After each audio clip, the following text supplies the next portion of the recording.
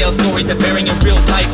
Wonder why that suitor never chose you as his wife. If you wanna get flipped, I'll show you the mode. Stop chasing fancy things and start getting your own. You acting too young, said he.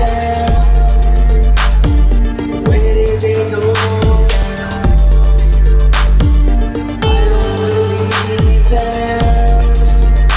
They got nothing to show now.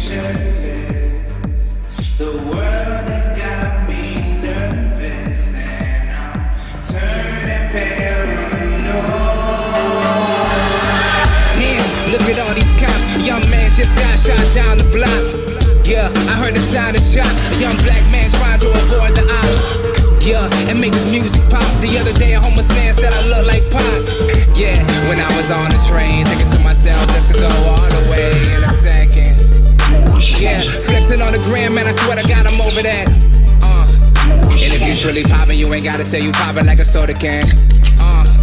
Shorty, why you acting like a goody two shoes when you know you bad? Yeah, I'm Wesley Snipes with the blade, killing snakes when I mow the grass. And if you ain't day one, don't approach me with an open hand. Sucker.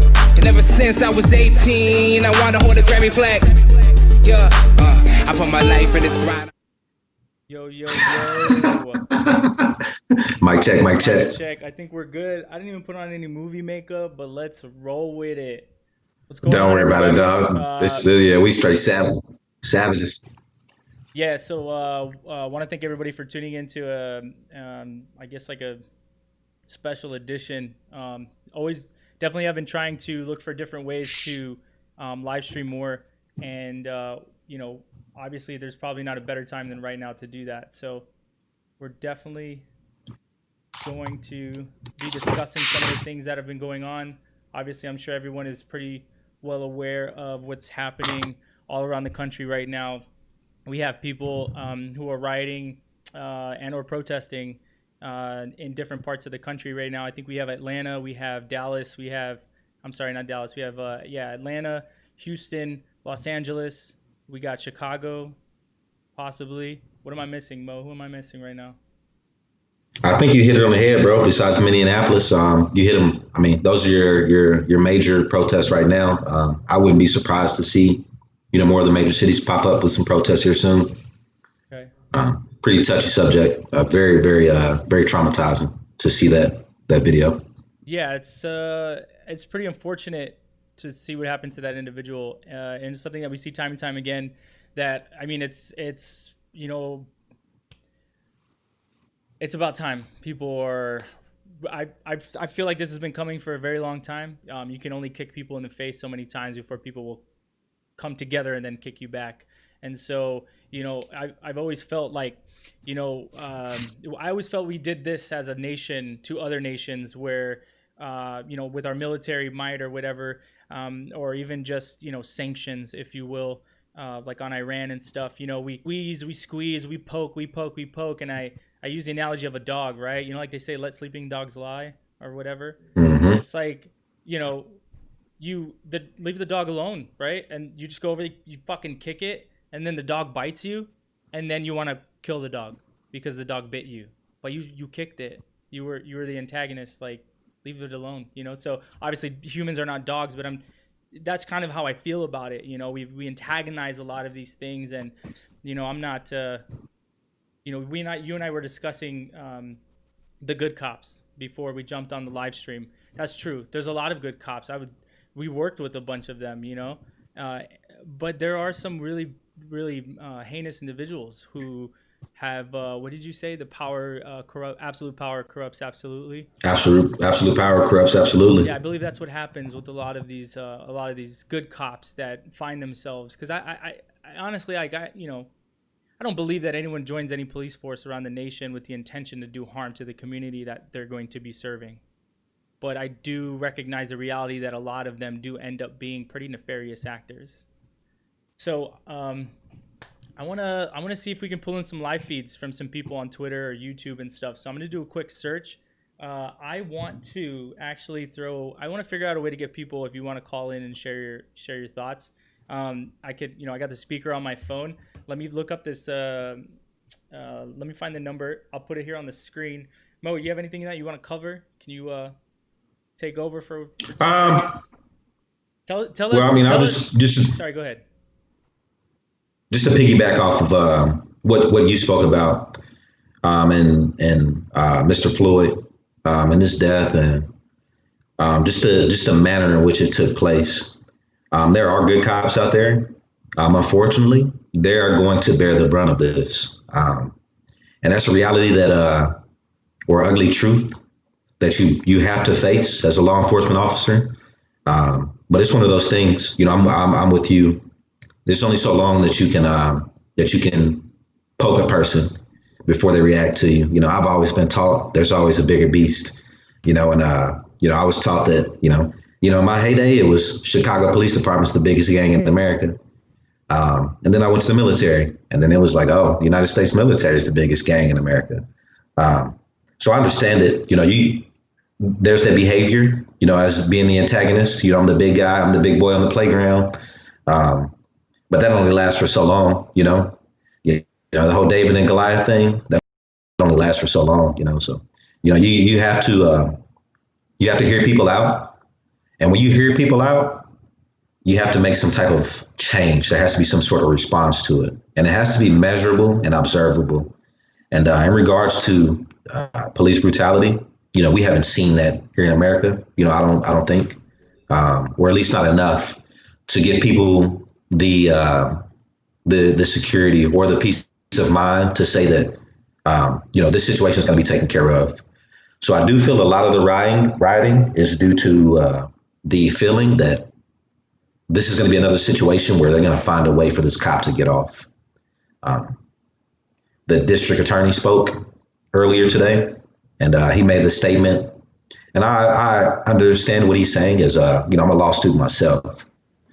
And I understand what he's saying, you know, giving somebody a fair trial, you know, not trial by media, you know, giving everybody, affording them all protections under the Constitution.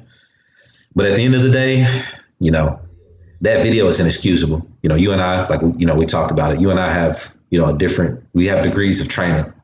And, you know, it's as simple for us as, you know, we understood, you know, if I discharge my weapon one time, if I do the wrong thing one time, you know, just put the cuffs on yourself and just turn yourself in. Yeah. You know, like we had that attitude. When I saw the video for the first time, I literally was like, I can't believe this man has his knee on that dude's neck. Like I was telling you, like it's. And I'm sure. I mean, I don't know what that was coming from under that vehicle, but I'm sure the dude pissed on himself. Well, that's what happens when you die. You're yeah. I mean, he probably let go of everything. But so that should have been the first fucking signal, or one of the first fucking signals that guy was dying or dead.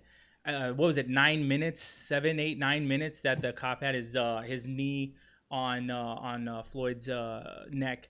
Again, you know, like it's simple training that we got when we were in the military, and we were for people who don't know, we were cops in the military, right? So I think that's where like my disgust from this comes, like with even more fervor. And not to say that anyone else, it's not a pissing match on who's more outraged, but I'm just saying, like, you know better. We know better. We were taught better than this. Like, there is no excuse for that. There's no circumstance. Fucking Eric Garner, the same shit. There's no part of any police training for the de-escalation of a situation that calls for choking someone or like putting your knee into their neck. Yeah, there is some training when you do use your knee to keep someone pinned to the ground, but that's in the large part of their back, and it's not on their spine. It's definitely not on. Yeah, I mean, I can recall a situation too, and this was while I was stationed in Korea. And I mean, it was one of those things that you dealt with. You dealt with drunk people, intoxicated people. That's all it was to do there, drink. So you got the whole base drinking. Nobody drives. Everybody drinks. And so you get some stupid people in that equation, in that dynamic. And I can recall a guy very hostile, once he was drunk, and this particular night, our commander was out there. And you're familiar with the military. Our commander happened to be a colonel. And for us, when you talk crazy to our commander, we're probably going to kick your ass, you know what I mean? Or we're going to do something. It's one of those things. I understand that whole blue wall thing. I understand the fraternity, the fraternal aspect of it. But with this particular guy, very drunk, belligerent, spitting everywhere. I mean, this guy was giving us a time, and there's 5 or 6 of us. Now, I'm from Chicago. Now, I hate saying that because, it makes people laugh, but, if there's 5 or 6 of us and you're getting out of line, we're probably going to kick your tail. You know what I mean? Like it's one of those things. You deserve what's coming to you. But in this situation, we're law enforcement officers. We're entrusted with the trust of the public. We're paid servants. We're here to serve you. We're here to keep you out of danger from ignorant individuals. And this particular situation, we had one. The only thing we can think of in this situation, there were 4 of us. And there was, we had backup, but we had 4 sets of handcuffs. So what do?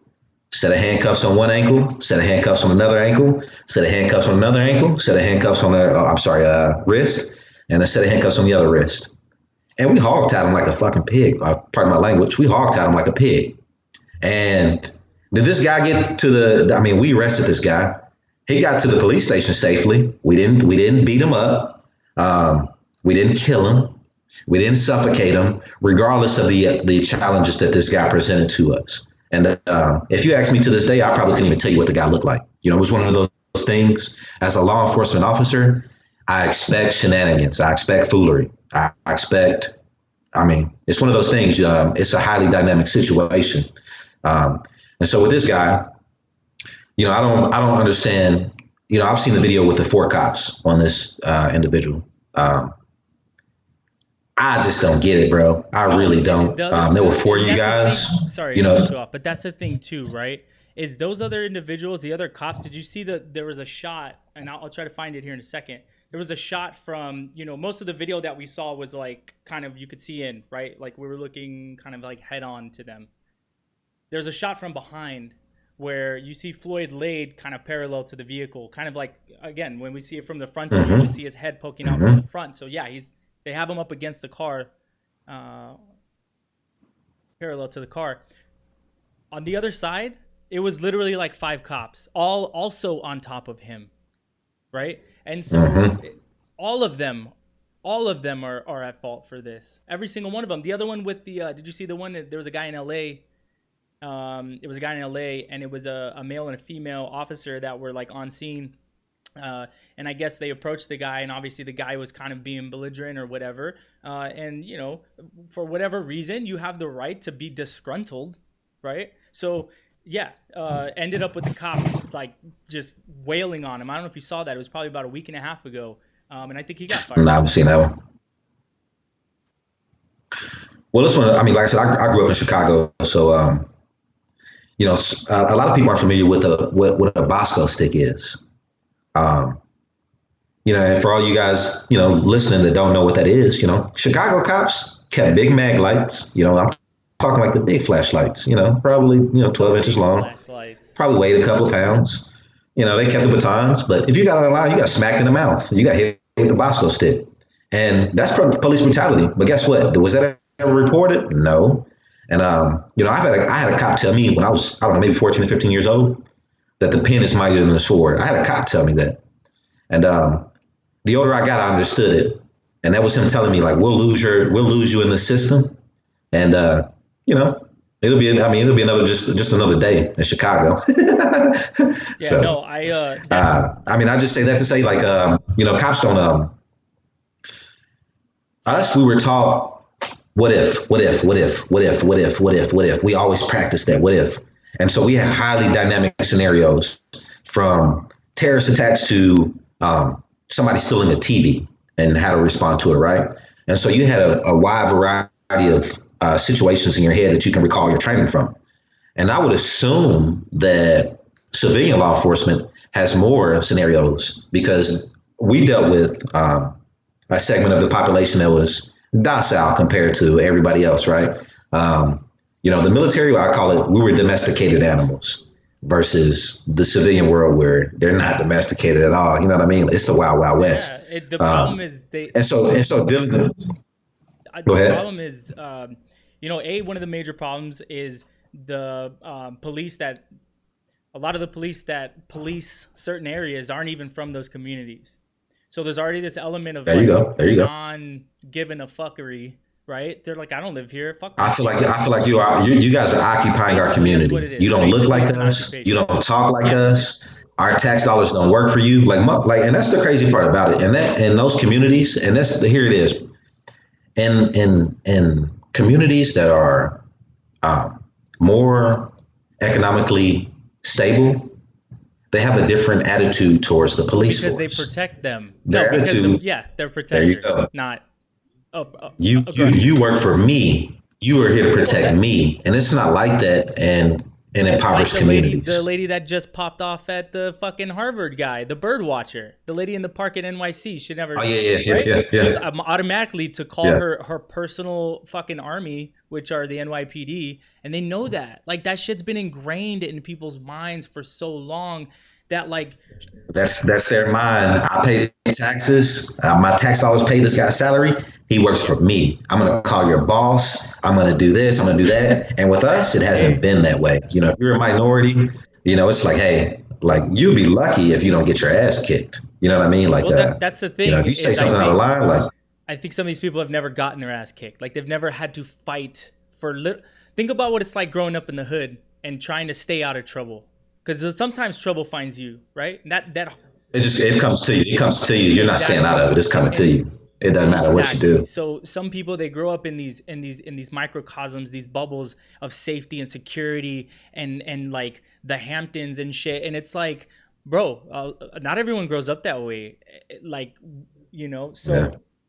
We have a way different response to someone telling us to put a dog on our leash, or put a leash on our dog, and the immediate reaction is not to try to fuck your life up, right? Because who knows? Again, who knows what would have happened if the cops came out and it was just like a whole different scenario, right? Look at Sandra Bland, the traffic stop, ended up dead in a fucking jail cell.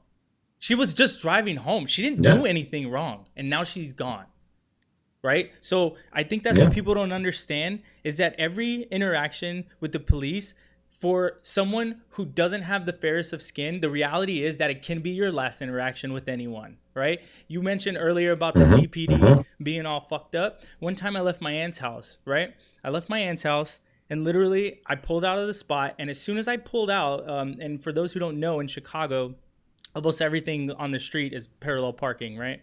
So I pulled out of the spot, and as soon as I pulled out of the spot, my phone rang, right? And I don't talk and drive like that. So I literally, maybe 4 cars up on the right is the alley. I pulled right into the alley. I stopped my car. I jumped on the phone. Next thing I know, bro, there's fucking guns in my face, telling me to get the fuck out of the car and all this shit, yelling at me and shit. I was freaking the fuck out, dude. And then the guy's like, I've got a buddy from North Carolina, and it's the same thing. I took him to Chicago one summer. And as soon as we made it into my neighborhood, we got pulled over. I'm talking as soon as. And they pulled us out the car, searched the whole car, searched us. Here in Texas, bro, cops don't do that. Like, my relationship with law enforcement here, or my my attitude towards law enforcement here is completely different versus law enforcement in Chicago. And here, law enforcement is not as perverse. And I don't know what it is. I don't know if it's a culture thing. Being in the South. I don't know what it is, but cops in the South don't really. People will think that because of we're in the South. As racist, yada yada yada. But just for some disclosure to everybody, I've had a blunt in my ashtray and been pulled over by a Texas cop and been let go. So it's one of those things. If I was in Chicago, there's no telling what would have happened to me. So it's one of those things. Like I said, my opinion, my demeanor, my attitude towards law enforcement, I do know that it's different, and it's more oppressive in certain places than it's viewed more oppressively in certain places than it is, and some of your more probably red states. Yeah. But once again, everybody carries a firearm down here. Everybody carries a firearm. So, that may be another reason that keeps cops honest. I have the actual statute, and in my phone, I have it screenshotted that says if a law enforcement officer uses deadly force or a lawful force against me, that I can use the same amount of force off of him to defend myself. I have that statute in my phone. So it's one of those things. I've educated myself. I understand that now. But am I going to make it to the police station? Am I going to make it to the courthouse to prove that? That's another story. So, yeah. No, it's this is definitely so you brought up something earlier that remember what it was. I hate that I got it right. I hate that I got it right that shit was gonna pop off right now. When I was saying that first month went by when nobody had money and 30% of the country didn't pay their rent, right? And then the second month went by with hard times, and then the second week of the second month, I think I'm off by like maybe a week or so.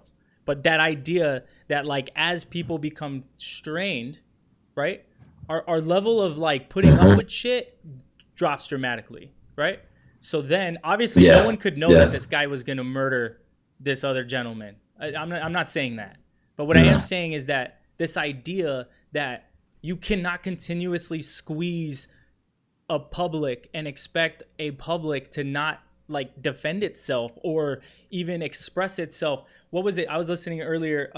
Dr. King was saying that rioting is the expression of those that are unheard or something to that effect, right? I was gonna play it tomorrow. I had the clip queued up, but whatever. But yeah, I mean, literally, what's happening now? This action in the streets is people like saying, "Listen to us. Listen to what we're saying. Like we're just fed up right now." They literally like. Man, fuck that Target. Did you see what they did to that police station last night? Like, yeah, they set the police station on fire. But that's what I'm saying. Like, you've turned people. It's the same thing as Hong Kong. We've been a powder keg for a while, and I mean, and that's all we needed was a match to light the fire. And so here it is. We're all on quarantine. Everybody's sitting at home. We're all watching the same thing on YouTube or Twitter or whatever medium you're using to get your media. We're all watching the same things. And so you start to see certain things. And so within the last couple of weeks, you see a man jogging down the street, getting chased down by two individuals, three, and counting the person that was recording, because they assumed that he was someone who was breaking into homes and murdered this dude in cold blood. Yes. You see that one. Yeah. And then they tried to smear him. Yeah, they did bring out his criminal record, and they tried to, put a bad character out there. But I mean, that's normal. That's what they do. But then you have this situation where, I mean, that's cold-blooded murder. Those people that witnessed that, they're probably gonna have nightmares for the rest of their lives. They literally sat there and watched the man die and couldn't do shit about it. Stop it. Did you see there was other video? They could. Yes. Like, what do you want us to do? And you got the cop, man. He says, man, this is what happens when you do drugs. That's the statement that killed me. And it's like, bro, your fucking auntie is probably a meth head or a crackhead somewhere in your or something. Circle of relations, family, friends, someone you give a shit about. Somebody's addicted to Oxycontin all that shit. or something, Dude, like immune from it. They're still Listen, humans. this is what I'm trying to say, is that all of these problems that everyone has, like whether it's a drug problem or a job problem or whatever, any fucking problem, we all have these problems. And for whatever reason, we're not talking to each other. And so no one knows that we have the same problems. So we don't know that we should be fighting on the same team to get things fixed. And so, you know, it sucks that it sucks that like the solidarity that we're seeing here on the streets. It sucks that it took a man dying to bring everyone out to come together to like try to be on the same message. Like we could do that without people having to die. And so as much as I'm upset with the police, and as much as I'm upset with the government and politicians, as much as I'm upset with all that, I'm also upset with us, with ourselves, with every person that is around me all the time who kind of like doesn't want to be part of taking any form of action. Like we need that. Yeah, I agree wholeheartedly. You know, it's tragic that you know, Target had to get burned down, a police station had to get burned down, but we'll rebuild it. You know, I had a conversation with someone earlier. You know, I mean, look at the riots, the Los Angeles riots. Look at LA right now. You know, we'll rebuild it that. And to the degree of, you know, and I'll let you know my opinion on this. You know, I have no sympathy for Target. I have zero sympathy for Target. You know, if a Target gets burned down, if it gets looted, I have zero sympathy. I know it sounds heartless, but at the end of the day, they'll be fine. It's just an insurance hit to those guys. They didn't lose a dad. They didn't lose an uncle. They didn't lose a brother. They didn't lose. I mean, it's one of those things. I said it's terrible. It's a terrible thing. I don't want to see people out tearing things up. I don't want to see people out even inflicting harm to cops. I don't want to see any of that stuff. But I do agree that this is one of those things where this guy really lit a match, and it's one of those. I mean, once people are, you've already strained us enough as human beings with the coronavirus and the response to it. You know, the only thing that we discussed with the coronavirus was the health aspect of it, right? You don't get sick, so on and so forth. But we didn't discuss the mental health aspect behind it. We didn't discuss the substance abuse. We didn't.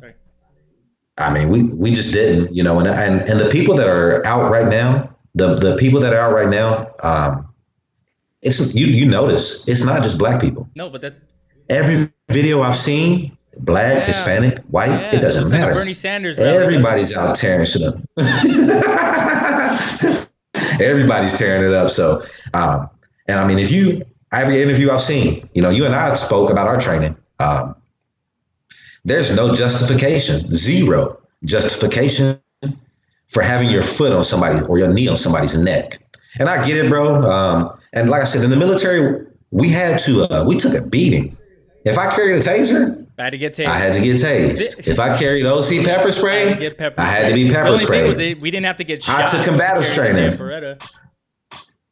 Well, even then, you took combative training. In my combative training, I had a 2-on-1, and that was a guarantee. You're guaranteed to lose 2-on-1. I got beat. You know what I mean? But it was the whole idea behind the exercise was to test you. How am I going to put you out on the streets with a firearm and you can't control yourself? You can't handle yourself. Okay. So if I send you, so can I ask you? Because look, this is the reality, and I want to talk about it, but I don't want anyone to feel like. I don't want to offend anyone, right? Like I don't want anyone to make people. Man, so listen, I ain't no feelings, bro. Feelings out the window. Throw that away, dog. Feelings don't feed. ASVAB. Okay. Yeah. No. Seriously. Yeah, so the ASVAB, right? 99 top score, 0 lowest score, right? For those who don't know, it's the test, the armed services aptitude. It's a vocational test or something like that. It basically just measures your cognitive abilities in different areas like engineering, mathematics, writing, or some other shit. I don't know. So basically, right.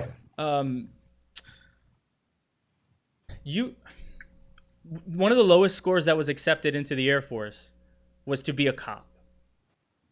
And in the civilian world, it's very similar dynamic, that the qualifications to be a law enforcement officer are not very high.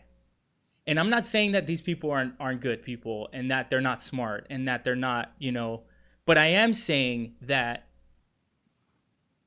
like you just said, like there were certain tests and certain things that you had to go through because they're letting us loose on people with our own minds as the only thing holding us back from fucking murdering everyone with this fucking automatic rifle they gave us, or the grenade launcher that's attached to our rifle, or the fucking 50 cal that I'm sitting on top, right? They want to know that you're not going to wig out and just start hurting people, right? That you are going to be able to make game time, real-time decisions on the battlefield, at home, like to not beat the fuck out of your wife or something, like all of this shit, right? That your mind is there and that it's stable and that you can make really good decisions.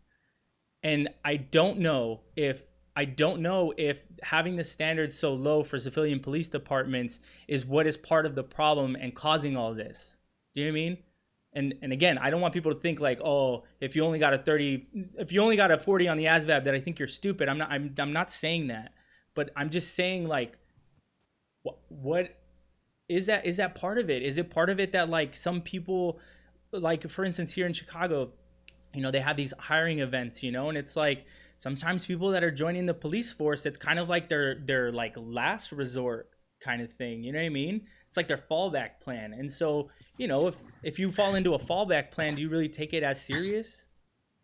Are you less susceptible? Well, I would say being a police officer, one, is a very stressful occupation. So it takes a special person to do the occupation in general. Because if you look at the statistics surrounding law enforcement officers, they have high divorce rates, high suicide rates.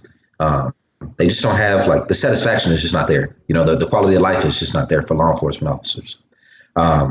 So you take that, and then you take a person that's not emotionally mature, and then you give that emotionally immature person, unlimited power, a license to kill, because that's what we had. You got to think about that. And in a deployed location, we were the only ones walking around with live AR-15s. AR-15, 30 rounds. Everybody else, go turn your stuff into the armory, go turn your ammo in. No, I'm taking my stuff home with me. You know what I mean? So I don't know how they define emotional maturity or define, worthiness when it came to the our career field. But I do agree with you. This is just not it's just not a place. And if you look at law enforcement officers, the really high speed ones, the ones that are all about it, the ones that understand the laws, the one that takes the time and they get the education and they get the certifications, those guys don't stay beat cops. What? Those guys have become detectives, and those guys have become, your forensics experts and so on and so forth. So, I liken it to that. Your beat cop is just your general. This is your run of the mill cop. He's got a general baseline level of knowledge. He might care, he might not. It might be just something that he's got to pay off some debt. He was forced into this, but it's not a very rewarding unless you really like law enforcement. That's not a really rewarding occupation. And so I understand, when I see grouchy cops, I understand it all the way. I get it. I was there once upon a time, I understand it. It's not fun. You're not a hero all the time. Sometimes you're the bad guy. Sometimes you got to take somebody's dad to jail. Sometimes you got to take somebody's mom to jail. Yeah. Like I remember, you're not the good guy all the time. I remember some of the shittiest feelings I had was, and don't get me wrong, look, shoplifting is not legal, nor is it moral, nor is it just the right thing to do. Because if everybody was shoplifting, then that would not be conducive to a comfortable living situation for everyone involved. But I remember sometimes there was a couple shoplifting calls where I was like, dude, did you really have to call us for this, to create all of this problem for this person? And because I would have just paid for it. I'd rather pay for it than it takes you out of jail. I'd rather pay for whatever he was stealing. I was like, I would, dude, what, $30, whatever. I don't give a fuck about $30 here, man. Yeah, I'll give it to you, bro. Some people, there's no, I don't know, man. There was no empathy, maybe. I don't know. It was just, I remember Oh man, hey, do you remember the base command? Or were you there for the base commander's daughter getting busted? Well, I remember the squadron commander's child being busted. I won't say any Yeah. names, but Uh, um, I mean, it's one of those things. Like I said, it depends on, and it also depends on who you are. You know, there's a level of privilege involved in right. things too. Um, so, you know, to you know, speaking to those degrees, you know, I mean, those were things that were swept under the rug. You know, somebody like you or I, if you and I were in that situation, you know, we would have had the hammer laid down on us. But because they had that privilege, you know, they got swept under the rug. Didn't make the blotter, you know, in the morning. You know, Yeah, I mean, seriously. it's one of those things, Yeah. man.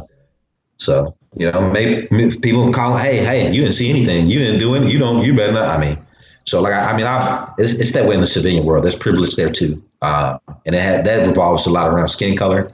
I mean, a lot of people won't tell you that, but it's the truth. You know, it is what it is. You know, it's not right, it's not wrong, but it's correct. Um, and you know, it's one of those harsh realities that we have to. And it's terrible having to. Before I leave the house all the time, you know, my wife will speak to this. One of the things I said, man, where's my driver's license? Where's my driver's license? Well, you'll be fine. You'll be fine. You know, sometimes she'll tell me that you'll be fine. And I always go back to, you know, my saying is, I am a black man in America. And then, you know, she'll calm down. She'll pipe down fast. And I shouldn't have to say that. I shouldn't even have to think that way before I leave the house. Right. But that is my reality. You know, if I don't have an ID card as a black man in America, I am more than likely to face some form of unfortunate circumstance. Whether it be, you know, hey, we just gonna lock you up because we can't prove who you are. But I am more than likely not gonna get the benefit of the doubt when I'm dealing with a law enforcement officer. And it's been that way for my whole life. I expect that. I am not, you know, I don't take that out on anybody. It's one of those things that I just deal with as a man. And should I have to? No. But, you know, I've learned that this is a game of survival. Should I have to play it? No, I shouldn't have to. But it's one of those things, you know, with my child, you know, I'll have to explain to him that some things just aren't the way. You know, people have this thing in their head where everything's fair. You know, some people believe that everything's fair. You know, we've all had the same equal footing. You know, we all come out the vagina at the same time, and you know, you can make it just like I can. But people don't understand systemic things. People don't understand things that are generational. People don't understand traumas, and people don't understand we have to have freaking FHA laws because of things like redlining and block busting. That's And what I.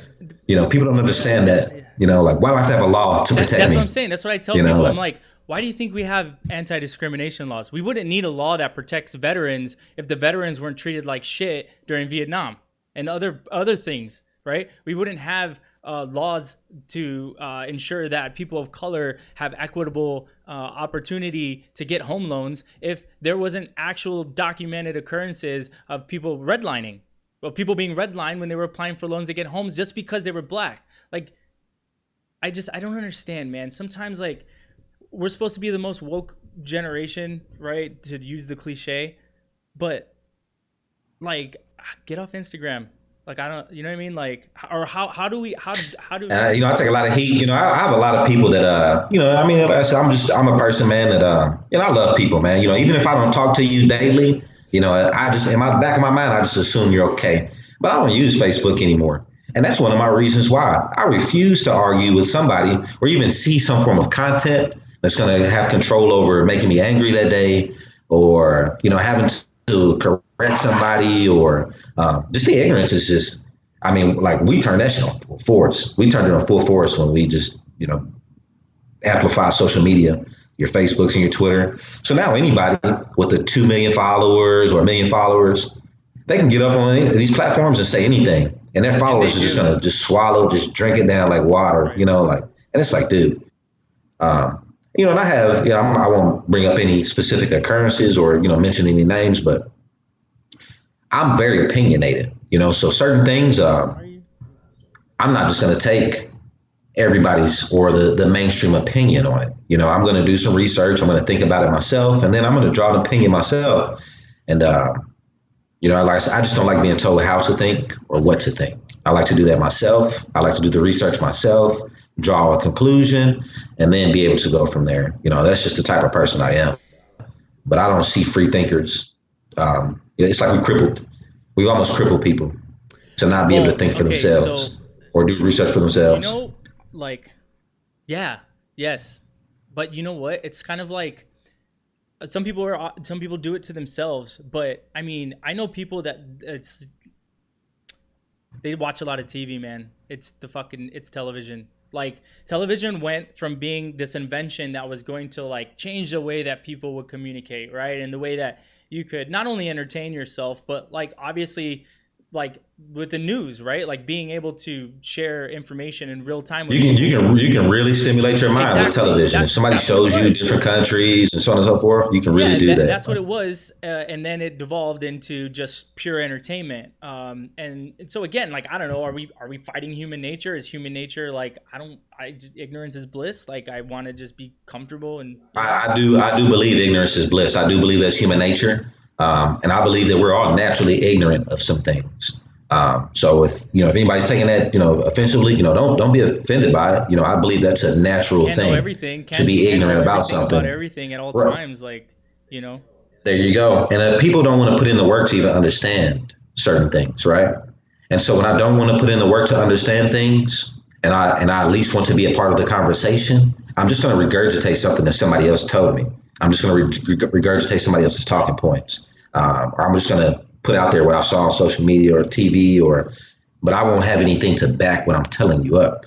And so that's just it. I mean, we've just made people lazy. Like, so our day, I had to go to, I'm from that generation where I took the CTA bus to the library, to Harold Washington Library.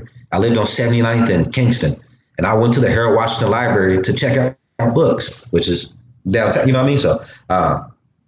So I just don't, so I'm from that era where, my uncle always tells me, seek and you shall find. I'm from that era where we sought out stuff, we actually went and did the research. And I just don't see that anymore. There's no fact checking of anything. People don't take the whole, you got to take everything. You got to let everything come in. Every media, you can look at CNN. I can look at two stories and they can be the identical story. And then you can give me a choice between who wrote it, CNN or Fox. And I can probably tell you which news network wrote it based on how it's written. So, you have to learn, as an individual, as a human being, you have to learn everything's marketing. Everything's marketing. I am marketing my literature to you. And how do I market my literature to you? I'm just going to tell you what you want to hear. Yeah, there you go. I'm going to tell you what you're. And the thing is too, what I think that a lot of people don't understand is that the media, and not even just the media, but like powerful people, like elites, like they control the narrative. So, for instance, when's the last time you heard anybody talk about Jeffrey Epstein killing himself? Right? Not here recently, but I'm watching the series on Netflix, right? And I don't think he's dead, if you ask me. Like in the media, like on the news, right? like on the news, right? No, you're not going to hear about it. I mean, even they had, what was it, ABC or NBC? One of the anchors, like they had a hot mic, yes. And they heard one of the anchors saying like, "Hey." Everything. We even have Bill Clinton, all of that. Yeah, I saw that, and they wouldn't let her run the story. This happens all the time, dude. Like. There's another guy. He used to be with the Young Turks. I don't know if anyone's ever seen the Young Turks on YouTube. This guy, he has his own channel. Yeah, I watch him. Status Coup. His name is Jordan. He's been doing his thing for a while, this progressive thing for quite some time. Well, he was affiliated with TYT for a while, and I guess there was a story that he wanted to run that they wouldn't let him run. And obviously, he didn't call out who said that he couldn't run it. But if anyone knows TYT, they know who pretty much runs the entire thing. But that's Russia. No, TYT. No, not RT. TYT, the Young Turks, not Russia Today. Yeah, I'm saying, but Russia sponsors those guys, though. Russia is a sponsor. Yeah, Russia's a sponsor. Yeah. Well, I don't know.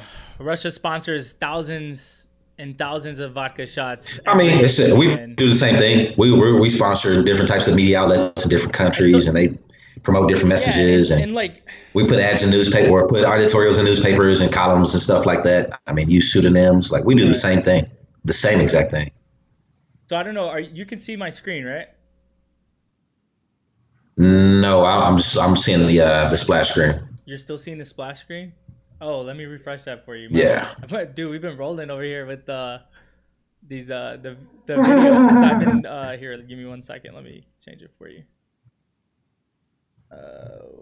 Did I turn that off? Is that why? I think I may have turned it off.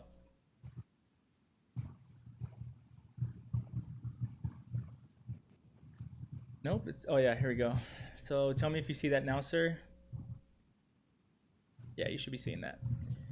So yeah, so for everyone tuning in, we got some live feed here. So this is Minneapolis. I believe this is. Give me 1 second. Let me get you this person's name. I do want to give a shout out to all the people. Unicorn Riot, that's this guy's name. So Unicorn Riot, he's been out there for a couple days now. You can find him. Well, this one I think I'm pulling in from YouTube, but he's on Twitter as well. He's on the ground. He's kind of an independent journo. Let's see if I can get some audio from that. Give me 1 second. I actually can.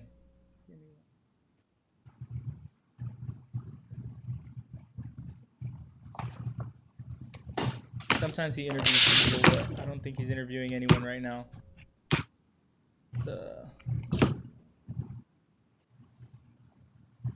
Yeah, no, he's not.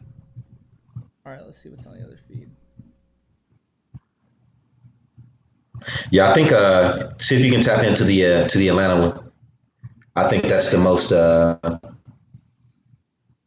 recent one. All right, so this is this one is. Oh, I see what's happening here. So this is not Minneapolis.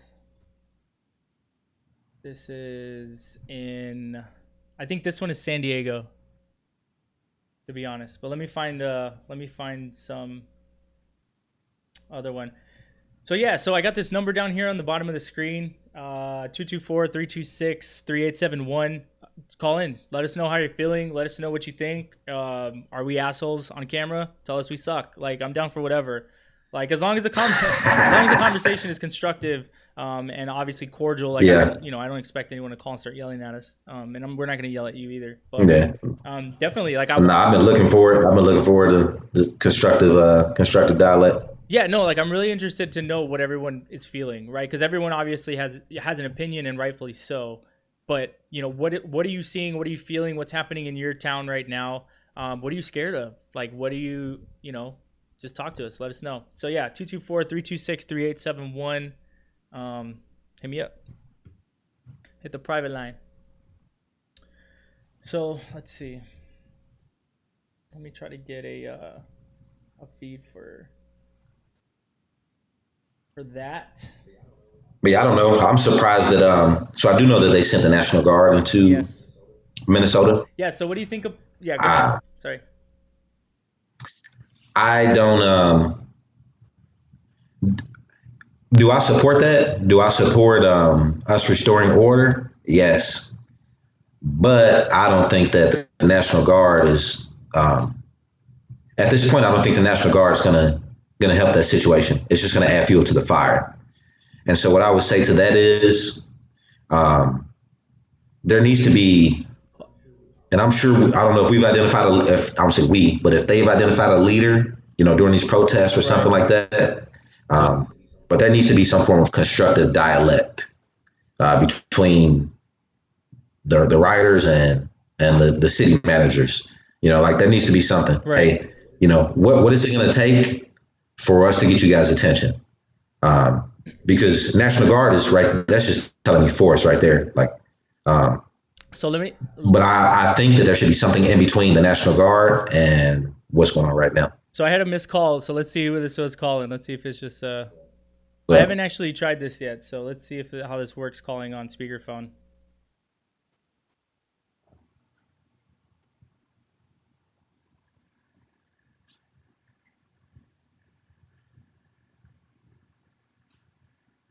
Hello. Hello. Hi. Hello. Yeah. Hi. Hi. You're live on the air right now. The DA perspective. May I ask who's calling? Yeah, I'm calling at the middle of something. Just I wanted to tell, I'm gonna leave right now at the downtown Minneapolis. It's not safe, and the National Guard is not gonna handle this situation. Okay.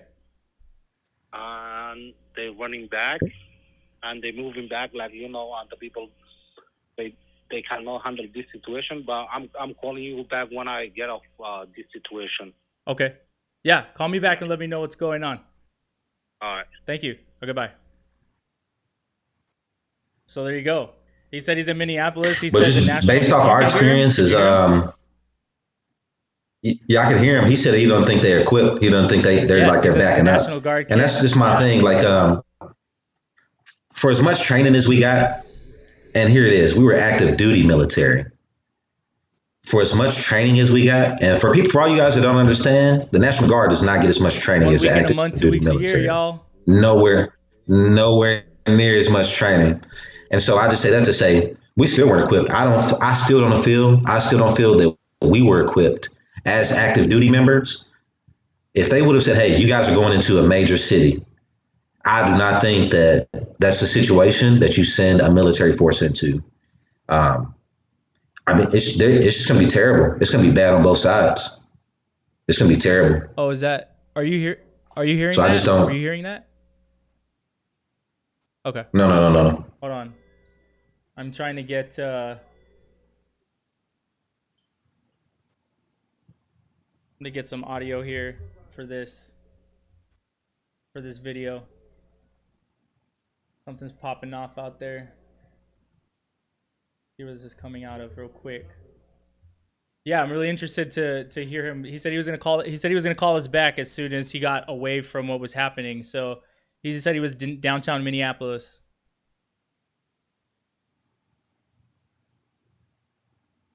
What are we on? We're on 1. Okay, so.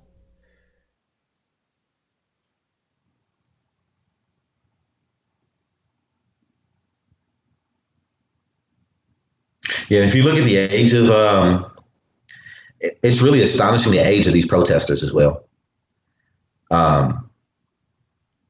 They almost all look between the ages of, 16 and 24.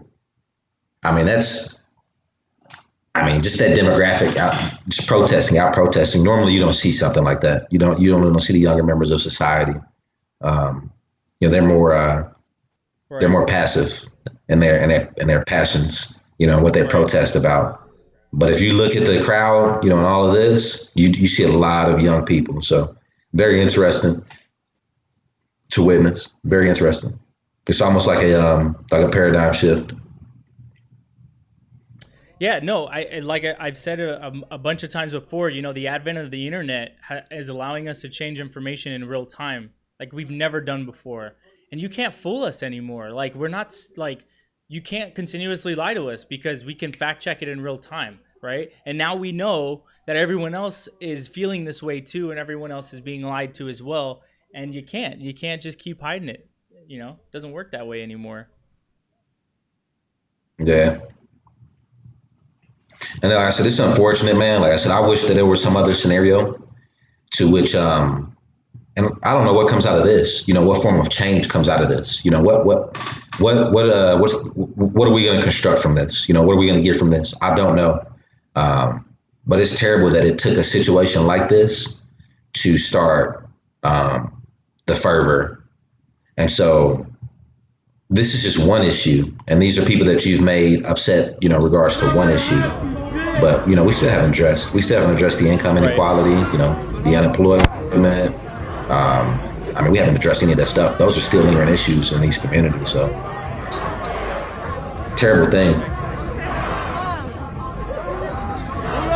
Is that San Jose? Yeah, the one that you're seeing now is San Jose. Who am I?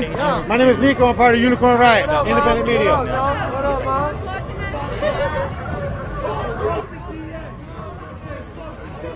Can you hear that? No, I can't hear it, but I can see the. Yeah, I think you can't hear it because I can see the crowd. Brought this audio to you as well.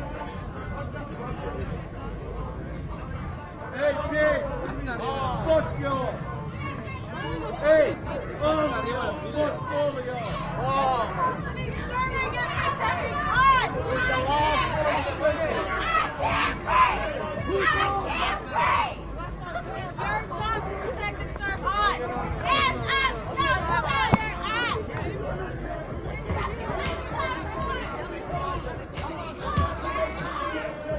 if there's audio for that.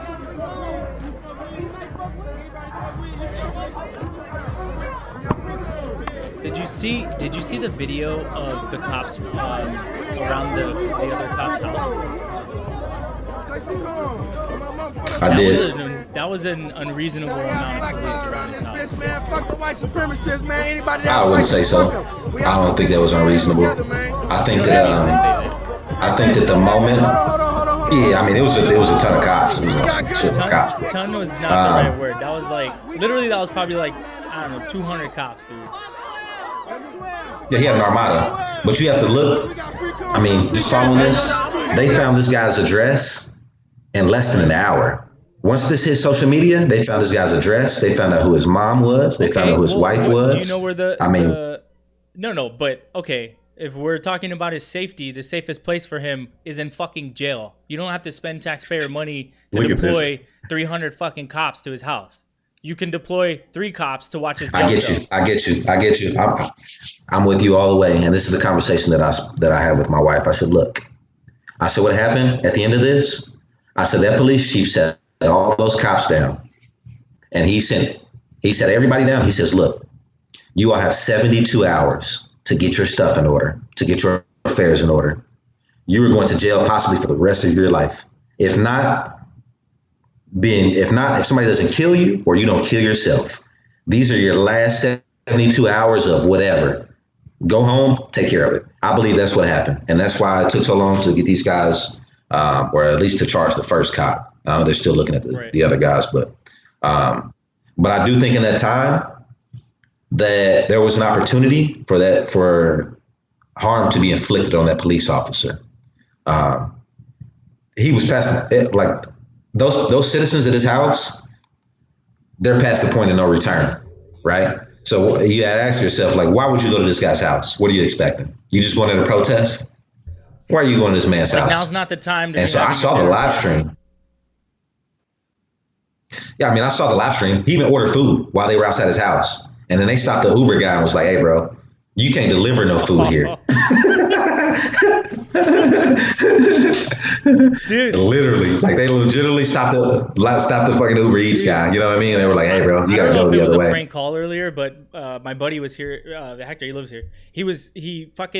Somebody called me and started yelling at me on the phone because I hadn't picked up my food for over an hour. And I was like, dude, I didn't order any food. And he's like, fuck you. You ordered food over an hour ago. And I was like, dude, I didn't order food. And he's like, you gave me this number an hour ago when I talked to you. Don't fucking lie to me. He's like, I'm going to tell all the restaurants. I'm going to give all the restaurants your number, all this shit. He's like, come pick up your food. And I was like, I was blown away. It was so real. I think he was dead serious. But sorry, because you were talking about delivering food. The other guy. Dude, life is nuts right now. Nah, I'm just saying, well, like with that guy though, like, I mean, it was one of those things. I wouldn't have been surprised if they burned that guy's house down. Oh, just to get him out the house. Like, you know what I mean? Like, they're fucking burning everything else down, dude. So if you're asking me as far as, yeah, I mean, they burned down a police station, bro. Like they were gonna burn down this dude's crib. You know, like, so if he needed some form of security. That fool was dead. Like he was just gonna. I mean, he was out of there. It doesn't matter what you would have done. Like that fool needed FBI, DA, and I do agree that jail is the safest place for that guy. But at the end of the day, I mean, you know, just like I know, that was just that police chief doing that cop a favor, saying, look, these are your last few moments of freedom. You know, go tell your wife you love her, go tell your mom you love her, but your ass is grass. You know what I mean? Like he probably had that exact conversation with him. He probably told him to go kill yourself too. Like you might be better off killing yourself. Like, I mean, I don't know what that conversation. I'd like to be a fly on the wall. That's yet to be seen. Because how many times have we had? And I get that the court of public opinion isn't always the most. Doesn't always have it right, because sometimes you're just rushed to judgment and whatever. But there's been cases before where we know clearly, like, this person is guilty, and then they get off, right? Zimmerman comes to mind, right? Tamir Rice comes to mind, right? Ahmaud Arbery that just happened definitely comes to mind, and now with Floyd. Hey, Shelby. So if this fucking guy, if this cop gets off, like, this times 10 is going to happen. And I hope that all the prosecutors and everyone involved with this case understands that. And I'm not saying for any jury to be you know, not objective, because we can't have our judicial system needs to be as objective as possible. But I am saying that if he is not convicted of this murder, it's going to be fucking crazy. Well, yeah, I agree with that. And I mean, this is clear as day. The writing's on the wall. If you guys don't do something about this, I mean, you're gonna be hard pressed. And we haven't talked about and so in my personal opinion, what I think is going to happen is we're gonna push all of these cases, these racially polarized cases. The kid that shot up Walmart. What else? We had another one here recently. Somebody did something stupid. And then you got this guy. But these things have to do with race. Ahmaud Arbery. I guarantee you Trump is talking to Barr right now. He's talking to Attorney General Barr, and he's telling him, hey, you need to delay these cases until after the election. Everything for this damn election, bro. I guarantee them to you. And we're going to blame it on coronavirus. We're not going to see, we're all hard up about this right now. We're not going to see anything anytime soon. We're going to put all this stuff to the back burner, and we're going to blame it on coronavirus. And that's the terrible part about it. When the decision is made, for all you guys that don't know how I feel about, you know, certain things, the election and so on and so forth. I just got a message that said that they just shut down Houston. So I got a buddy who's living in Houston right now. Oh. Yeah, he said it's shut down. So, text me if you don't feel like calling in. But what do you mean shut down, closed? Like the mayor came out and said that. My buddy knows who he is when I'm talking to him right now. So what does that mean? Did the mayor shut it down? Did the governor shut it down? Did the National Guard shut it down? Who shut it down? I guess I could probably just text him that. But yeah. No, I'm gonna send out. I've got some people in Houston right now. I'm gonna send out a text. So 224-326-3871. Call in. Tell me where you're at. I'm not the Fed, so I ain't gonna tell them. But tell us where you're at. Yeah, tell us where you're at. Tell us what's going on. Obviously, this is a very serious situation. So, yeah, we're smiling and you know, having some jokes, but we are being serious, and this is a serious matter. But you know, yeah. So call in, let us know what's going on. 224-326-3871. Let's try to figure this out together and see if we can communicate with each other and try to figure out where to go, because this is happening. This is happening right now. So. Oh yes. I'm gonna send you. Oh yes. Bro, nobody has on a mask. Oh yeah, that too. Yeah. Nothing. It's just straight. And that's all I see. The targets are all police. That's all I see is all police as far as targets. Houston is closed. He says that you can't get in. So I imagine they shut off all the like the exit ramps, and I would imagine the streets themselves. Wow. Yeah, this is only gonna get crazier. Here, let me get some audio from this feed. Yeah. He says I just left. He says I just left.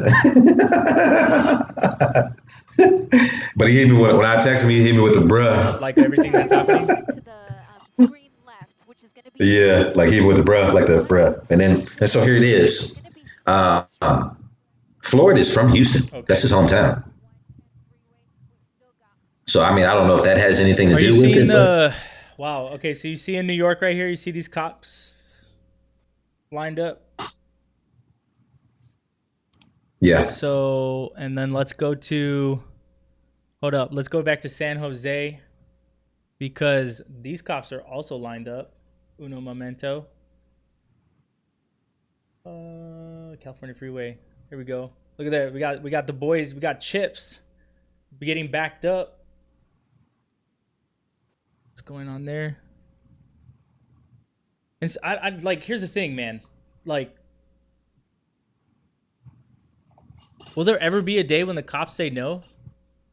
Like when the hired dogs are like, you know what? My master's an asshole. I want to go play with the other dogs. Do you know what I mean? Do you think that would ever happen? I liken it to not outright, and I liken it to us being told you need to write X amount of tickets. Yeah, hey, that's real, by the way, everyone. They fucking tell you that. Yeah. So I liken it to that. You know, if you tell them, if in a group of 14 people, hey, I need X amount of tickets. Out of those 14 people, probably 7 of them were going to be like, yeah, whatever, dude, whatever, and you can't do anything to me if I don't write the tickets. I mean, what are you going to do? Fire me? Um, but I just don't think that it's not fruitful. It wouldn't behoove me as a law enforcement officer to directly contradict my superior, um, or anything that he says. So I'm just gonna go out on a limb and say no. It's not gonna happen. Just in a general forum. In a large forum. But you will have some people that'll subvert. Or just do their own things, regardless of what you tell them to do. Sorry, I think my stream is getting a little wonky. Yeah, this guy's got this. Oh, these fools are out there burning American flags too. Yeah, no, Sheesh. they're really going in right now. So. Sheesh. Yeah, they're really going in. Oh wow. NYPD is going down to New York too. I'm just seeing this video. This cop threw this lady to the ground and called her a fucking bitch and walked off. That's crazy. Yeah, so we got people in the But I mean, this is like I believe this is to be expected. We got people in the we got people in the Facebook talking about it's popping off in all over Minnesota right now. Man, what's going on with my feed? The feds are throttling my internet right now.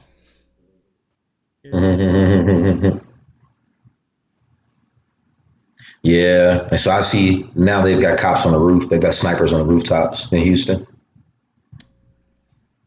I need this. What's going on with my internet?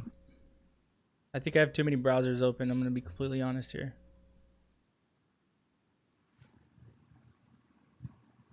But I mean, you've got to think about it, man. If you're a cop right now, your attitude is probably us against them. If you didn't do it, I mean, imagine being a police officer in Houston. Right.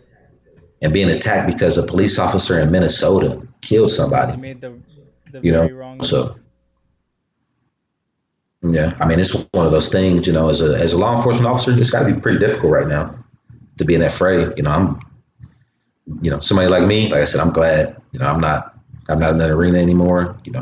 I would never. I mean, it's one of those things.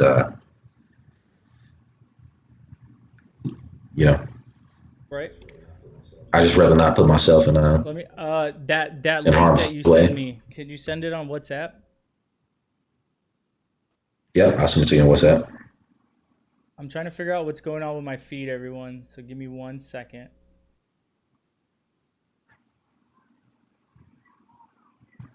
How is that not working? Come on. Come on, YouTube. There it is. Coming your way now. Got it. Just give me 1 second. Trying to get this the interwebs to work here.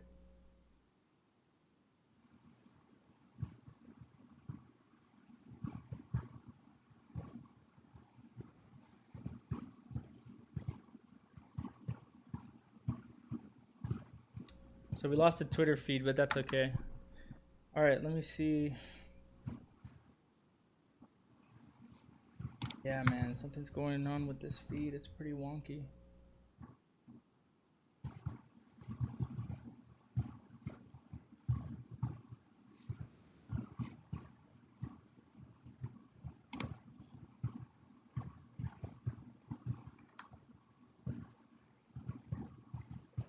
Okay.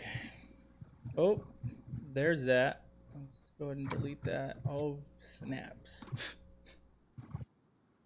Oh, why did I do that?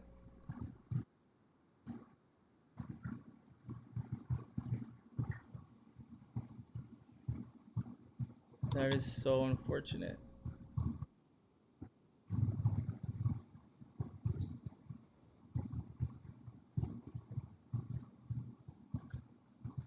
Buffers on this.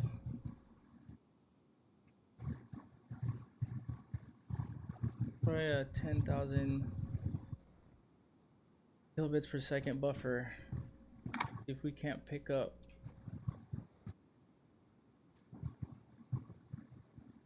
that speed. right, all right, all right. So yeah, I'm working on fixing the internet speed here. Give me a second. Hoping this comes back on here pretty soon because I don't know why that's happening. I think my upload speed is getting throttled at the moment, so. I found this service. Mo, you're still there, right? I found this service that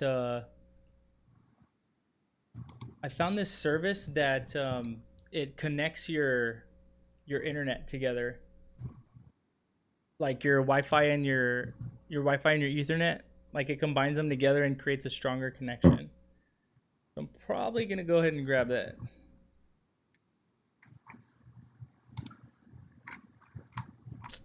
What is happening here? I just think that this feed is.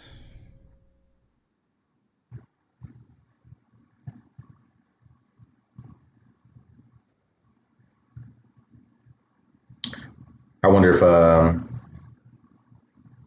if Washington D.C. has any protests. Possible. I've seen that. I'm seeing news right now. It says protesters briefly breached the U.S. Treasury building, Washington D.C. So now I'm starting to come over again. Okay, I think my internet's catching back up. Sorry, say that last part again. It says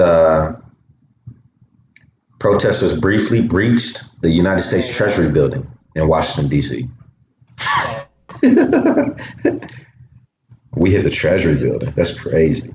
So this is, what is this video that you So we sent me? got, Tell us about it. I'm going to put it on here in just a second. that is a lady out protesting. The stabbing and lady? an angry cop.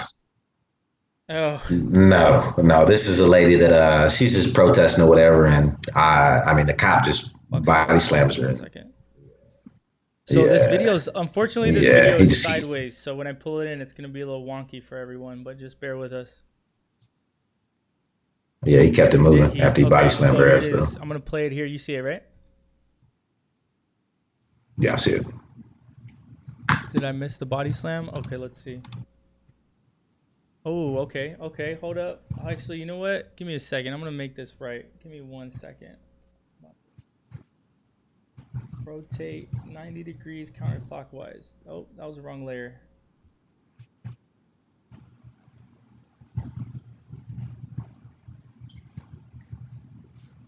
Okay, so I got some new information from Houston. Give me 1 second and I'll read it out to you guys. I just want to get this other one tightened up here. I want to see this video properly. So we're going to go ahead and rotate this counterclockwise. What's going on here?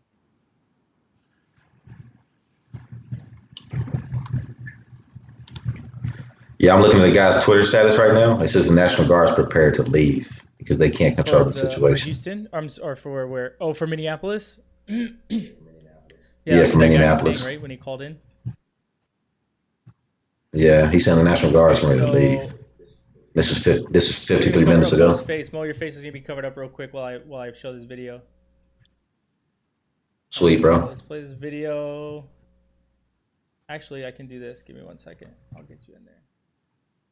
We'll get you in there. There you go. Oh no, that's not. Yeah, that's about right. So, all right, let me play this video. Then we got the, oh, there it is. So now you can see it. That's not New York. Let me turn that off. So, God, I didn't turn it off. 1 second. Turning off the wrong things. So yeah, so this is what we're talking about. I get that people are protesting and I get that you're upset that everyone is tired of you fucking everyone up and then you just go and launch this person. That's awful, man. And he just walked. No remorse, nothing. Look at that. Wow. All right, I don't want to watch that again. That's awful. Bro, this dude literally threw a firecracker inside the freaking police huddle. That's wild. Okay, let me try to get a feed. I want to get some live goodness on here. I want to see some people in there. Okay, so let's get a live feed. Let's go back to this guy. What we got going on here? Hey, the crazy part about the crazy part about all of this too, bro, is that we have all this this tension internationally between China and America, between China and Taiwan, between China and Australia, between Russia and whoever. I mean, there's all this tension.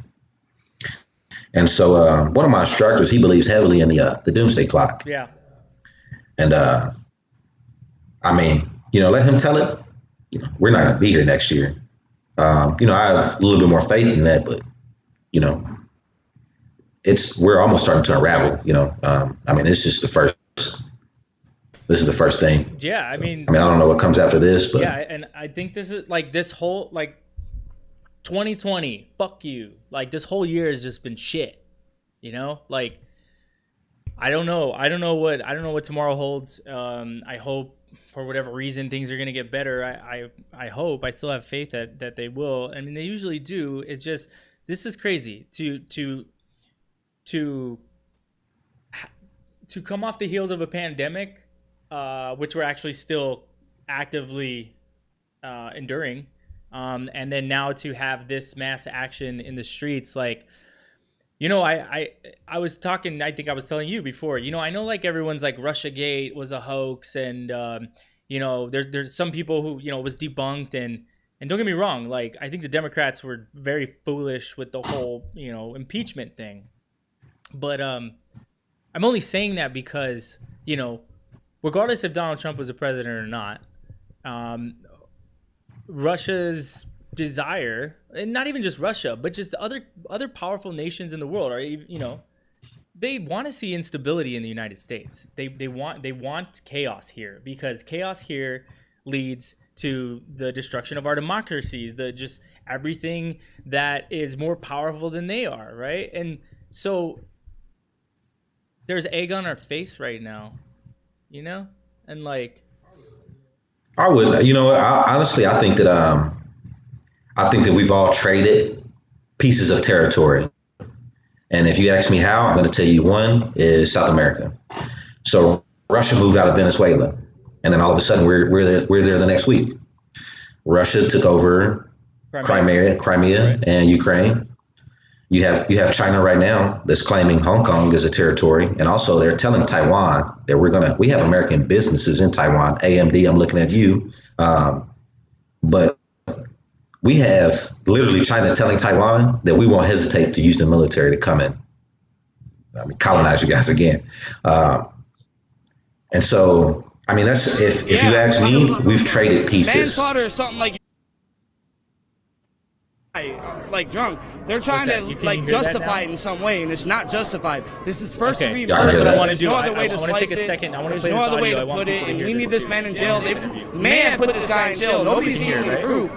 But like these other three guys need to be there with them, and that's all there is to it. And until that is done, you see it, we here, we out here, and this is the way it's gonna stay, because this is the way it is now. And you think it's gonna stop here? We out here. Like, it's not gonna stop here. It's gonna keep going, whether you agree or not. It is what it is.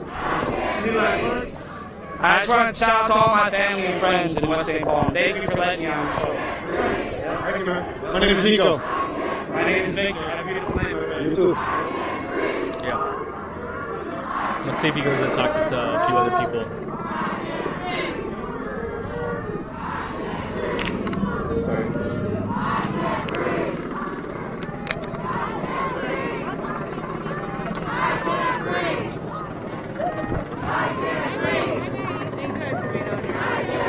Thank you. Seriously, you're like really the only fucking news media that is actually out here like doing it right. I'm gonna go ahead and I'm gonna look for a. I'm gonna try to find a feeding host. Mainstream media is only. Oh, actually, here, check this out. So Bullshit. You guys are like one of the only people that are actually out here doing. you don't hear it anymore, right? Or you do? You do. You I do. still hear it. Y'all hear the video. Let me fix this. My name is Nico. I'm calling that bullshit. I'm on.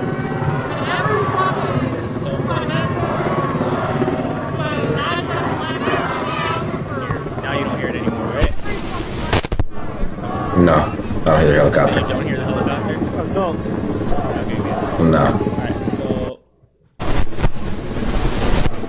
okay. So the update that I got about Houston, we're still on, right? So the update that I got about Houston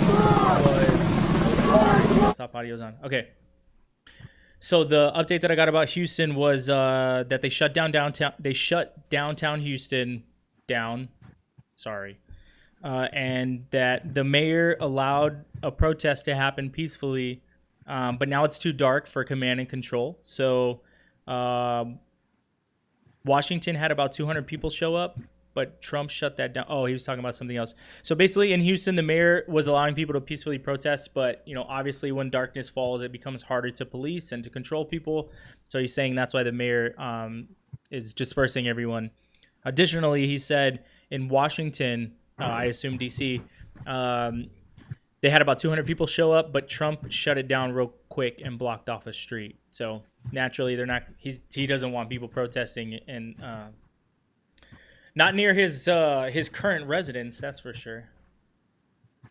So let's see. I'd like to find something. 224-326-3871. Let me double check that my feed is not shitty. You guys can see me. Okay. Yeah, I think we're good again. I think there was just an issue with the internet being all wonky on my end, so let's get back to it. Back on the grind.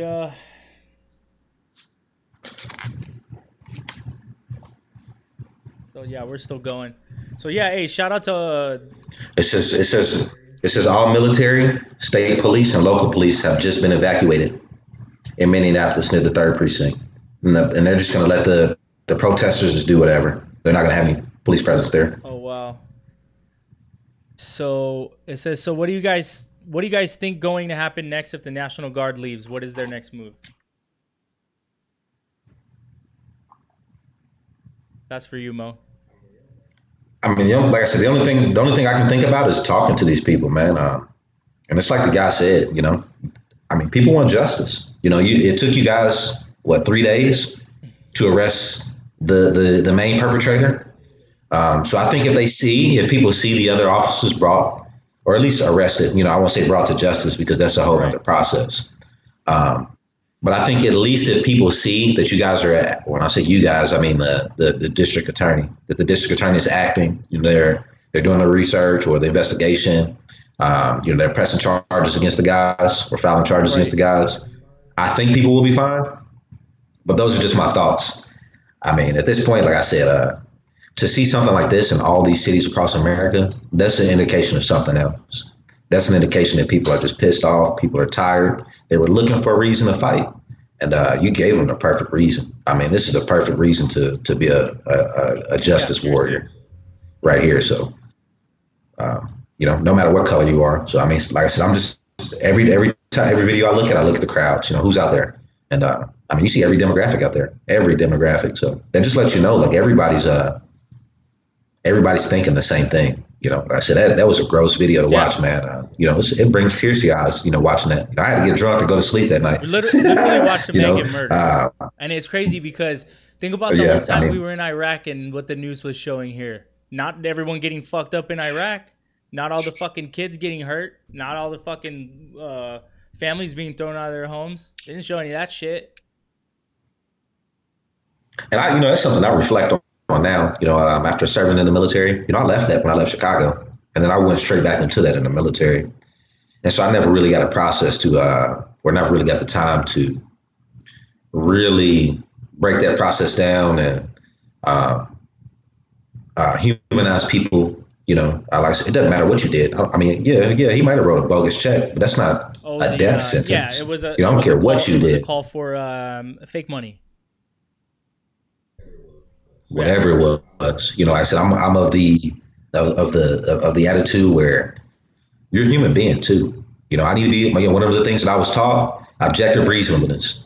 As a law enforcement officer, I could have had a phone call, or I could have got dispatched to your home, and I may have known that I've been there before. for maybe domestic violence or child abuse or whatever, you drunk, whatever. When I go to the scene as a police officer, I still have to be objective when I go there, regardless of what transpired. You're not allowed to be before. emotional as a cop. That's part of the requirement. You're allowed to have emotions, but you're not allowed to be, or how do I say this? You're not allowed to be emotionally driven as a police officer, nor as a judge, nor as like maybe an attorney. Like there's certain things where like I get it. It's like, and I think this is a problem with human consciousness, right? And the level that we're at now, right, is we're so goddamn smart and cognitive and conscious that like we've come up with these ideas of objectivity, and like, but are we actually as humans capable of doing that? Like we expect it. Like again, you can't be a cop and have a chip on your shoulder. I need you to not be a cop anymore. I love you. I fuck with you. I just can't have you walking around with a gun anymore. If you got a problem, like you need to get out. You need to not be a cop anymore. You need to go seek therapy. You need to find some love in your life, and whatever's going to bring you comfort, even if it's food or fucking living in Maui, I don't know, whatever it is. But you're not allowed to have a chip on your shoulder, be disgruntled every day, go into any community, whether affluent or not, and put that on people. That's not fair. And I think that, it happens a lot.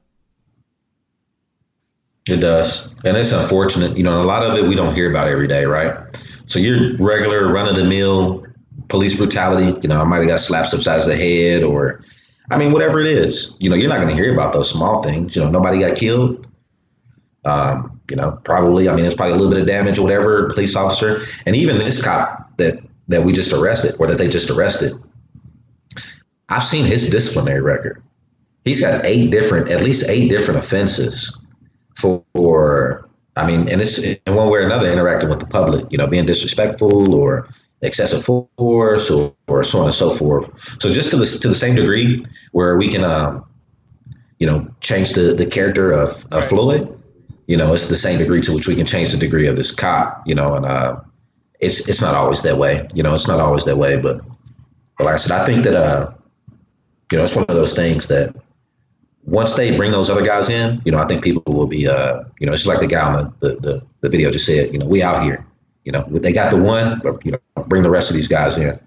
But it's, hearing the district attorney talk today, he says, look, and he referenced the Freddie Gray trial, the Freddie Gray case. And what he said was, the mayor was not impartial initially from the offset. From the offset, the mayor came out and said, look, these guys are guilty.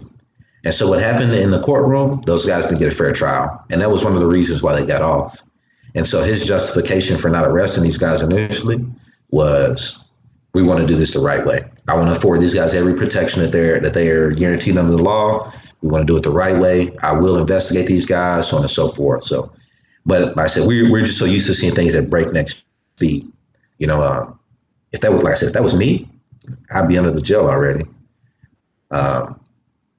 So, speed, I do agree with people here calling for speed and arresting these guys. Like, just get them off the streets. That's all you got to do.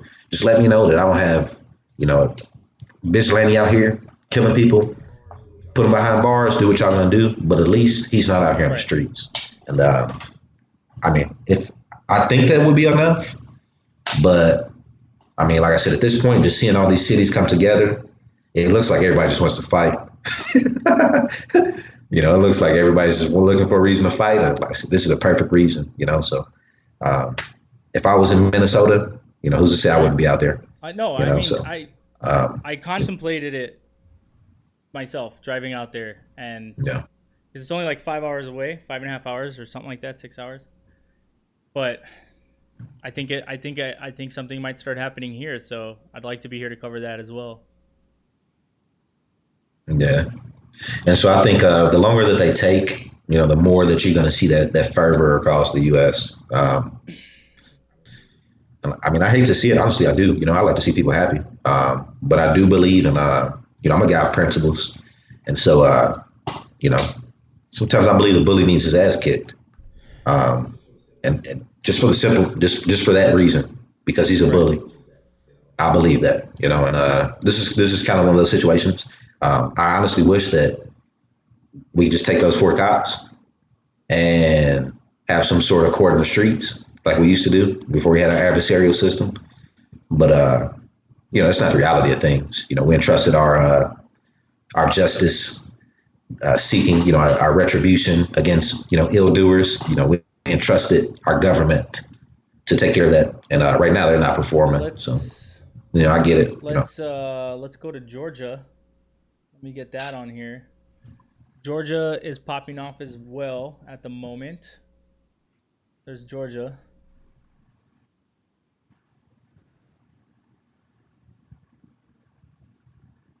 Let's see if I can get some audio in here. Give me 1 second.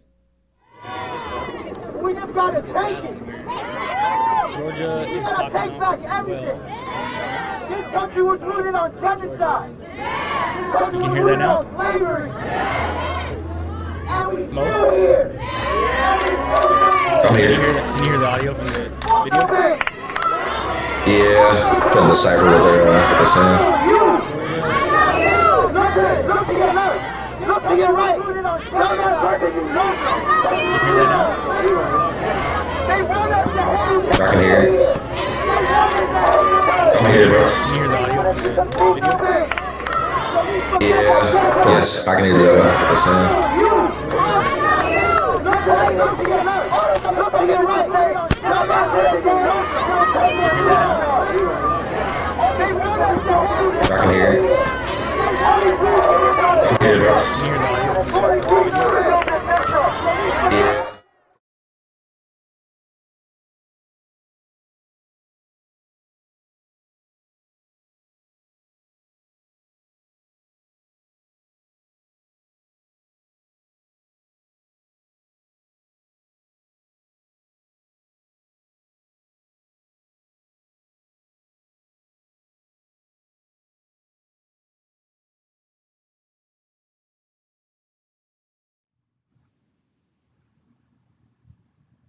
All right.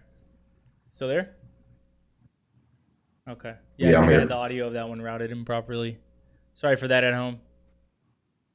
But yeah, so we got Atlanta going down. I gotta get some audio on this one though. Give me 1 second. Yeah, Louisville, Kentucky. It looks like they're having protests there. Sacramento, Bakersfield, San Jose.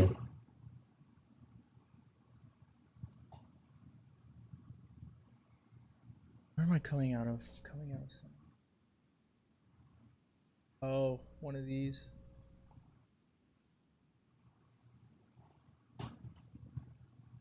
Hang on, did my feed die?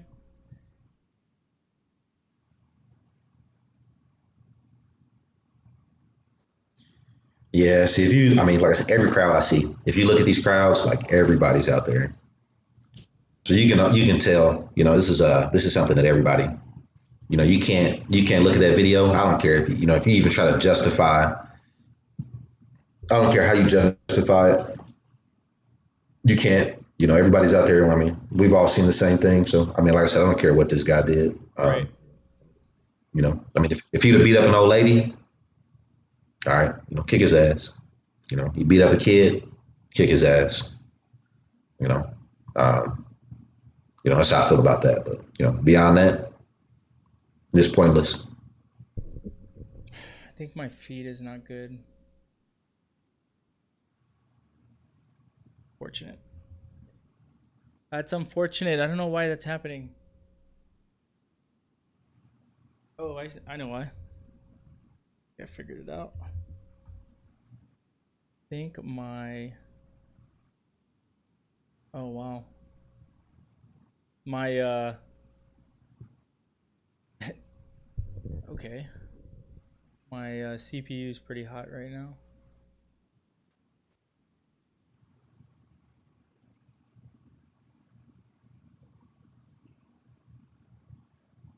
NYPD just increased tactical status level to level 2. Level 4 is the highest. So what does that mean?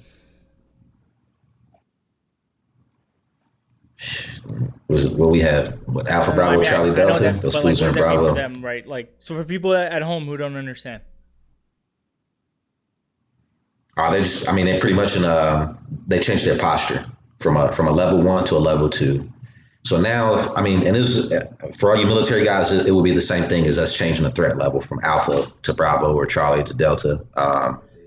But pretty much they just changed their posture, and they're probably wearing a little bit more extra armor, probably taking some extra precautions. Probably everybody's on some type of standby or something like that, just in case something gets out of hand. They're just not doing operations as normal. It's more of a heightened alert instead of your normal operations.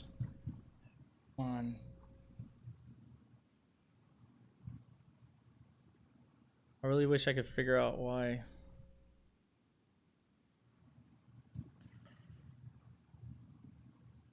I really think the internet company is throttling my speed right now.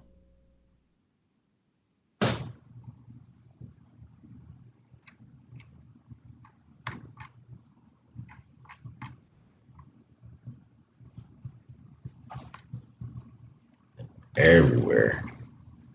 It's a madhouse in the U.S., bro. Is it? Yeah, no, it is.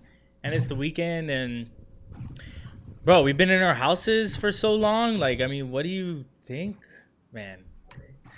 I mean, it's one of those things, man. I mean, you pin people up, and I mean, we've got everything in the world to be frustrated about. You know, I mean, you tore down the fabric that we all knew for our whole lives with the coronavirus. And then you told us, hey, do something different for a little bit. And then doing something different, you know, it might cause some damage, you know, whether it be economically, you know, mentally, socially. Something Jerome Powell always talks about is skills atrophy.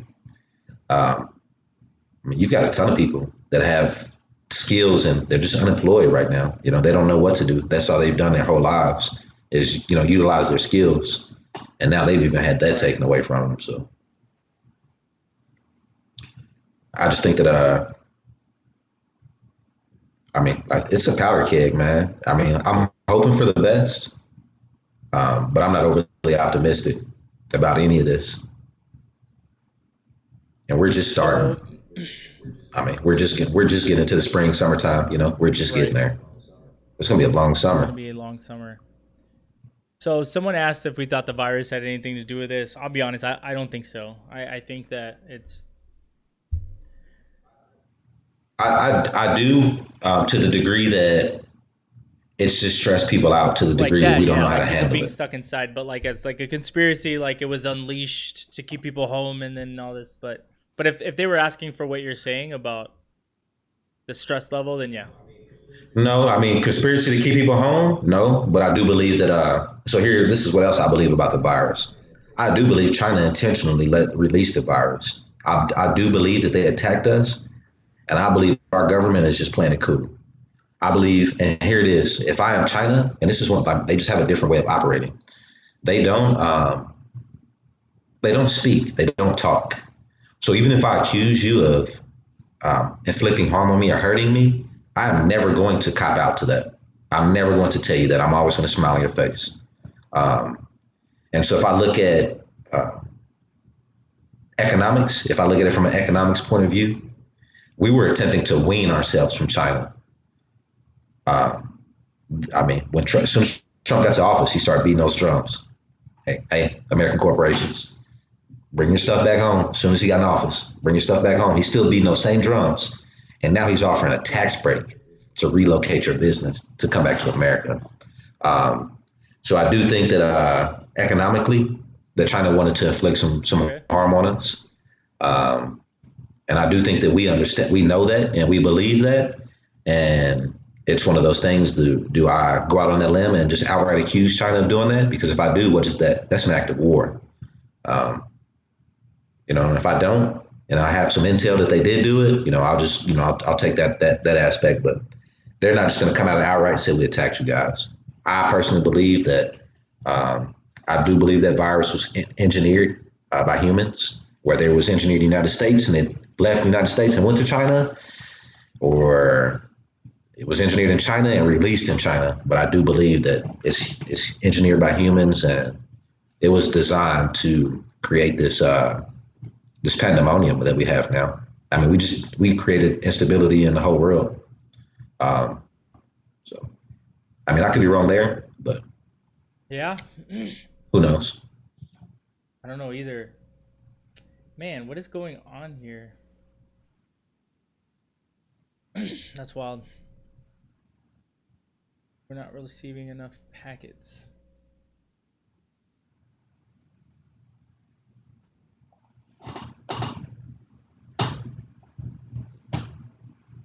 Everybody's out. Everybody's out. It doesn't matter who you are. Everybody's out. Everybody's protesting. Every color. Look, are you watching this feed? Look at this. Well, look what they got lit on fire out here. What is that? Let me see if I can get audio from this. Give me 1 second. Man, I hate that this is like lagging right now. And I don't know how to fix it. Like right now.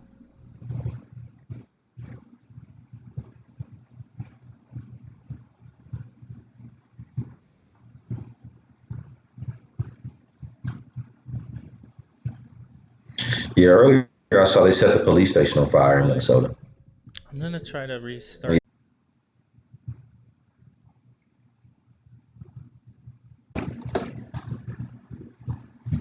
And of course it goes down, the feed comes back when I...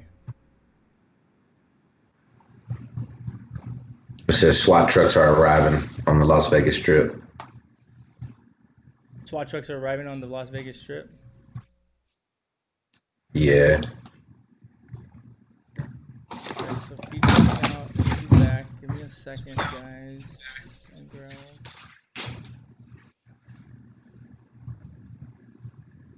Okay, so I think we're back live on YouTube. I think we're good on YouTube again.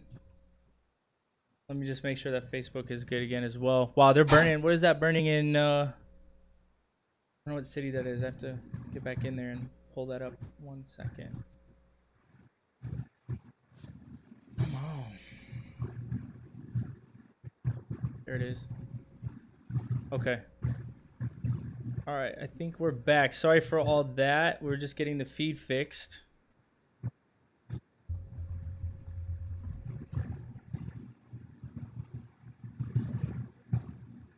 Okay, yeah, I think we're good.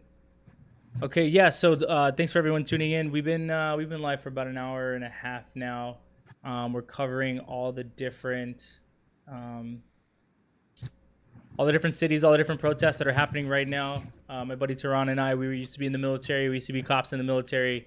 And so we kind of like really don't fuck with cops that kill people. So unfortunately, that's what brought all this about. And, I'm interested to hear what you all have to say. We're fielding phone calls right now. So 224-326-3871, 224-326-3871. Call in. Tell us what you're feeling. Tell us what you think is going on. Tell us what's happening in your community. And maybe, the right person might hear what you're saying and we can actually start making some change around here. So, wow, I don't know what they're burning over there. So that is, I don't know what city that is, but let's see what's going on elsewhere. See if I can get some audio on this for everyone. There's no audio on that feed.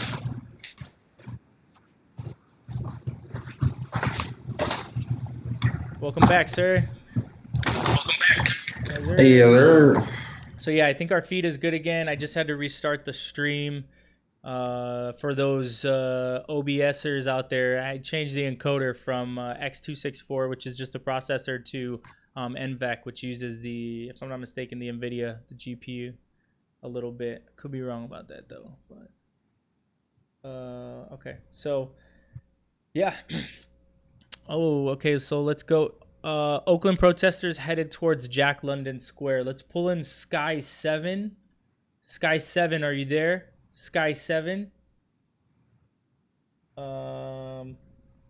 Sky 7 is here. Here they are. There's Sky 7. You got the feed again, Mo? Can you see me again? Okay, cool. Yes, I can see you. All right, let's see. I think there might be audio on this one. Is there audio here? Yeah, let me see 1 second. Maybe not. What is a helo? So, well, it says she's on the phone. Let's find out. Oh, I know why. 1 second.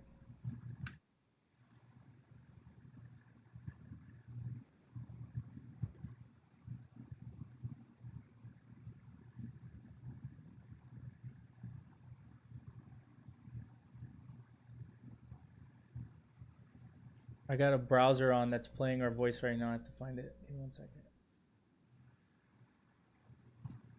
There it is. Okay, so, all right, let me turn on this audio for Sky 7 out here. Today, as we well know, has had a different experience. You hear that, right, Mo? I know just from Yeah, I can hear it. people that have been commenting on it.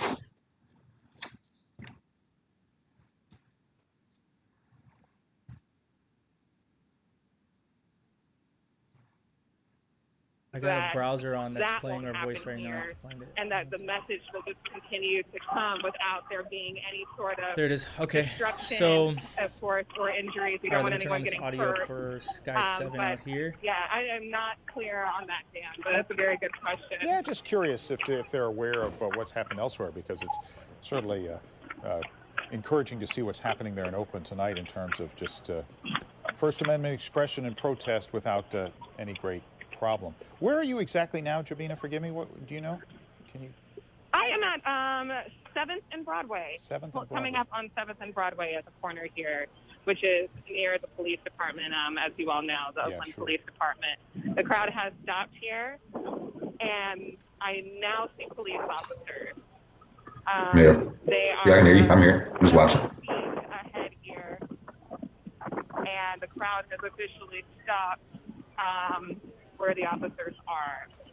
Well, and Jobina, I know you said you were at 7th and Franklin. We're now getting word that police are actually shutting down the Webster on-ramp to 880 right now. And on Sky 7 right now, we're seeing some activity, perhaps. It's getting dark, so frankly, it's getting hard to tell. We see some police officers in tactical gear and some protesters farther down the street. It's a beep like the police. Have you seen any of that? So, yes. Okay, where I am is 7th and Broadway, which is where you can see the police department, as well as for people that are familiar with downtown Oakland, where the Have a Heart dispensary is as well. And there are police officers here. People have stopped. This is kind of a lull in the moment. We'll see what happens from here. But I am not surprised that they are shutting down that off-ramp because there are hundreds of people in the street, and you don't want cars coming down here. But that is, yes, I am somewhat seeing that, but the crowd is so thick, I am not able to fully get a view of those officers, but I do know that they're ahead of where I am. Sky 7 has sort of zoomed in, Jobina, and we see about 4 officers in that off-ramp right now, sort of, as you say, making sure that cars don't come off the freeway into this crowd. And there were a few protesters who looked like they were approaching the officers. They were holding up signs and then sort of just moving back down the sidewalk. As you say, everything so far looks to be peaceful. We've got 2 people holding up a very large banner of some sort, approaching the police officers, and there's Dan, it looks like there's a couple people that are sort of starting to walk on the off-ramp or get close to the off-ramp. Yeah, is that an off-ramp or an on-ramp we're looking at? It looks like an on-ramp to me, actually, but where the banner was. Well, yeah, and I'm sure police want to protect both the on and off the freeway, and then, of course, what we saw in San Jose earlier with protesters on the freeway.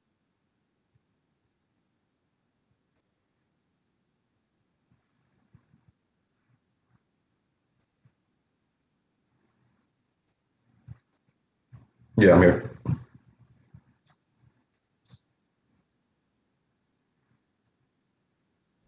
Okay, I think my audio's back. Okay, so we're listening to these 2 reporters talk through this, right? So, like, what role do you think the media plays in all this as far as, like, either helping or hurting the situation? I don't think they they have the ability to affect the situation either way now. I think the damage is done. The video was enough to incite the riots.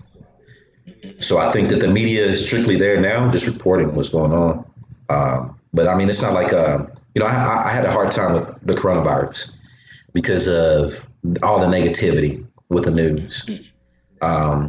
That's a situation to which they could really influence public opinion. Continuously reporting on deaths. Not talking about the progress, so on and so forth. But something like this, they didn't have any real,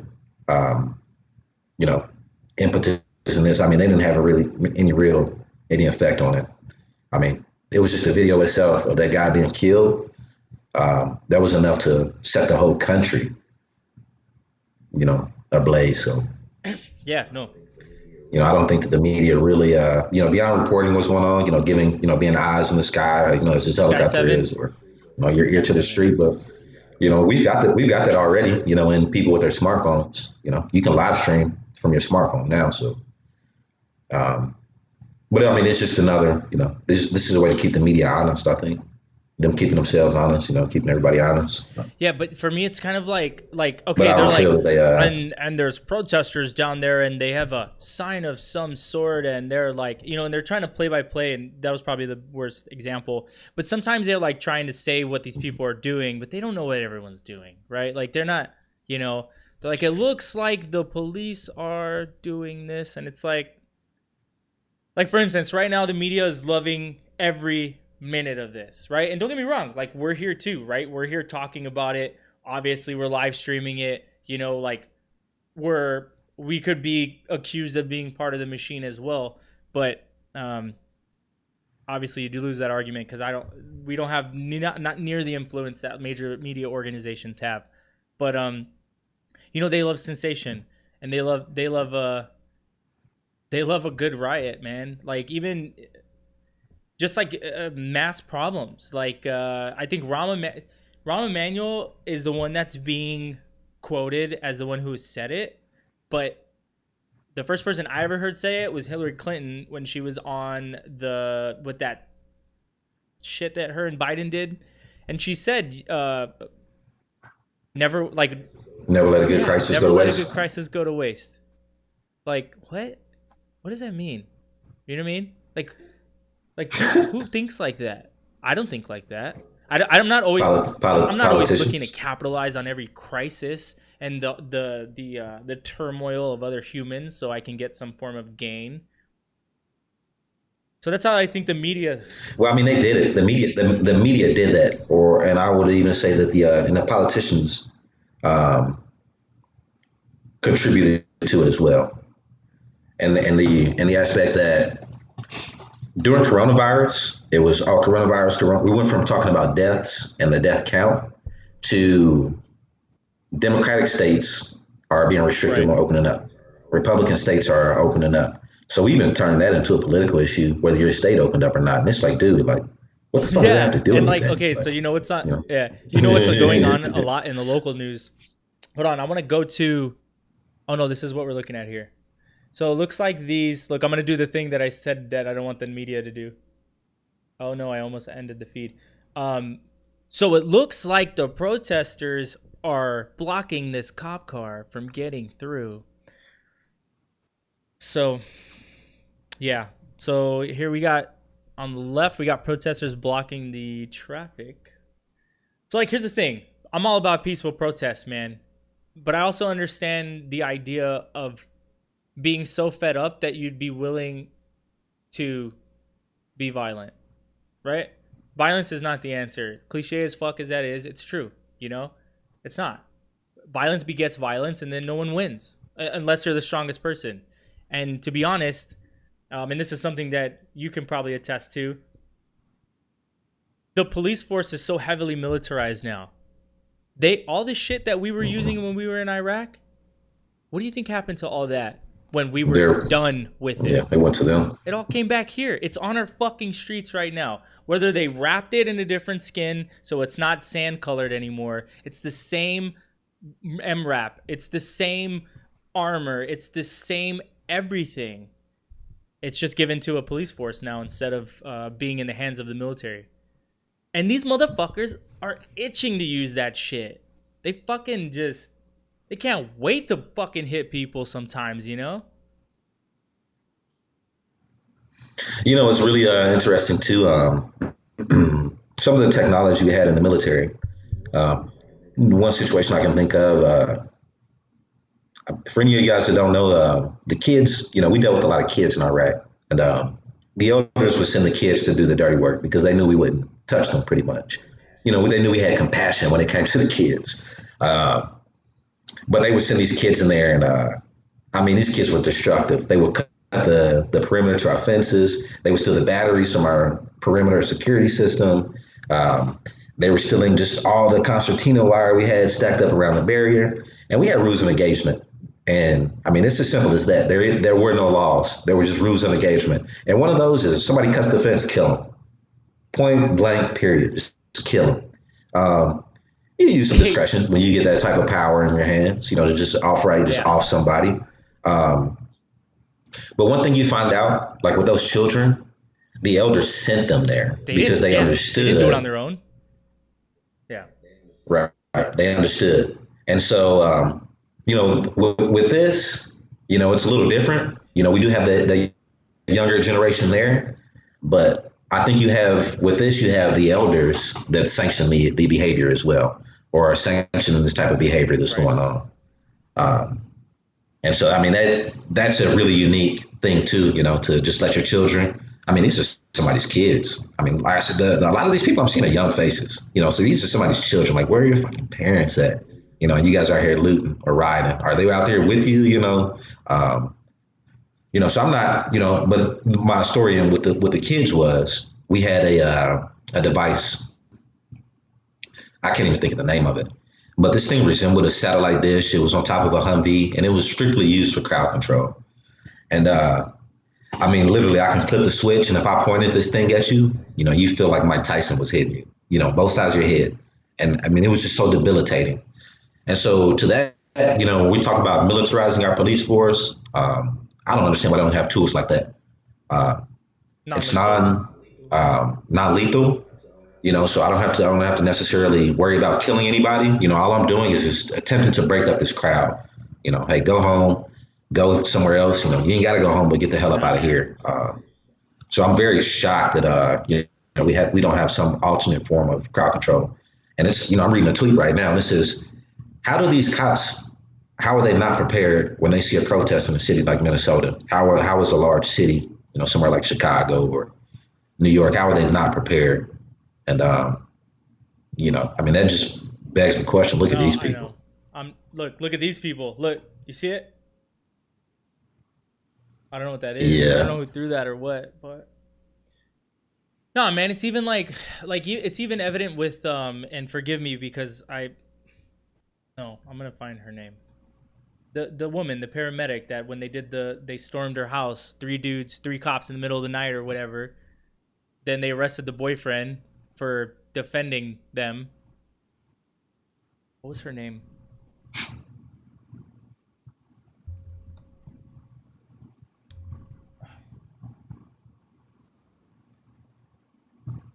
Yeah, this is very, I mean, this is beyond anything I've seen. Breonna Taylor. That was her name. You Breonna know. Taylor. Yeah, this just recently happened. Look, what, May 13th, this month?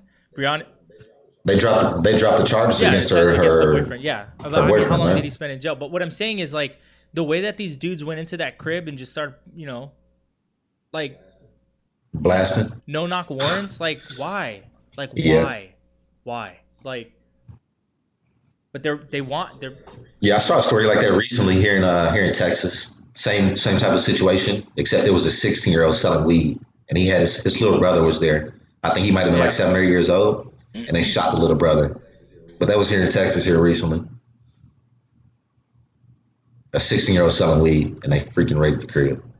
Hey, but you know, if you had a suit on and you went to school, you only had to really go for 4 years. But if you did the MBA and it was an executive MBA and you went to like Northwestern to Kellogg or you went to University of Chicago or whatever, and then you got a really cushy job and it was like, I don't know, Goldman Sachs or being the CEO of fucking Microsoft or something like that, you could commit all kinds of crimes and steal all kinds of money and do all kinds of crazy shit and get away with it.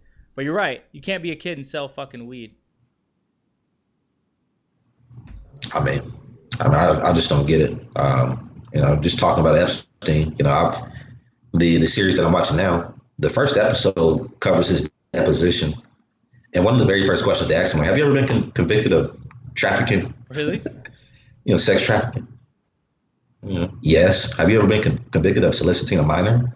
Yes. Have you ever been convicted of soliciting a minor? And they asked him in 3 different places. And he had to answer yes to all 3 places. And I'm sitting there looking like, holy crap, man. Like my man just told y'all, like, I traffic little girls and he's walking free. So, I know what money does. It's 2 different legal systems. You got to know how to use it. And that's the thing with the elite, with the people that have money, they understand it. Even the judge works for me. Everybody works for me. So. Basically. This whole system is designed for me. But if you're poor, you get the fucking public defender, sit your ass in jail for a few days. Yeah, till they figure it out. It's rugged individualism for the poor, and it's federally funded, publicly funded socialism for the rich. Because, remember the banks? They were too big to fail. I think the banks are too... Privatize the profits, socialize the losses. Right. So, for me... I think that people are too small to fail, and some of these organizations are too big to live, if that makes any sense, right? Yeah, I agree. I'm there wholeheartedly. I'm a free market guy. Yeah, as am I. I do understand that. We've got a genie inside this free market. We've got somebody with a magic wand that can just print money endlessly. Like that. He can buy things endlessly. We don't play on the same playing field. So that's not happening. What is this going on? We got an 18-wheeler. It's a bike. So these guys are just blocking the interstate now. They're just blocking the interstate. We got to do sometimes. But how long does this? This made me think of the Rodney King riots, when they ended up just pulling people out of trucks and vehicles that had nothing to do with anything. They were just passerbys through the city. And so that's what I don't want to see. I don't want to see these people. These are people probably coming home from work, or these people might be going home to see their families, whatever the case may be. So yeah, let's talk about that, because I struggle with that, right? Because obviously I don't want to infringe on the liberties of others, and nor do the part of the problem why nothing changes is because everyone's not involved, right? And so, but as much as I can't make someone be involved, nor is it right for anyone to force anyone to be involved with this desire for change and the action. But how long should we allow you to just ignore your responsibility to us as a society? Because I feel like there are some social contracts, whether you wanted them to be real or not. I think there are social contracts, for instance, if you come from a place where not a lot of people make it out, right? And you know what I mean when I say that, right? So if you make it out and you're doing well, it's incumbent upon you to go back and share with everyone in your community what you figured out, so that they can either do it for themselves or they can share it with their kids, right? Whether you feel like you have time, or whether you feel fuck it, dude, that's just the way it is, man. You have an obligation to help your community, right? And so in the same sense, right?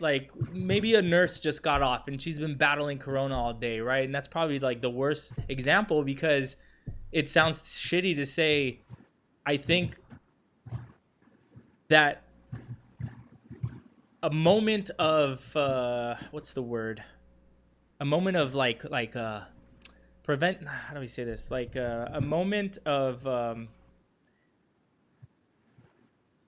She's gonna think about, why are these people blocking the highway right now, right? And she may not or she or he or they may not be accepting of what's happening right now, and they'll probably be really pissed off because they just want to go home and go to sleep. They've been working all day and dealing with COVID patients who didn't wear a mask or whatever, right? But like, that's what it takes, man. Sometimes it takes bothering and pestering the people that we need to be on our side and help us, right? So I don't know. What is your take on that? Like, what's that balance? Like, how do we find the fair point?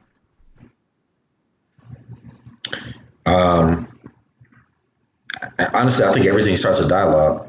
Everything starts with dialogue, and it starts with understanding. Uh, and so, like, I mean, just in that situation, it only behooves you to talk to whoever it is that's in your way, and I mean, and like I said, I believe everybody deserves the same level of respect. So, even if you're a crackhead, hey, bro, what's your problem? Or like, what you got going on? Or, what's the deal? Right. Like, why are you stopping me? Why are you picking me?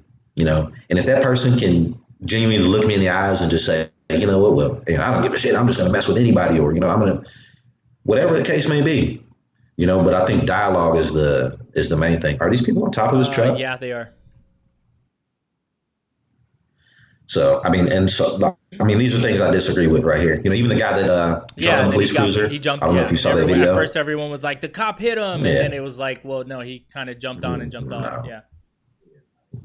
Yeah. I mean, he actually celebrated when he got on the hood. Yeah. So, I mean, you play stupid games, you win stupid prizes. So, I think that was a stupid game too. And he won a stupid prize. And I'm talking, let's talk about that cop, right? He's surrounded by 20 different people, probably more than that, 20, 30 different people. He's the only one with a firearm in that equation. Right. Right. And so you break this guy's back window out, you break the side windows out. When you start attacking his vehicle, you are attacking him. And so what does he do? Does he get out and defend the vehicle? Does he get out and defend himself? Or does he just get the hell out of Dodge? And I think he just took the easy. I mean, he saw, everybody's got that response, fight or flight. His decision was not to fight; it was to flee away. And he actually pulled over once he got out of the crowd, once the guy fell off the car, and he saw he had backup. But to that degree, you can't.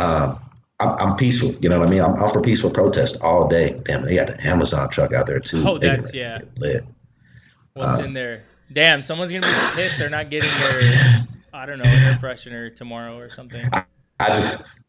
It's so funny. I just saw a meme too. It says it was a SpongeBob meme, but it was Bezos laying in bed right now, looking at all the box stores getting looted, like Target and Walmart. He benefits from it.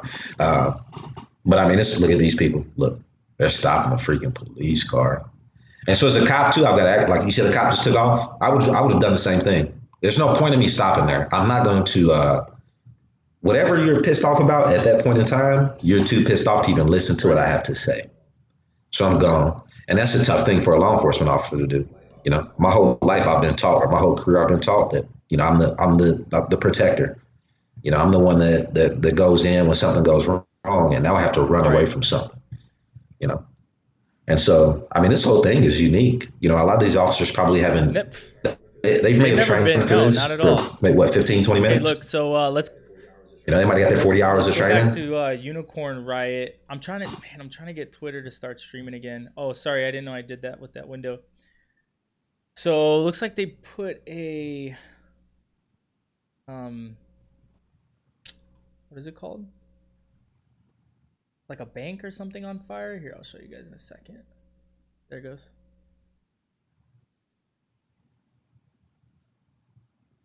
Damn, I don't know what that is. That the bank? I think that's a bank that's on fire right now. FDIC insured, I hope. So did you see the? Yeah, no, I know. So did you see the story? Okay, so we're talking about like the shitty parts of this. Like you were saying, you don't agree. I don't agree with them jumping all over Amazon trucks too.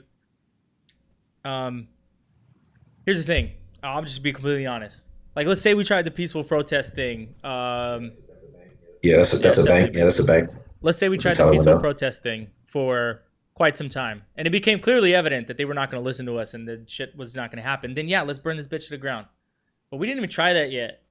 I think the last time we really did some peaceful protests was before Dr. King got shot. I think that was like, and for real, correct me if I'm wrong. I mean, we have had small organizations of peaceful protesters like Occupy and like Black Lives Matters, marches and stuff like that, like for sure. But I'm saying like on a large scale, like a large national movement of people coming together. I don't know what that is. And again, correct me, forgive me. I don't know everything. I don't have it all, but we didn't try that this time. And I think it's like there's no organization, right? And it's easy to say there's no organization, but how do you organize people like that have come to this point? What's interesting to me is, and my first time seeing like the crazy protests was on CNN, and the banner around the video, it said Black Lives Matter protesters are rioting. And what I took from that is that now these people are going to be placed on a terrorist group. We're going to take this opportunity right now to place those people on a terrorist group. Regardless of what transpired or what led us to this place, the fact that we're putting a label on it as Black Lives Matter, we're giving it a face. And now we're going to make this face. Now that we brought this thing to life, we're going to label it Black Lives Matter. That's where we're going to attempt to take it down at. So that's my fear in all of this, is that that out of this comes I sympathize with the Black Lives Matter group. They've got their points. They make points, but I think that this is going to make it harder for those does. groups. Like, look, for instance, in the comments right here, does anyone remember when there was a riot for a white man killed by police? And it's like, that's not. I'm taking that as in a negative way. I think you're being a dick right now. And if you're not, write to me and. Yeah, that's somebody saying. That's somebody trying to. No, I know. Trying to just talking shit. Like, that's somebody. But like, yeah, if I would expect the same response, but the difference is you don't like when you say that, you're negating the factual history of this nation and the oppression of people who have a different pigment of skin, right? That's when you say that. And I struggled with that myself. The whole the all lives matter versus the Black Lives Matter, right? I get both sides. But the all lives matter people, it's like you're coming from a place of privilege when you're saying that. Right? Because you're probably not the one who has been part of this generational lineage of oppressed people. So yeah, it's easy for you to say, well, shouldn't all lives matter? Yes, fucking dude. Of course all lives should matter. And we do feel that way. We're just saying, how about you fucking like actually live that mantra? And we're telling you that because you haven't been paying attention to us and you haven't been treating us like real people. Right? And yeah, so it does deserve to be recognized as a very specific group to say, yes, all lives matter, but specifically Black lives, because Black lives have been specifically targeted. Do you think that's fair, Mo? Like I said, I believe that they just like anybody else, the Ku Klux Klan. Those guys in Charlottesville. Everybody's got the right to peaceful protest. Everybody's got a right to assemble. I believe in the First Amendment. I don't believe that you can just say whatever and, not get your ass kicked. But I do believe in the First Amendment, your right to speak your mind.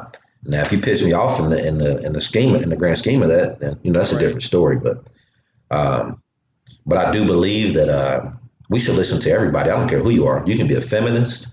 You can be a white supremacist. You can be, I don't care who you are. We should listen to everybody. Yeah. And I don't believe we should water down, I get it. If you're preaching, we need to exterminate every other race besides ours. Yeah, bro, you need to tone that down. Yeah. Yeah. That's I'm for that. But, if it's just, hey, my people have just been beat to sleep for so long. And we just want some type of recognition, some type of respect, some sort of change, whether it be systemic or societal. We just want something to show that society recognizes the plight. And every time we even venture that way, I won't talk about Harriet Tubman not being on the $20 bill. I won't talk about Trump not unveiling Obama's photo. I won't bring that stuff up, guys. I promise. But at the end of the day, if I make it a if I make it a point to not do these things, I am also sending a message. Exactly. If I do it, I'm sending a message, and if I don't do it, I'm Your sending a silence message speaks as well. just as loud as your inaction. You know what I mean? Yeah. So I mean, it's one of those things where I mean, I don't know what, like I said, beyond talking, you know, but I mean, I don't see any identifiable leader in this group. I mean, it's just straight pissed off So people. let's listen to this guy, because let's There's listen nobody. to this guy right now. He sounds a little pissed off. He sounds like he's snapping. Yeah, he looks like he's snapping. He's wild One eyed. second, let me turn his audio on real quick. Go. Is it on? My man got the Unicorn Riot microphone. Yeah. All right, I'm trying to figure out why I'm not getting this audio. Oh, I know why. Fucking have it anymore, yo. Fuck 12. No justice, no fucking peace. No justice, no fucking peace. Fuck them. We out here, man, and that's what it is. Yo, it's gonna take this. It's been years and years. We marched peacefully for fucking ever. For fucking ever. And now what? You're getting what you had. You're getting what you deserve. I'm fucking done, man. I just landed fucking 2 hours ago. And I'm fucking here with my people in my hood. I couldn't watch it no more, man. Fuck that shit, yo. Fix it. Thank you, bro. Appreciate it. Hey, appreciate y'all. Y'all government fucking A1, man. Thanks, man. Oh, sweet. Can't fit it in here. I can't fit it anywhere, really. Can you put it in my back pocket, maybe?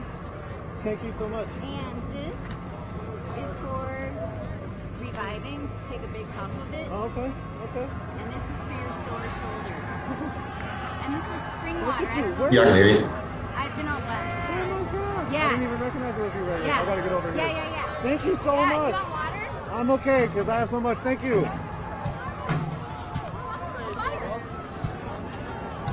Mm-hmm. Mm-hmm.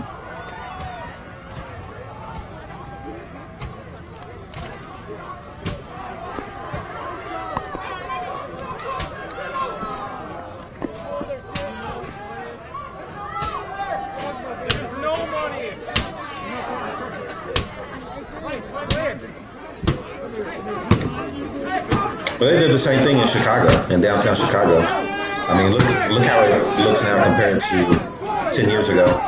If you walk down Michigan Avenue 10 years ago, you couldn't help but a bum actually for some change. You gotta go in the lower Wacker to see a bum now.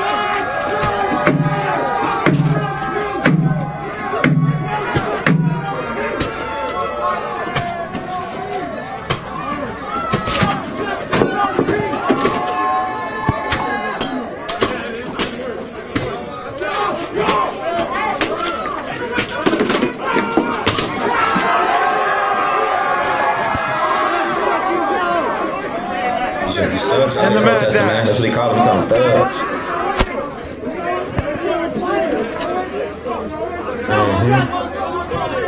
Again, the stream might just cut down anytime. When it does go down, we'll be back up as soon as we can. Is yours down too? No. But I have a battery issue and it will be down. So again, the battery is... The other battery good-ass glass. Wasn't able to be charged. Yeah. Yeah, that's the COVID glass we need right there. Come back with it. All right, good. Data's still good from what I hear. Hey, you all want to talk? You could just do audio too. Okay. You don't have to if you don't want to. I want to, but I don't know what I'm Okay, you can just do audio too. We can do it later. Right, Come find me later. I'll find you. Yeah, I found the yellow mic, bro. Okay. I found the yellow mic. Later, you said? Yeah, later. Yeah. Okay, gotcha. My name is Nico. Nice to meet you, Athena. Dina. Oh, I like that name. Thank you. Are you Greek? Okay, yeah. I'm black and Mexican, bro. Word. Oh, yeah. All right, bro. Appreciate that. Love to you all. Appreciate that.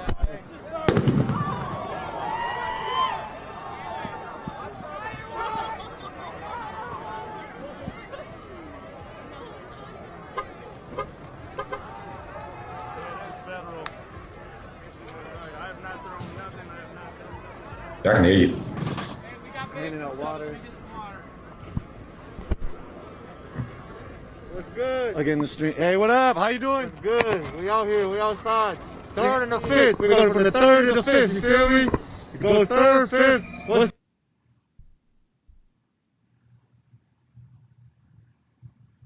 Okay. I think we lost the audio. I think we lost that one. I should be back. I got to figure out how to route this.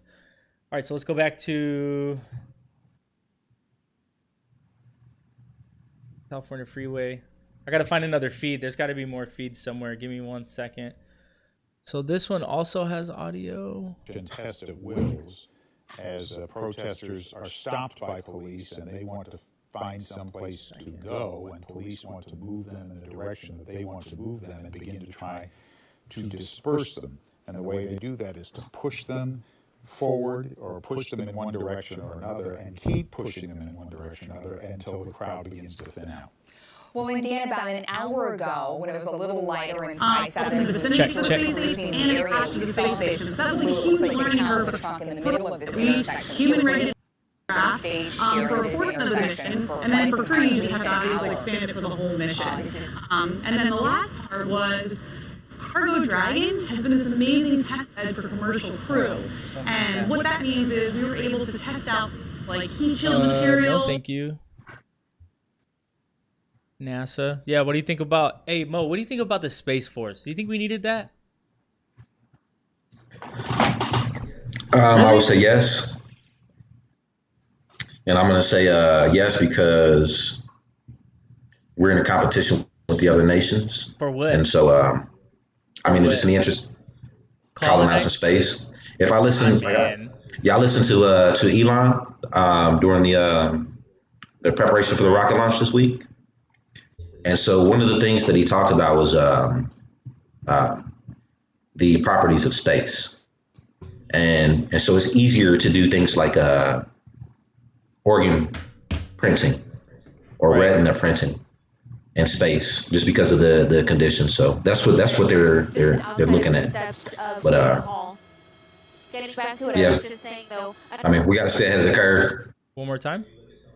If you look at something like I think we have to stay ahead of the curve. So like I mean, I beat the drums about Boeing all the time. Okay. But like, did we need? Sorry, you can hear that, right? Yeah, I can hear it. I'm trying to figure out. I guess that's what it is. 1 second.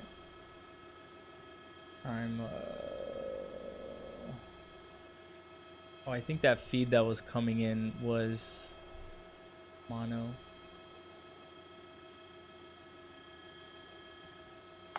Is my mic not mono either? Should be. There it is. Sorry, I didn't mean to cut you off. Nah, we good. Yeah, there's a drone, right? So now we're hearing that there is a drone. A drone. Which could be dangerous for the airship in particular that is at a very low altitude, depending on the height of that drone. The drone could hit it, it could get into the tail rotor, so it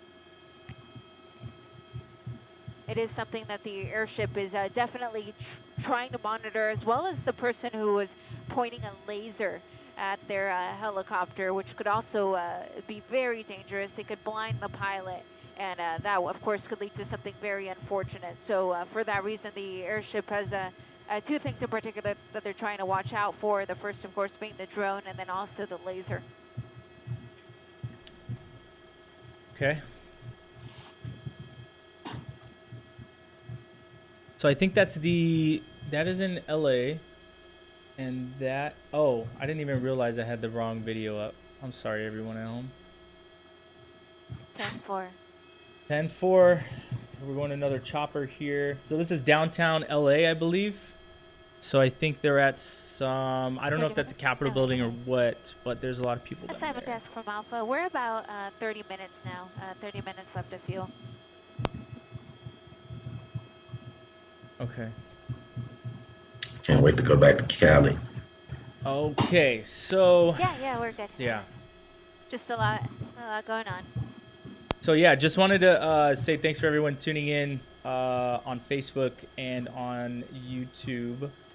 I'm trying to get Twitter back up. Obviously, no one's on Twitter hearing this right now, but yeah.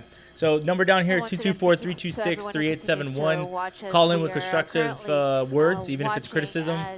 But we really want to know what's going on in your area. Protesters are we want to know how you're feeling, sitting how this is affecting you and your the family. If sidewalk you know with their anyone hands on the up, ground, if they have and anything then to the team share. of officers here in the foreground standing Yeah, guard. give us a call, We are hearing, though, on the scanner 224-326-3871. that they are Constructive currently words, even if it's criticism. But we really want to know what's going on in your area. Outside the steps of City Hall on Spring Street, just north of First. And they actually have a van nearby where they will place the people into Yeah, it's a ton of cops. just because of the sheer number of At least that people protest is peaceful. possibly Yeah, arrested. really. They don't have enough squad cars to put everyone in a squad car, so they would be going into a van instead. And that van is You can hear this lady I too, believe, right? located, or those vans rather. No, I can't hear her. To our south. Not far from where you see all of those LAPD cruisers, Tell me when you just can hear outside her. of the LAPD headquarters. But again, the heart of the activity right now, just outside of City You can hear that? Hall, Okay. I can hear it.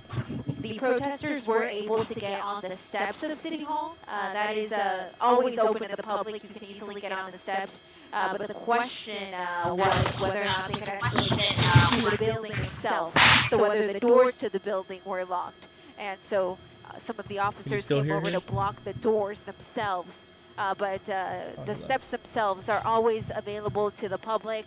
People can sit or walk on them at any point. So that is always available to the public, and that's as far as the protesters. So yeah, drop a got. They comment. never got into Let us know the what city you're physical in. building. I'll see if I can find a They live just got feed from out where you're onto at. the steps. And from there, If there's the anything happening in your police city. officers pushed them away, pushed them towards So let's the see. west. There's another And now they're LA basically video. just We don't want blocking that. Spring Street Already got with one. the line of officers on either side of them, on either side of the street along Guy Spring 7. Street. Oh, And this okay. is So we where got it began. fireworks This is being where we thrown were in here. out here Just a second. earlier, Let me pull that up just for you. a little bit Come on. before 4 o'clock. There's We that. Check launched that out.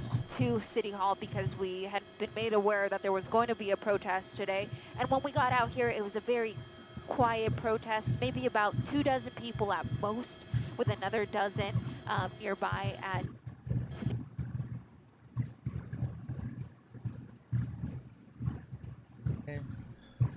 So it looks like things are getting a little bit escalated here in Oakland.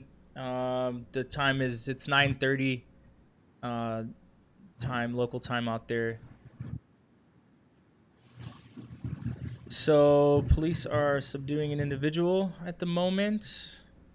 And what they're going to do while they subdue this individual is push everyone back and create a barrier. As you can see, they've created an L-shaped formation where they have 2 lines of defense. And what they're going to do is they're going to push the crowd back into a space. They're going to shoot tear gas at them in hopes that the tear gas pushes them farther back, which it should. And then as they get pushed farther back and the tear gas clears, or the police with the riot gear are wearing gas masks, they're going to advance and continue to push everyone back. Crowd control. That's what they're doing. So that's what you're seeing happening right now. So, okay, so you see the police on the top. Oh, they moved over. So there's some tear gas going out to push people back, but that's not the side of the street that I want to see. Come on, Sky 7. See if we can get some audio from Sky 7. Absolutely. Thank you, Sergeant Kelly. There we go. for all the Sergeant great Ray work that Kelly. you and everyone at the Alameda County Sheriff's Office. You can hear that, Mo? does. I know it's really Just low, So but you you know can hear what we were seeing just here moments ago. Yeah, I can in hear it. Oakland PD headquarters is we saw large crowds gathered on 2 streets. Blocked by a line Yeah, I think if they, of officers in tactical gear. We saw some fireworks. If they were a little bit quicker intersection and arresting these guys, or at least arresting the main guy, whether it was a police you wouldn't have had all of this. What main guy? Who's the main guy? There was a group of officers that dragged someone. What's his name? Chauvin or whatever. Hey, did you? Okay, so I don't know what to make of this. The Twitter sphere is. And I know you're on the phone with us, but are you hearing anything? I don't know. Sometimes I don't know about what they're what's thinking. happening right now. Sort of what Hold we're on, looking let me at turn as this the crowds down. disperse. So I got a call coming in. Move Let's down get the this call street. going right here. Let's shut this person down. Hello, hi. You're on the air with DA Perspective. How are you? To accept, press 1. To send a voicemail, 2. Hello. You're on the air with the DA Perspective. How are you today?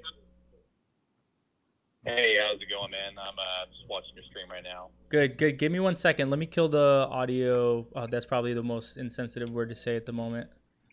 Okay. Yeah. Hey, how are you? Sorry about that. So we're good to go.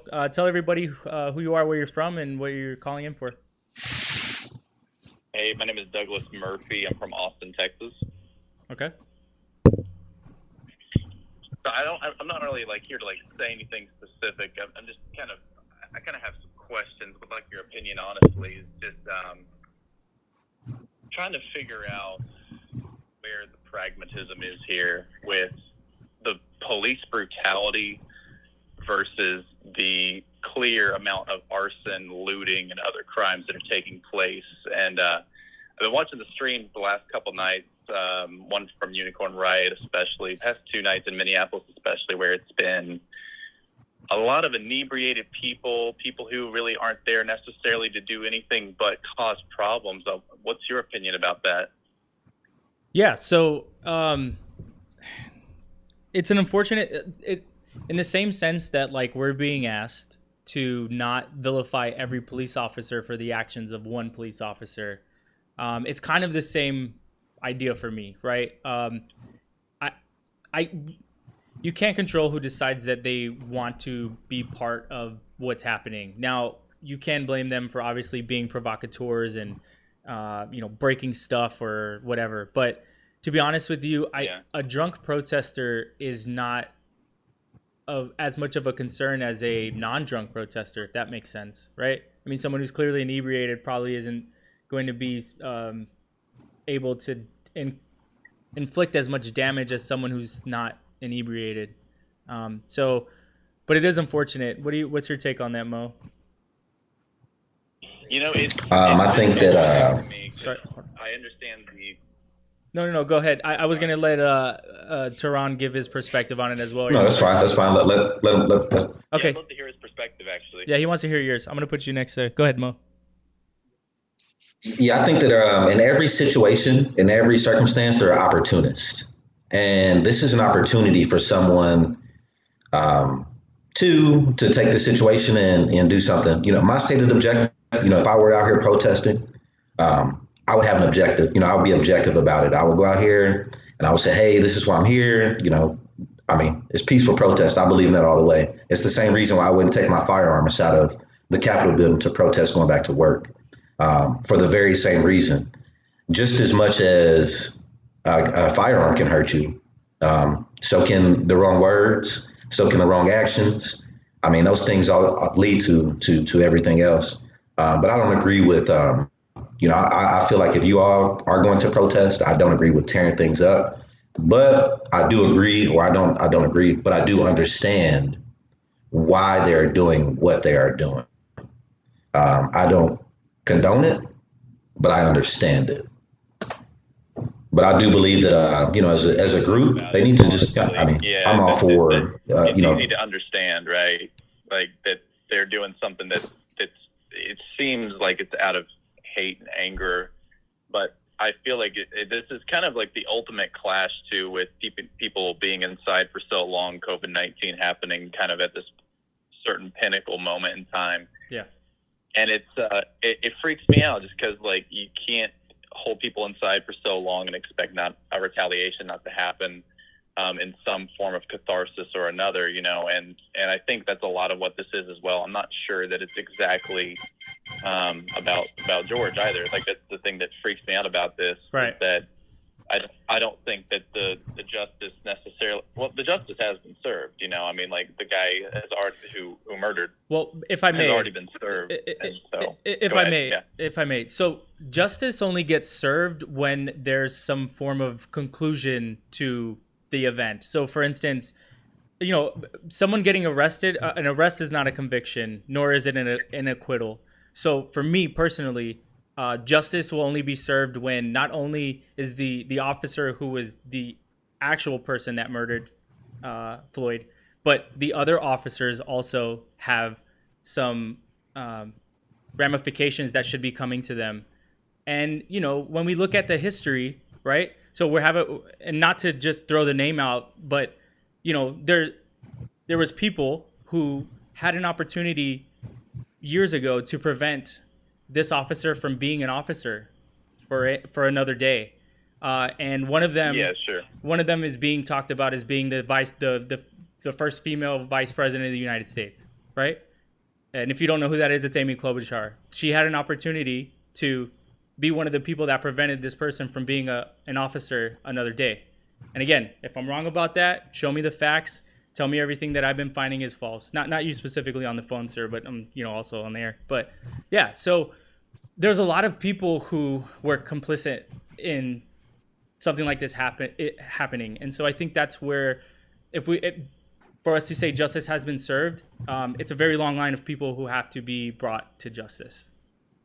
No, I for sure. I think this is the perfect. Obviously, something that's like deeply wrong with the processes that are going along with who are allowed to be a police officer. But I mean, like here in my city, like I know the processes of what it takes to be in Austin PD, and it's not to say that every single one of them is good or isn't going to slip through the cracks and maybe do something at some point that might be corrupt. But we have processes here in order to to find the right people for the job, and that's ultimately my opinion here, is that in Minneapolis we found a police officer who was doing a bad job, and here's my main thing that I think is a conversation between me and a lot of my other friends and family, is that we're trying to figure out at which point does this become a white supremacist issue versus a cop just doing a really shitty job. I'm sorry if I can't curse on your side. No, yeah, you can say whatever the fuck you want. I'm down with that. Yeah, I'm trying to figure out where the correlation is here, man, because I keep hearing the supremacist thrown around, and it's like, okay, yes, the officer was white. That's not the problem to me. It's like an officer killed a man. Like right. That's the way I view it, and I don't think it in a way of race necessarily. Right. So I'll let Mo take the lead on that one. I think this is the perfect culmination of events coming together. So you spoke about the coronavirus. It's this. If you look at Hong Kong, what are they doing right now? As soon as it warmed up, they went right back to protesting. They went right back to demanding freedoms and so on and so forth. And here in America, we just needed a catalyst, and this was it. As far as this guy being a white supremacist or something like that, I haven't necessarily heard those details. But I would say in this case, it doesn't really matter, because if you look at the demographics of the people that are out protesting, it's everybody out. But I think this guy, he was just, this was the thing, it was just that perfect storm between the coronavirus and, people, not having access to things they normally have access to and not being able to relieve stress in their normal ways. And, and even looking at previous events that have happened, it's hard to look at something like that, at that video, and not think of Philando Castile or Castile. Is it Castile? Castile or but it's hard not to think about those situations and viewing this video. And I think that's how much, when you saw, I don't care who you are, when you saw this video, you had to think that, holy crap, man, like, what was this guy thinking? If not for anything, I'm not, like I said, I don't know what this guy's, his personal life is, what it revolves around, but, I could care less if he was a white supremacist. This guy killed a man, even if he was,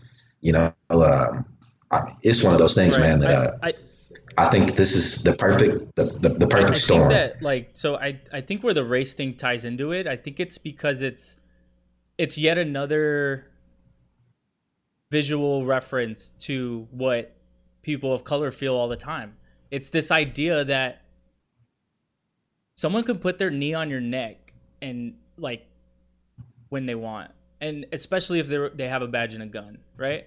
And so in some sense, I mean that literally, and in some sense I mean that figuratively, but that's the reality for a lot of people here of color, and I know that it's hard for people who aren't of color to understand. And I'll be honest with you, man, I've been on this thing for the past few years where I want to change the way that we talk about each other. So like you said, right, in your eyes, you're like, it's not that it was a white person that killed that man. It was that a cop killed that man, right? And I want to get to that place too. But I had to listen to everyone who was telling me, but you have to recognize color now because it matters now. Even if you, Derek, my name is Derek. Even if I live in the year 2300, where, you know, it's not going to happen in 2300, but where skin color doesn't hold much bearing on how people perceive each other. Even if I live in the future, in my mind, I have to understand that everyone that lives here now lives here now. And if they're telling me that I have to recognize their color because that's what they feel and that's how they think or perceive that other people are feeling about them or perceive them, then that's a real thing. And I think, again, so when the cop kills a man, we also are currently seeing a white cop kill another black man. And I think that's where the race becomes invoked and where I think it's incredibly valid to hinge your argument on that, if that makes sense. So I feel like you're stating. I think that if this guy would have been white, for being a black man or woman inside of communities such as Minneapolis, right? I mean, that's me from what I've seen. I would say that that's every community. Like everywhere that I've been, that I've personally seen is like there is some and even, dude, even in corporate America, being a person of color is just you're not there yet in some people's eyes. For whatever reason, they feel like you're not there, right? You could be the best at things, you know, and there'll still be some reason why you can never be part of this club that you didn't even feel the need to be a part of in the first place, but now you're just trying to make a living and you're being forced to conform to something that you didn't help create, right? Or you weren't even asked what your opinion is of now. So it's not just, you know, poor black people that I'm saying it's people of color across the whole spectrum. And to be honest with you, and I don't want to extrapolate too far, as I don't want to stray away from talking about race, but like even when we're talking about gender now, right? Like, I mean, women's rights is a new phenomenon in the United States. Like women didn't have the right to vote less than 100, or I think just 100 years ago. You know what I mean? So this idea that there are marginalized peoples throughout different microcosms in the world, I mean, that's a real thing. So no, I hear what you're saying. I think to maybe stray further from the gender argument, just because I think that diverges from the main point that we're discussing. I think not necessarily, but what you're discussing really is called intersectionality. Are you familiar with that? Yes. Yeah, and I don't necessarily think that intersectionality is what we should necessarily be basing our premises of hierarchy upon, and I think they should be processed beyond on top of competence, and not necessarily. So like when you were talking about like corporate America and everything, if me personally, and this is the general consensus, I feel like in Austin, Texas, where it's very tech central, we really I'm not saying there's no racism here. That's not what I'm saying. But if I were to hire somebody today and I already own my own LLC, I'm going to hire upon competence. Right. I'm not going to hire upon who I feel like, you know, I need 2 white people working in my office, and then I need 3 black people. You know what? I'm going to be real with you. I've worked in plenty of corporate offices before, and right now more than ever, diversity and inclusion is the #1 priority in companies. Okay. And that goes for Amazon, that goes for Google, that goes as far as like UPS, FedEx, like you name it. Like that's like what they care about right now more than anything. Right. And they care about the representation of the culture that's around them. And there's nothing wrong with having a representation of a certain race in your company. I think that's actually probably a healthy thing. But it's becoming a PR stunt at a certain point where it's like they actually have percentages and margins. And I'm sure you're aware of something like affirmative action as well, which is basically that universities draw a pie chart around and they say, okay, we need, and this is me being hypothetical, they're not real numbers, but you know, we need 20% Asian, we need 40% black, maybe 20% Latino, and then, you know, another whatever percent white. And it's like, that's, to me, I kind of go, I'm like, that's not the qualifications that you necessarily need though to be successful in society. It's competence. That's all I come down to, bro. I come down to equal opportunity for people, not equality of outcome. Right. So okay. So do you agree? Well, see, like, I don't want to get too deep into it, but the reality is that, like, everyone doesn't start off on the same footing, as much as everyone says that. Like, there's a difference between equality and equity, right? 100%. So if you're what you're saying, and so I just want to say that. But then also, you know, there are names. So you talked about diversity in the workplace and hiring practices, right? People have been rejected based upon their name. I mean, this is real. We know this. This is not like just made up. Like, people can send out, you know, 100 resumes with a non-white sounding name, and will always statistically get less replies. And it's not based upon the competency, because the competency can be exactly the same on that resume. So, like, when you talk about affirmative action, you know, we can have a whole discussion about that. And I'm not saying yes or no for it, but I'm just saying, like Mo and I were talking about earlier, with discrimination laws, like, these laws exist because people couldn't do the right thing without being forced to do the right thing, if that makes sense. Yeah, I hear you. I guess, yeah, I'm not in the game of ever having a debate necessarily with somebody. I just want to have a conversation, and I'm glad I get to have that with you. So I appreciate, you know, not really being the offensive, and, you know, you being able to just state what you think and me being able to state what I think. Yeah. And us being able to, like, share our thoughts and be able to grow from there. Yeah, no, I appreciate and it. not necessarily being able to just stuff each other down so that one of us is right and the other's wrong. Because that's what the news outlets are doing to us, bro. You know, is that there's always one guy who's like the ultimate bad guy, but they can't have a real conversation. Right. So I really appreciate that. But I'll keep watching your stream this evening. But I got to hop off the phone. But it was great to talk to you. Yeah. Great to get your opinion. Thank you too. I just want to let you know that's why I started this channel. There needed to be a place where the red team, blue team, whatever team you're on, you can come and actually have a conversation, share ideas, and not get really upset about it. But thank you for calling, man. Yeah. Yeah, no problem. Appreciate it. Thank you very much. All right, bye. That was cool. Yeah, I like what he said. I think that every section of society needs a representation, needs to be represented by their own people. And so with law enforcement, you know, and I'm not sure what the demographics are of the town that Floyd was from, but you know, you need some form of law enforcement that reflects the local populace, because they understand the anami, you know, they understand the social strain, they understand everything what goes on there. So, you know, I think that in itself would help the situation. You know, Atlanta's the perfect, it's the perfect model, you know, so you don't necessarily hear too many things, but they're policed by, you know, a large segment of the population is Black, and they're policed by a large segment of Black police officers. So when you have that there, you know, there's a level of trust there. You know, there's that, you know, there's already one wall being taken down. So, you know, I think as far as, you know, where do we go going forward? That's probably what needs to happen. You know, some type of, you know, oversight or overhaul or whatever. And I mean, I know that stuff takes time, you know, training people, you know, it takes money, you know, bringing people in, and you have to spend the money on the training, and you have to spend the time and the instructors, and I mean, it all takes time. They have to be competent. Yeah, and then they have to, like, be vested in it, because, like, think about how many trainings that we didn't want to be in, right? All the CBT trainings, and you know, shit. Yeah, death by PowerPoint. So I heard that the City of Chicago, the police superintendent here, is, because every summer Chicago gets pretty deadly, for lack of a better term, but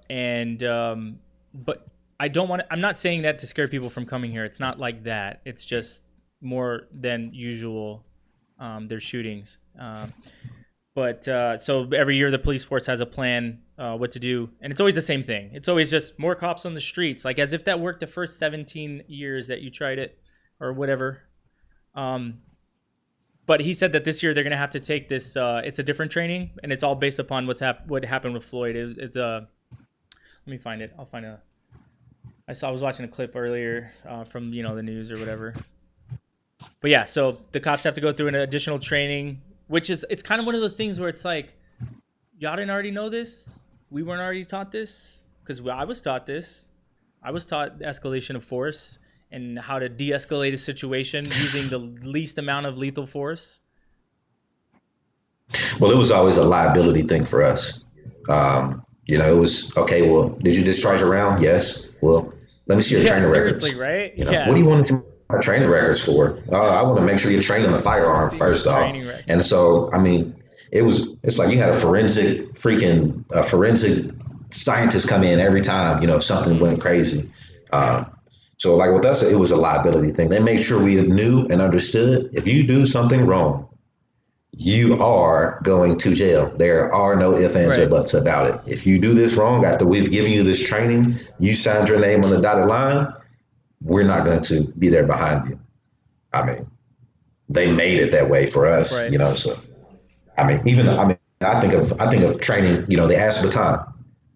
We knew which spots on the body not to hit with the baton. Seriously. And here it is. I'm expected to defend myself or to fight you with a baton and only hit you in certain places. Yes. If I accidentally hit him in his forearm and shatter his forearm, I'm still going to jail. Yes, you are. Yes. Damn. I don't even want to use this thing. Seriously. And that's where that's where you and I have a very unique perspective on the whole, police versus everyone else discussion. Is we can literally empathize in the sense that we literally did wear the shoes of police officers.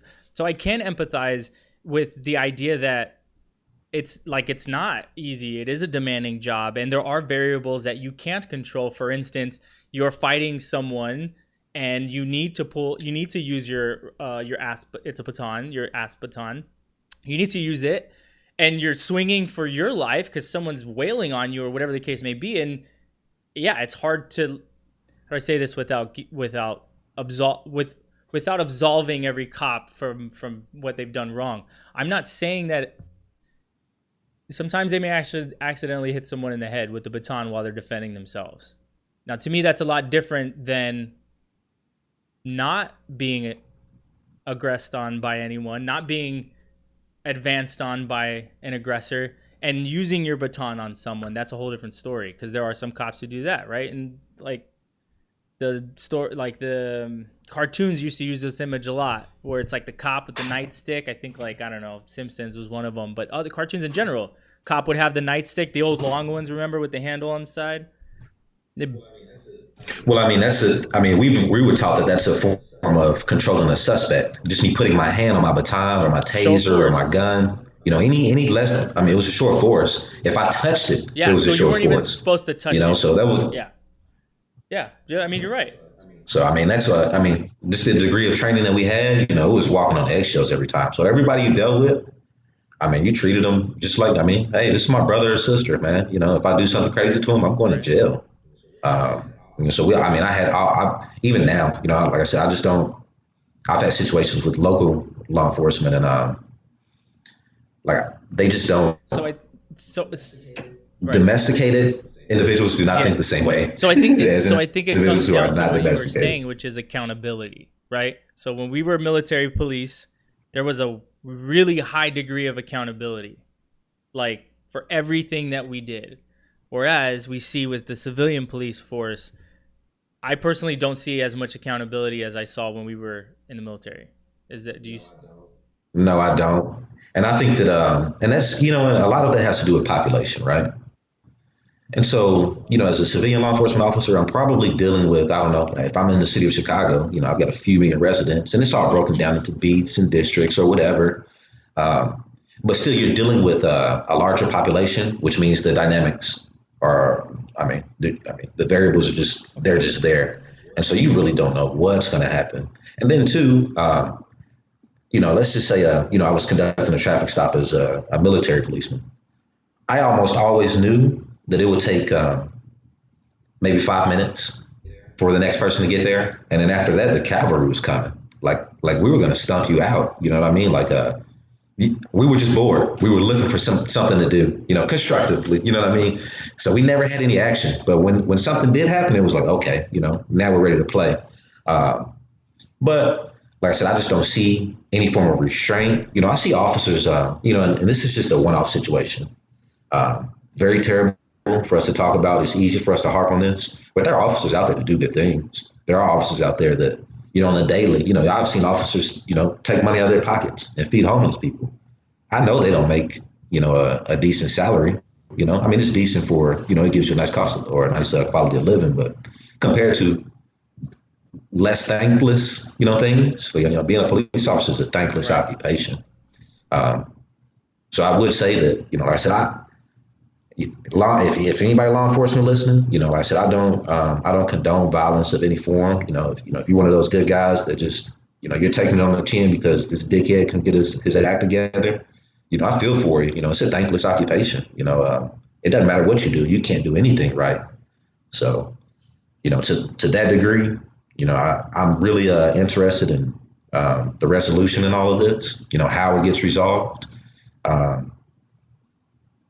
Like I said, I'm hoping for peace. That's just me. Initially my reaction was anger and frustration, and I was ticked off when I first saw the video. But I had to tell myself, like, hey, bro, everything is going to make you react. No matter what I look at, it's going to make me react in some way, shape, or form. So gauge my reaction. What made me react that way? Okay. Now I can go and talk about it as we're doing right now. Hey, maybe I can even articulate it to somebody that could actually, cause some change in our community. If I knew how to do it the right, if I knew how to word it the right way, or, I knew who to go to, or, so if I'm looking at these cops and I'm looking at this situation, that's just not what I see. I don't see a representation of the person that was killed or the people that were walking on the streets. I don't see any form of accountability. Hey, this guy screwed up. Today was the first day I saw the arrest, but I think they need to bring those other guys in.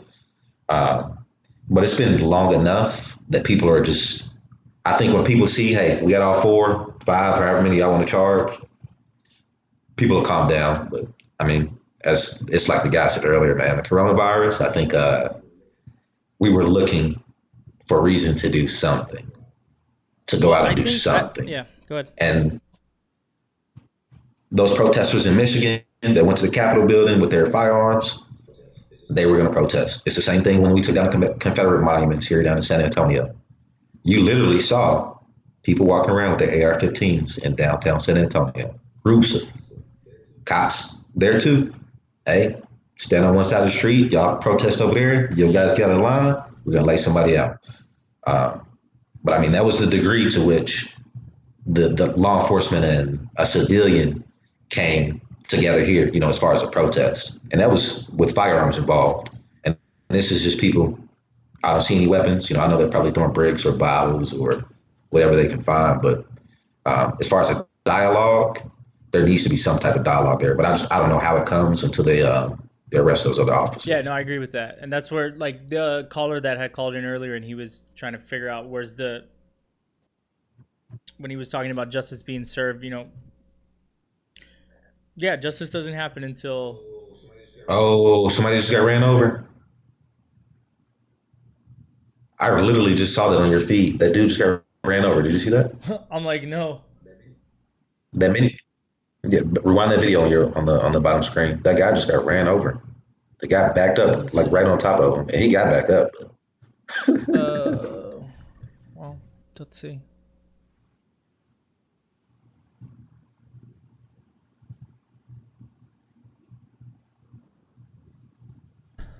Yeah, I just think I put myself in these people's shoes, bro. If I were out right now in San Antonio, I'd have my rifle with me. For protection or for aggression? Like literally my right for protection.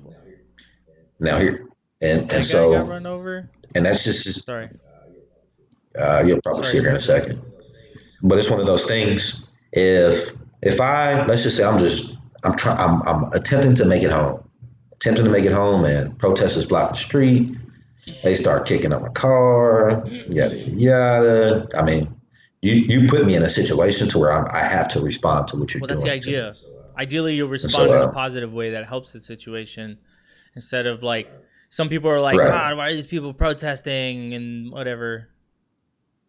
What guy? Well, protest is fine. Peaceful protest is fine. You have the right to assemble and protest. That's part of the Constitution, man. So, United States citizen, exercise your rights, exercise your liberties. But where does this guy get? like I said, I believe that these are opportunists, man. Yeah.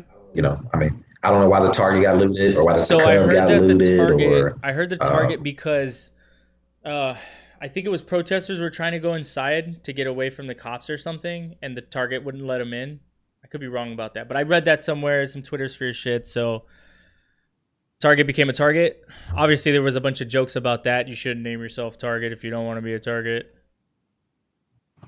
Okay, so here, check it out. So remember when I was talking about the cops in Chicago and how every year they have the same exact, and actually the lady in this clip is gonna say that, but I wanted to show you when I search in let me change the screen real quick. 1 second. So when I search in YouTube, there it is. When I search in YouTube, Chicago police, it's probably hard for you to read that, right? So basically, the first result is Chicago police unveil plan to combat summer violence, and literally a year ago. So the first one's CBS Chicago, the second one's WGN News. Literally a year ago, Chicago police reveal plans for combating summer violence. Like literally, almost verbatim, the same fucking story. Yeah, everything's cyclical. Everything's cyclical. Even news cycles. And so and that's what the guy was saying earlier. He says, look, man, like they're just plotting everybody against each other. And so I mean, I think they just people got tired of watching the coronavirus coverage. And then here we have something like this that's it's click, click, click, click, click, click, click, click, click. And I mean, it's all money for them. It's all money. Every time you click on a Washington Post article or CNN or Fox News or whatever, it's all money every time you click. Let's check out this clip. They don't keep in mind, your newspaper, that doesn't come anymore. You get digital. It comes straight to your phone. Yeah, and they need that money faster. The outlets. Yeah. That's my 87th and Essex. That's my own neighborhood. All right, let's see. Yeah, I was on 81st and 81st and Kingston. Okay.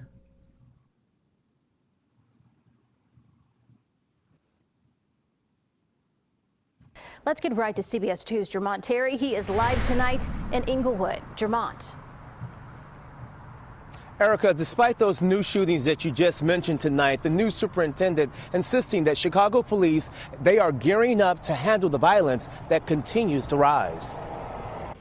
A special patrol of CPD officers leave McCormick Place. It's their first summer shift. It's crazy having these large cities too, man. According to Police Superintendent David Brown, will target hotspots across the city.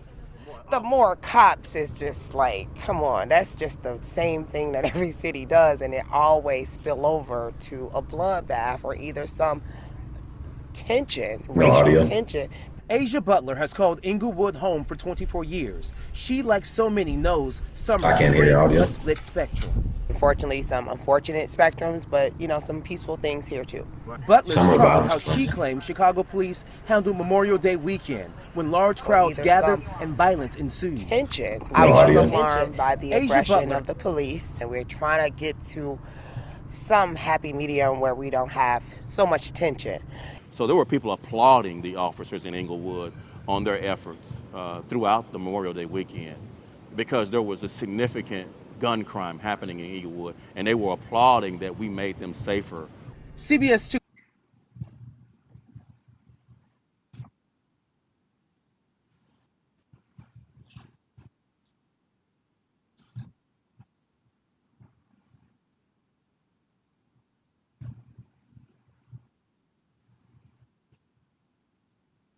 I don't know. I'm partial to more cops on the street. I'm from Bat. I am from a side of or a town or a part of Chicago where we had the crime spotter cameras, and literally, that's what I'm saying. Like, what did that do?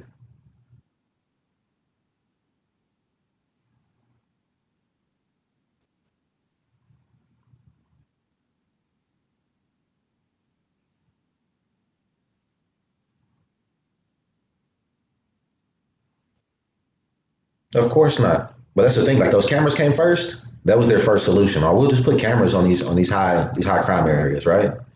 And then what started happening? They just moved from one corner to another, right? And then you put more cops in there, and you tell these cops, "Oh, you guys are gonna walk your beat. You're gonna walk from corner to corner." So now I already feel a certain type of way about the police force, right? They don't represent me or my interest. And so you've now added 10 more of those, 12 more of those, so I don't know. I don't look at the actual statistics. So I can't tell you if that works. If that method works. I can't tell you if there's a reduction in crime.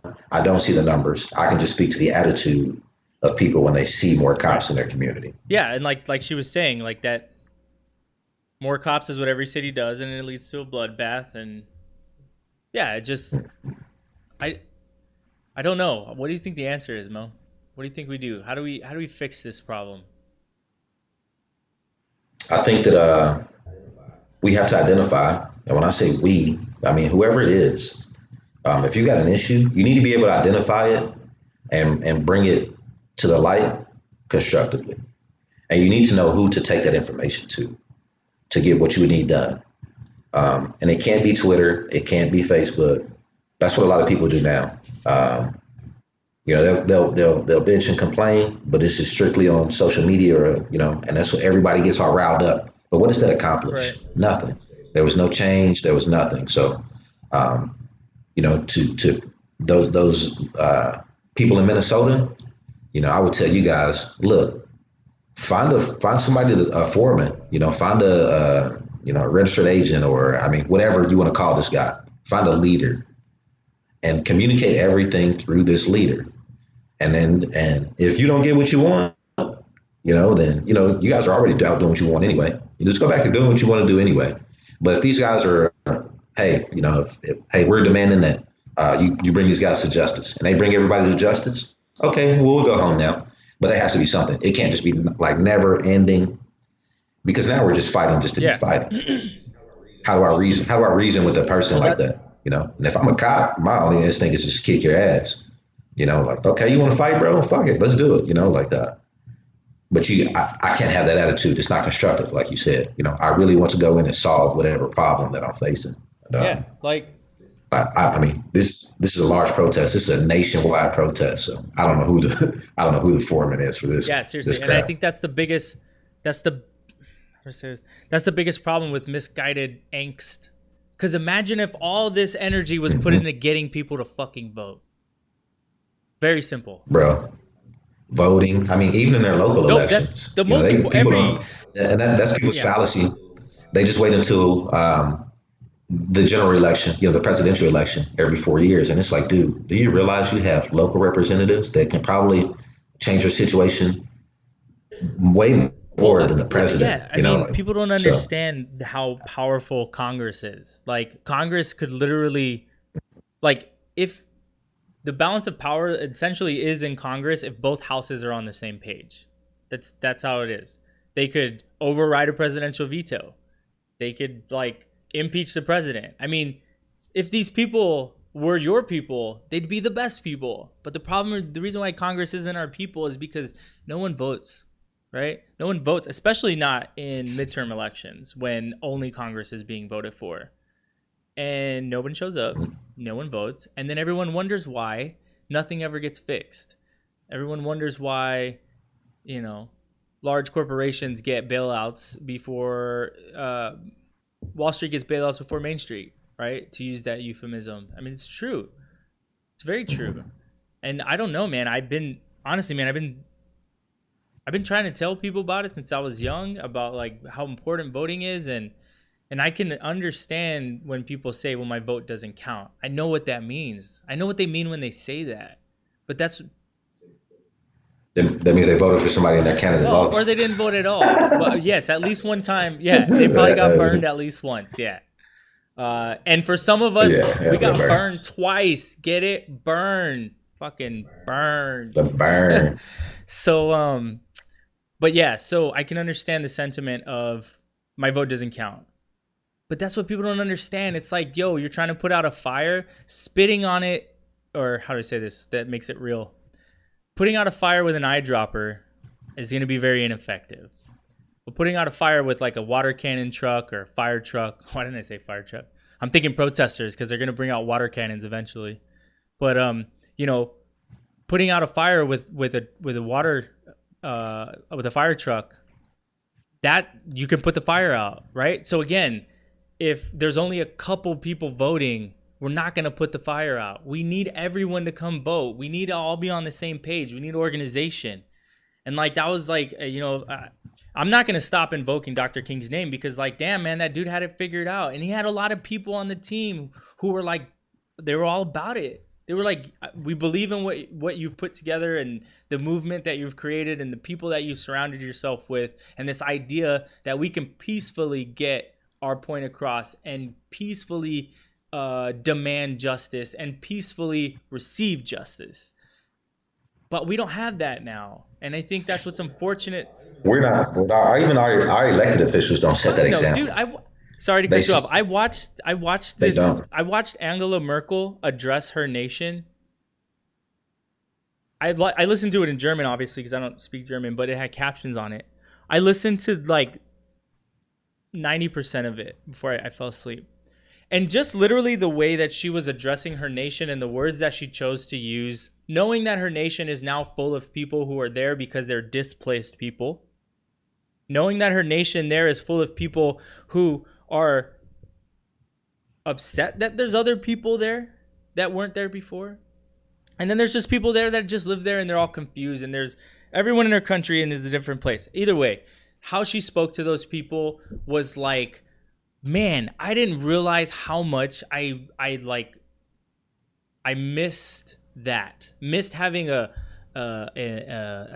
leader with poise and like just, you know what I'm trying to say, like not like competency. I think it's really the word I was looking for, to be completely honest. But yeah, I miss the stability of having a leader who can like control the country. And I am in no way giving President Obama a pass for all of the heinous things that he did as president. But if one thing that I will give him credit for, and even like the Bushes, like I don't agree with them cats, but at least they had a different leadership style that was more in line with like civility, I guess, if that makes sense. They were tacticians. Like they knew how to bend the knee. And that, I mean, our current commander in chief is, I mean, like I said, the reason why I like him is because I know what I'm getting from him. And so I expect the irrationality, the exuberance, the cockiness, the egotistical. I mean, that's what you're going to get that from him every time, you know, so he's consistent with it. But what I do know, what I've learned is that it doesn't matter who's in the White House in regards to my issues, as long as I can take care of myself, you know. So I've learned that, you know, a lot of people just rest their problems on politics. You know, we're poor because of this, or you know, we can't eat because of this, or I can't progress because of this, and you know, some of it might be tied up in the politics. I got a caller on the line, Mo. Give me 1 second.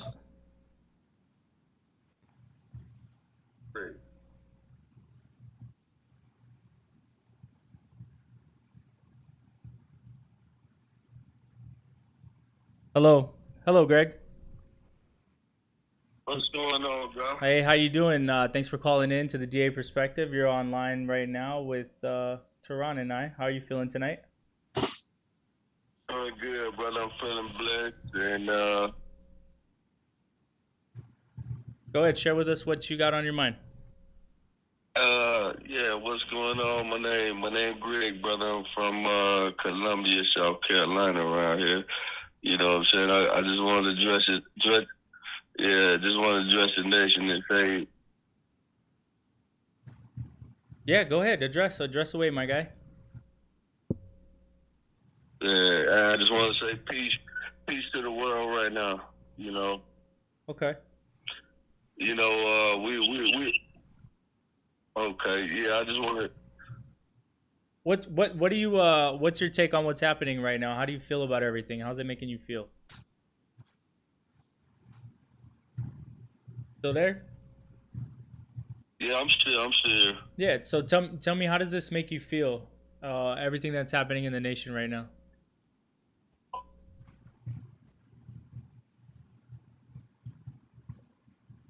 Okay, Greg, we're gonna go ahead and yeah, go ahead. Go ahead. Okay.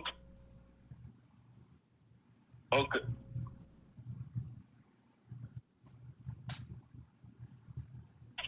Well, my take on everything right now is, is everybody shit.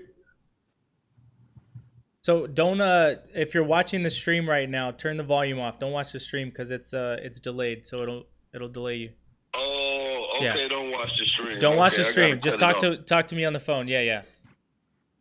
Okay, so yeah, go ahead. So tell me. Cut it off yeah, cut it off real quick, and then we'll get you where you need to go. I'm on it right. Okay. I'm good right now. Yes, you're really good right now.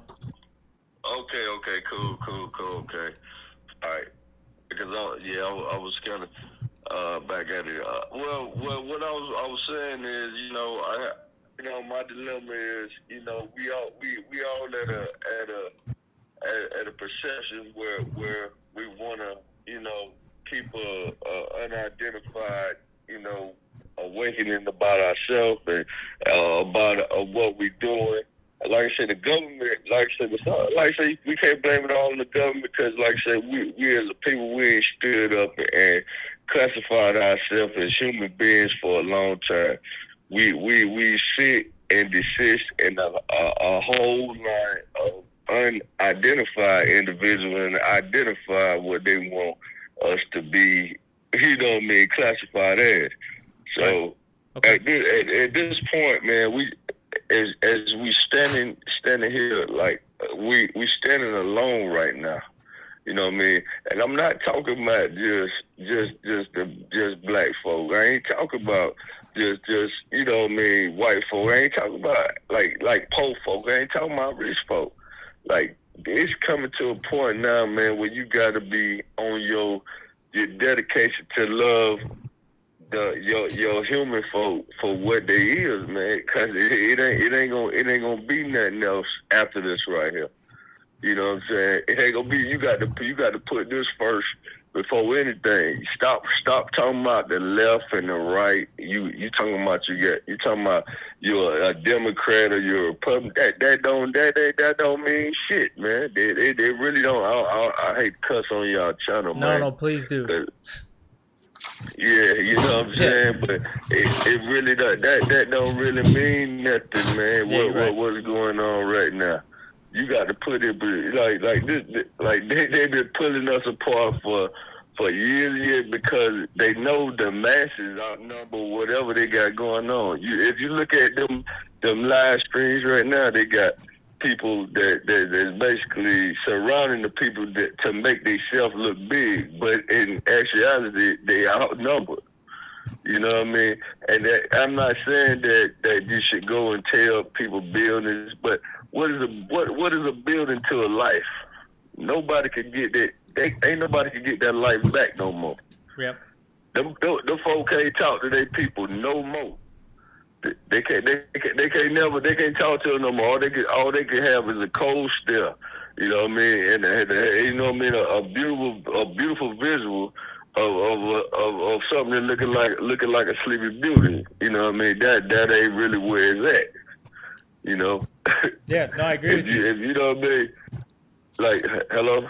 Yeah, no, I agree with you. I think that there's a big issue with people sticking to one side of the equation, right? So whether they identify as blue team or red team, there's no middle ground. And I agree with you about the human element. Like we got to think about the humanity part of all this first. So for instance, a building is not equitable to a life. So exactly. And two, if you're talking about a human element, you got to think too, like those cops when they first responded to that call. Okay, they doing that, but they doing it out of some kind of anger. Address the situation. I would like for the government and the people around the government, like the Minneapolis mayor. I really like that guy. He's a really total package kind of guy, man. He's a good guy, no homo. But like he's a real good guy, and like at the end of the day, like people gotta just address the situation. Like you know what, you guys, I applaud y'all because y'all got more ambition and more character than the government or your president or anybody around, because you're addressing the situation of what's going on. They won't even talk about what's going on at a political stance of what's going on in America. You know what I mean? Yeah. Talk, at least talk about somebody getting their brains blowed out, or they running without a gun, or don't have a gun on them and getting killed. You know what I'm saying? Yeah. At least address that situation first. You know what I mean? I really applaud you guys, man. And I'm subscribed or whatever I got to do, because I was just walking through the lives on here tonight. But I'm gonna go ahead and subscribe to you guys, man, and everything, because, like, at the end of the day, man, it's people out here that need to acknowledge that, man. Like, just acknowledge that. I know you don't come from that same background. You know what I'm saying? You might not get harassed by the police. They don't post up in your neighborhood like they post up in my neighborhood. You know what I'm saying? I stay. I'm in the Leon Lott kind of area around here, so they always harass the black community, where it's a lot more people that do they shit outside that, and that, like I say, you know what I mean, that's on the richer scale. But I ain't gonna talk about that, because that ain't what I'm talking about. But at the end of the day, that's what man. At the end of the day, man, people just gotta just stay out the way sometime, and do what's best for your fellow man, your fellow human brother, man, and just try to do that, man. Cause it ain't gonna get you nowhere with all of that, like all that slicking, that slicking, and all that tongue going around back and forth from each other, man. Just if you stick together, like I say, you stand up as one, like people doing right now on them streets out there, like they doing right now. That's what it's all about. It ain't about nothing else. All of that talking about that left and that right and that blue and that red and that yellow and that green or whatever you talking about, it don't even matter about none of that. Right. You got to. I'm talking about you got to stand up right now for your human race and your brother, man. Cause like I said, we tried to stick together already. We tried to come together, and you know what I mean. That don't work. That don't work all the way, but at the same time, you know what I'm saying? Right. Yeah. No. Wait. Well, see through what they trying to come through with the divide. I'm sorry for cutting y'all. Go ahead. No. It's okay. I just I wanted to say I appreciate you calling in. I want to give Mo a chance to respond to a lot of things that you said. So if I really appreciate you tuning in and sharing your good words with us. Yeah, I think he hit the nail on the head when he talked about y'all keep continuing doing what you're doing. Okay, thank you so much, man. You have a good day. Appreciate your time. All right, now. All right now. I mean, he hit it on the head when he talked about humanizing. And so I said, man, well, what possessed these cops to do something like this? And then I'm walking myself through the call, and I said, man, as soon as they received that call, they probably had the attitude that they didn't want to go. They didn't want to deal with this guy. They got a description of him. They had already preconceived the notion about this dude. And then they had already decided that his life was worth less than what they were going to give. They already had a giving you value to it. Superiority complex. Yeah, it was already there. Yeah, so I mean, that was that. And then, as far as people sticking together, I always talk about Huey Newton. And I just always like, what drove that guy to the point to which he just said, screw it. I'm just going to join team bad guy. And that's what it was, man. He started off with a genuinely good attitude. He wanted to do the right thing. And then he just kept bumping his head up against that resistance. And eventually it broke him. Once it broke him, then he started doing random wild stuff. And I think this is almost symbolic of the same thing. People bump their heads up against stuff, trying to get things and trying to do things right. And, keep bumping my head. And after a while, I don't want to bump my head no more. And if I am going to bump my head, it's going to be up against yours, So I think that's kind of the point where, I mean, as far as people go, man, like I said, you just can't, you don't know what type of scars people are holding. Like I said, watching the Alton Sterling video was troubling for me too, right? And it's one of those things like, man, you know, I would have done that just so much more better, man. Like, this guy would still be alive today had they just dispatched me out there versus this fucking, I mean, this prick, you know? So, you know, it's one of those things, man. I think that we need representation. That's the main thing. And I'm not talking just police force. You know, I'm talking in the court system. I'm talking lawyers, judges. I mean, people are not paying attention. And so what did Trump do? All the judge appointees. You know, they're all Republicans. They're all ours, right? Yeah, good. You know, that's one thing, you know, Republican judges. And then two, where was I going with that? So you got Republican judges, and now they shape the policy. And so now that the policy is shaped, there's no room there. You know, so even if a judge comes after that, I mean, the policy is already here. You know, we're more than likely not going to change it. So, you know, once we start getting hip to things like that, I always, you know, somebody's got to get in there. You know, somebody's got to get an inside look and see what's going on. And once you figure it out, and then you can affect change, you know, from that aspect. But you know, another thing Trump did yesterday was when the riots kicked off in Minnesota, he talked about the mayor. He said he's a left, you know, the Democratic left mayor. Yeah.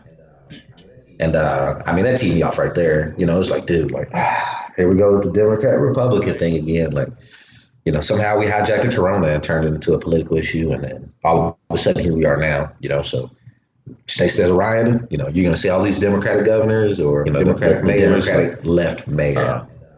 So, I mean, this is just really interesting in itself. You know, if you want to turn this into a political issue, I mean, it's going to be nuts. So, yeah, well, I mean, it is going to be, of course it's going to be, October, November? Of course it's going to be turned into a political issue. Like, that's what these people do. Like, and even like Trump's press secretary, I don't know if you've ever watched a press briefing from. You know what? I'm going to be completely honest.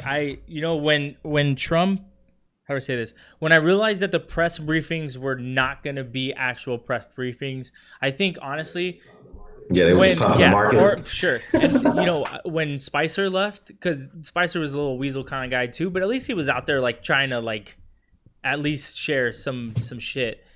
And then when you know who Spicer works for now. Seriously. And then when Huckabee Sanders was out there, it was just awful. She was just hateful and just like, fuck you, media. Like, she thought she was basically Trump. She literally was Trump, but like not. Well, yeah, they asked his press secretary, like, hey, have you spoken to the president about this? And the very first word out of her mouth was no. Right? And if you ask me, they prepare her like a quarterback for a Sunday like a football game. Quarterback. I mean, literally. I mean, no, like like the starting quarterback. Like, literally, if they ask her a question, I mean, excellent. I mean, she speaks very well. She's got a little notepad, or I'm sorry, her binder, and like whatever topic it is, whatever talking point. Well, you know, they didn't have a press briefing for a whole fucking year, so she was probably training the entire time. Well, whatever they did, but that just goes to illustrate. She said she didn't speak to him, but then he came out today and said, I saw the video. You know, I saw it, and I spoke to my attorney general, and yada, yada, yada. So that just proves right there they did speak. He just didn't want to comment on it. Yeah. And I assume that he may have thought that this was going to pass over. It might have been a one city thing. And so, you know, out of sight, out of mind. If I don't say anything, you know, if they don't ask for a response from me, I'm not going to say anything. And so today they made him, during this press briefing, they made him. And then even then, he was really quick about it. He just took off. Like, he didn't answer any questions. He just took off. So. Whatever. I mean, you can tell that, like I said, it's one of those things, man. I don't think that that these guys were, you know, out of sight, out of mind. If I don't say anything, you know, if they don't, you know, just plotting to just not speak on it at all. But I do think that they were attempting to buy time, much like the coronavirus too. Like they were trying to buy time. Like, I just, you know, get this whole everybody coronavirus thing. Like, dude, I'm tired of people getting away with things. Like, they knew this was going to happen. They knew coronavirus was coming. They knew it was a problem in China when it was breaking out. What? No preparation by our government, like on many levels. And now, you know, aside from all the protesting and rioting that's happening, you know, obviously we're dealing with the whole pandemic thing too. And it's like, it could have been handled so much better. It could have been handled so much differently. And I don't understand why the people in charge don't feel the urge to do the right thing. Like, why is that not human nature? Why is human nature not to do the right thing? Or is it and I have it wrong? I think that as a leader, he would have been wrong. And like I said, I'm just going to speak from both sides. I think he would have been wrong no matter what he did. Okay. No matter what he did. That's fair. And he makes the statement all the time: the solution cannot be worse than the problem. And so if I'm thinking like him, like I told you, I said he gets up. Me and him probably get up around the same time and check the Dow Jones, literally around the same time. That's what he cares about. And so, yeah, and he probably was worried about the market tanking. And so how did he do that? Like, don't tell dad I broke the lamp or something. Well, and so if you look at like who all came out and sounded the alarm, first it was the WHO. And then the WHO came out and was, oh, it's not going to be a pandemic. And then you had the CDC come out. The CDC really sounded the alarm initially. They said, hey, this is going to be bad. And then Trump and Azar came out and walked back the CDC's comments. And then you didn't hear anything from the CDC. We went straight to those press briefings. But, you know, somebody like me, bro, you know, and I might have been called a freaking dictator. I would have shut down the whole country. I don't care. If you're in New York, you're staying in New York. No flights, period. You know, that's me. But I'm sure there were some legal ramifications there. You know, if I listen to Cuomo, he's a lawyer as well, but he speaks in legalese. And so initially when the situation became the way it did, Trump wanted to shut down New York, but he couldn't. And Cuomo had the legal statute there that said he couldn't do it. And so I think if he could have, he would have done it. But then again, he half-assed it anyway. You know, you ban China and then don't ban Europe. And so if you look at the virus, where it traveled, it went to Europe and then came to America. So, I mean, that's you don't have to be a genius. You know, hey, I can't fly directly from China to the U.S. I'll just fly to Europe and then fly to the U.S. Like, I mean, it's just stupid, man. Like, and like I said, the whistleblower testimony, I mean, he said, hey, I told Azar. And I know Azar told Trump, but you know, who's gonna bite that bullet? Is it gonna be Trump or is Flunky? Speaking of your boy, so Chicago protest is trending on Twitter right now, and 2 minutes ago, a video was posted. I haven't found a live feed yet, but let me pull in this. So they're trying to get to Trump Tower. It was 12:30. So I read a couple. Yeah. So hold on. So I read a couple tweets that said they won't let us near Trump Tower. That was 2 hours ago, and this video is 2 minutes ago. Give me a second. Yeah, okay, Trump's here, on Twitter now. You're gonna get smaller again, but this is people. I'm just gonna make this big. Yeah, here's a tweet that Trump he retweeted. Minneapolis, Democratic governor, Democratic Secretary of State, Democrat state auditor, Democrat senior U.S. senator, Democrat junior U.S. senator, Democrat 5 reps. 3 Republicans, Democratic mayor, Democratic AG, Democrat police chief, 26 general elections voted Democrat. And then the hashtag at the bottom says Minneapolis riot. And then Trump's response to that, it's time for a change. Yeah, no, I get it. It's all, dude, it's going to be politics. It's going to be politicized on both sides. So definitely not giving the Democrats a pass, but you already know Republicans gonna Republican. That's just how it is, bro. All right, yeah, so, which is, oh, man, literally just went to this guy and it killed his live feed. Come on, bro. No, yeah, that's unfortunate because they're both going to politicize it. I mean, look at fucking, what's his name? These people are taking, all sides. I put Chicago riot in on Twitter, and every tweet says, I'm ready to riot. Or what? I put Chicago riot in on the search box on Twitter. And the first 5 tweets said, I'm ready to ride. Like, what the So what I was going to say was, like all of Holy these... crap. Of these politicians on both sides, red team, blue team, they all take everyone's vote for granted, man. They all do. Even what is this? Excuse me. Even Yeah, man, even on the red team, you know? Like, he's like, get back. And the guy's like, let me help you. And then he helps him up. Oh, man. Yeah, see, I mean, I don't want that to happen. I don't want cops to get hurt either. But yeah, I mean, and here it is, bro. I think even if Floyd was white, we would have the same response. I would like to think so. I got to be honest, man. I think I disagree with that because I don't think so. I think there would have been.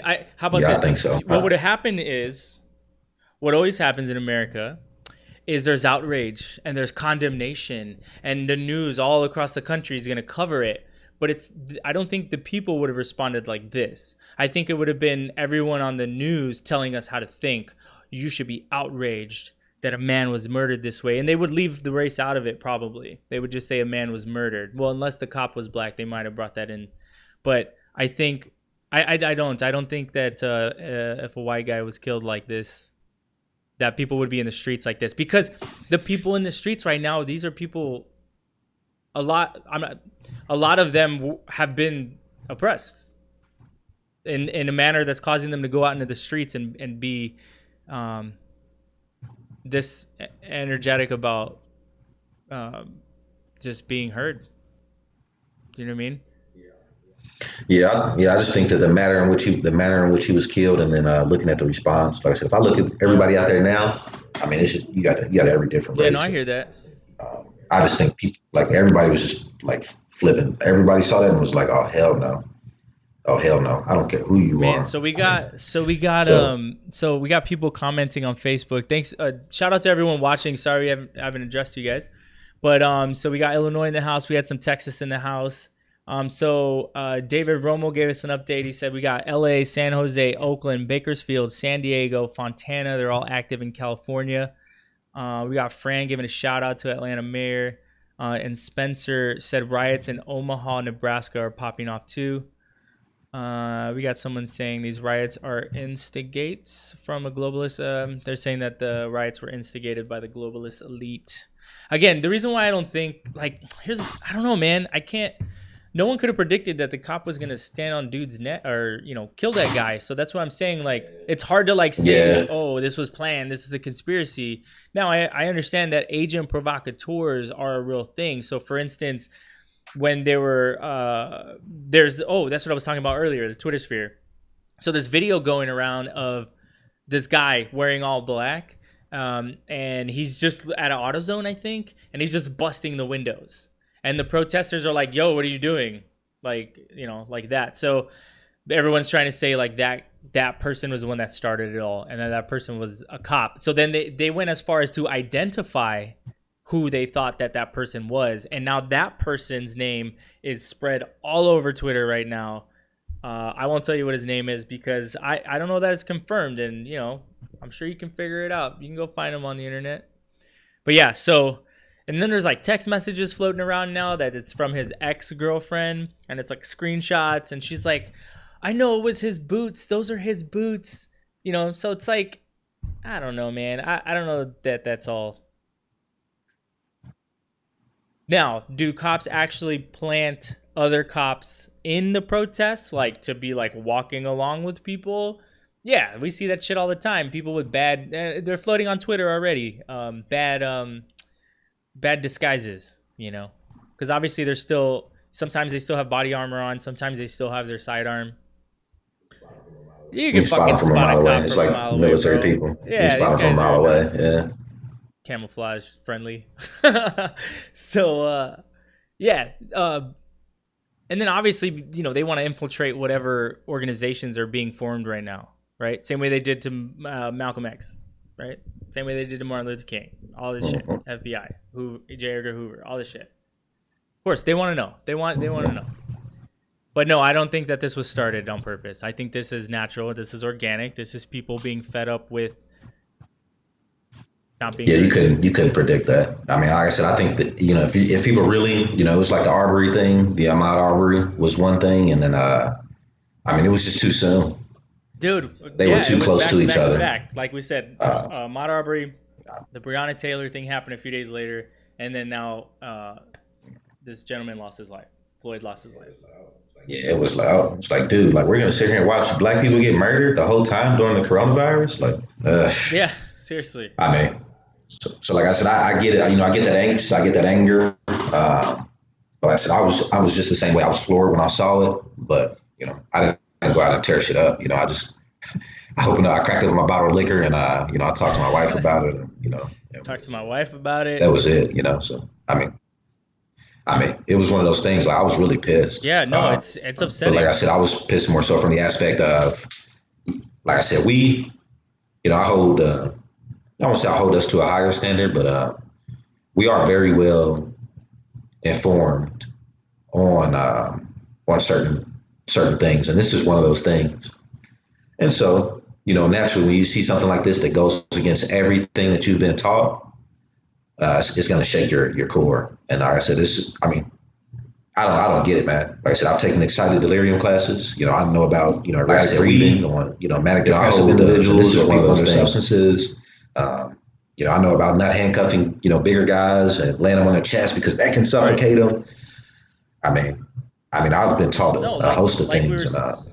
Not once did I see any restraint shown or, you know, any objectivity shown in that video. You know, like I said, the only dialogue that I heard from the cops was, well, this is what happens when you use drugs. And it's like, oh, like, you know, if there was no audio, I would have preferred that. But you even threw a statement out there that says, hey, well, this is what happens when you use drugs. No, yeah, it's like you were saying earlier, like we were taught, like if I'm doing a field interview with someone and then I put my hand on my gun, like that's an aggressive stance. Like that conveys a message to the person that you're talking to.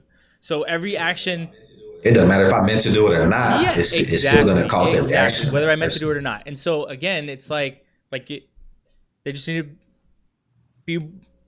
I just don't understand how he wasn't mindful in that moment, like how he didn't know that his knee was on that man's Adam's apple, like just pushing it closer to the concrete that was under him, and then all the other cops that were there too, you know.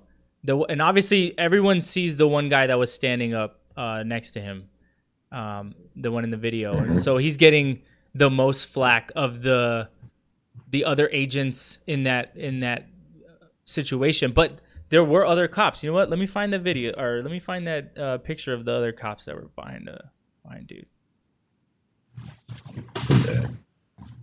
But I mean, even the I believe that guy was the Asian cop. But I mean, I saw somebody charge him, and then he's, you know, you guys back up, and you know, he went for his mace, and I mean, you know, it's one of those things. I don't know what freaking Floyd did, but I don't think it was anything to deserve what happened to him. You know, he didn't deserve to die. You know, so I even saw the videos, you know, prior to leading up to the arrest. And so there's a cop that has him handcuffed. He walks him up to the wall, sits him down on the wall. He's being compliant the whole time. He stands him up, walks him back. Now, he might have been high. He might have been on some type of drugs or something. That explains his behavior. But at the end of the day, that's more of a reason for you to treat him differently. And to say, like, look, you know, this guy's under the influence of something. He needs, like, some serious help right now, you know. You know, it's more of a reason to do something like that versus I just don't understand why he was subdued like that. I found it. You know, what I found the picture. And this is what I'm talking about. Give me 1 second. Let me get it to the right place.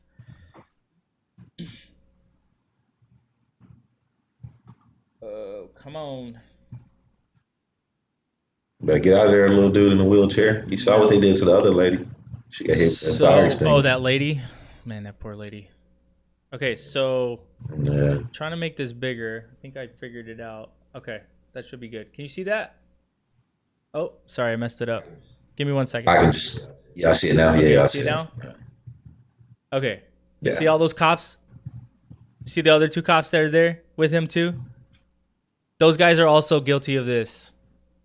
They helped him do that to that man, right? And one of them's looking down at the knees, and the other one is looking at the cop that's standing up. So we had two other cops with fucking 4 eyes on. We had 2 eyes on the guy killing Floyd, and we had 2 eyes on the guy who was standing there who could have also helped Floyd out, but they didn't.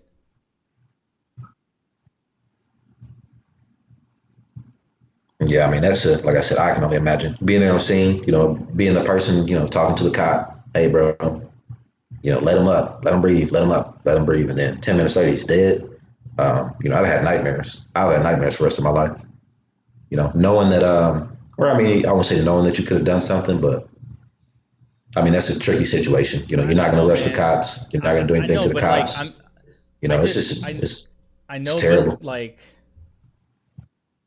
I don't think I can make an excuse for this. No, there's no excuse. Yeah, I can't make an excuse. I don't know what it's like but being I'm on just saying, scene, like, on that scene, whatever scene. Nah, that's like you said. There's no excuse for that. No, there's zero. Not with that many officers there. And like I said, I'm a little guy. But I mean, like I said, with my training, bro, like I said, it didn't matter how big you were. I just knew I was gonna kick your ass. Well, I don't care how big you were. The bigger you are, the more charged up I got. And so, somebody like Floyd, like, I just saw him.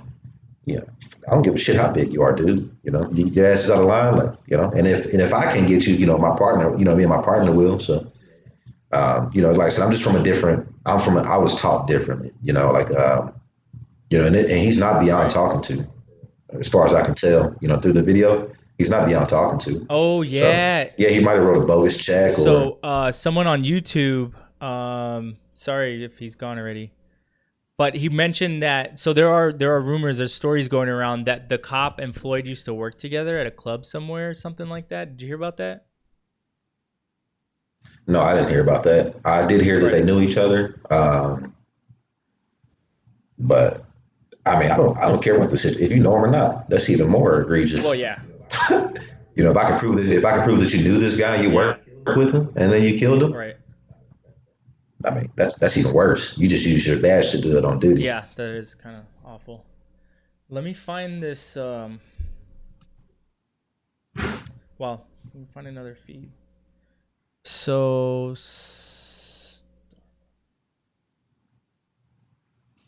Bro, every tweet says, I'm ready to riot in Chicago. Really? This is terrible. No, I'm telling you, man, people are just, and so again, I wish this could have been channeled to the ballot box. I wish it could have been channeled when someone like a Bernie Sanders needed it the most. And imagine if Bernie Sanders was the presumptive nominee right now.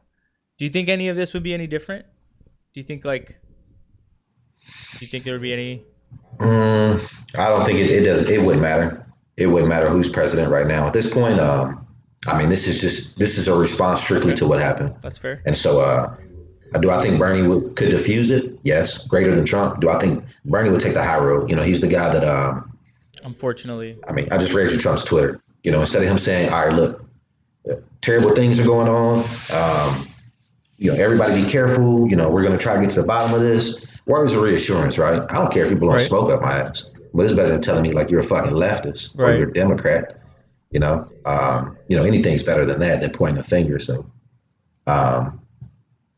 it's one of those things to, I think that, and it'd be the same thing if anybody else besides Trump would probably get a better reaction out of everybody. But I mean, even if Trump, he's already picked us out of the fence. And so now that you know how he feels about this, he's already let you know how he feels about the Charlottesville riots and, things of that nature. You know where he stands now. And so I'm less likely to listen to anything he says now. Before if I didn't care before, I'm really not going to listen now, but like I said, if that was Bernie or, I mean, whoever, another candidate, another presidential candidate, the response might be different. But you're seeing his response now. Trump, so I said, I did see his press conference. He said, hey, I've got my attorney general working on it. And I know they have to be fair. I know that even Trump can't come out and say, yeah, he's guilty as hell. Even though we all see the video right here, Mo? Because all this, no, I can see it. I can see you putting it up. But that's just the thing. If I have a good attorney, I can go in the courtroom and argue that I'm not receiving a fair trial because of the media. And then I can have the jurisdiction moved. You know what I mean? There's a host of things that I could do. Oh man, this is Yeah, a let me fat see if cop, I bro. can get In some. Chicago, I don't know. It you, says that. you know you don't mess with the fat cops. Damn, son. I'm trying to get his ass with that bill ball. In Chicago, you don't mess with a fat cop because you get shot. Looks, man. You learn that at an Nah, I early ain't trying age. to hit his ass with that bill They're ball. not That running, bit chasing you or bust. nothing. Hey, this that. I got that red knock Debo ass out. I feel like them bitches. Watch that. They're going to throw stuff at him. They're going to throw more stuff at him. He turns back. Why would he? See, like I don't like this. I don't want this.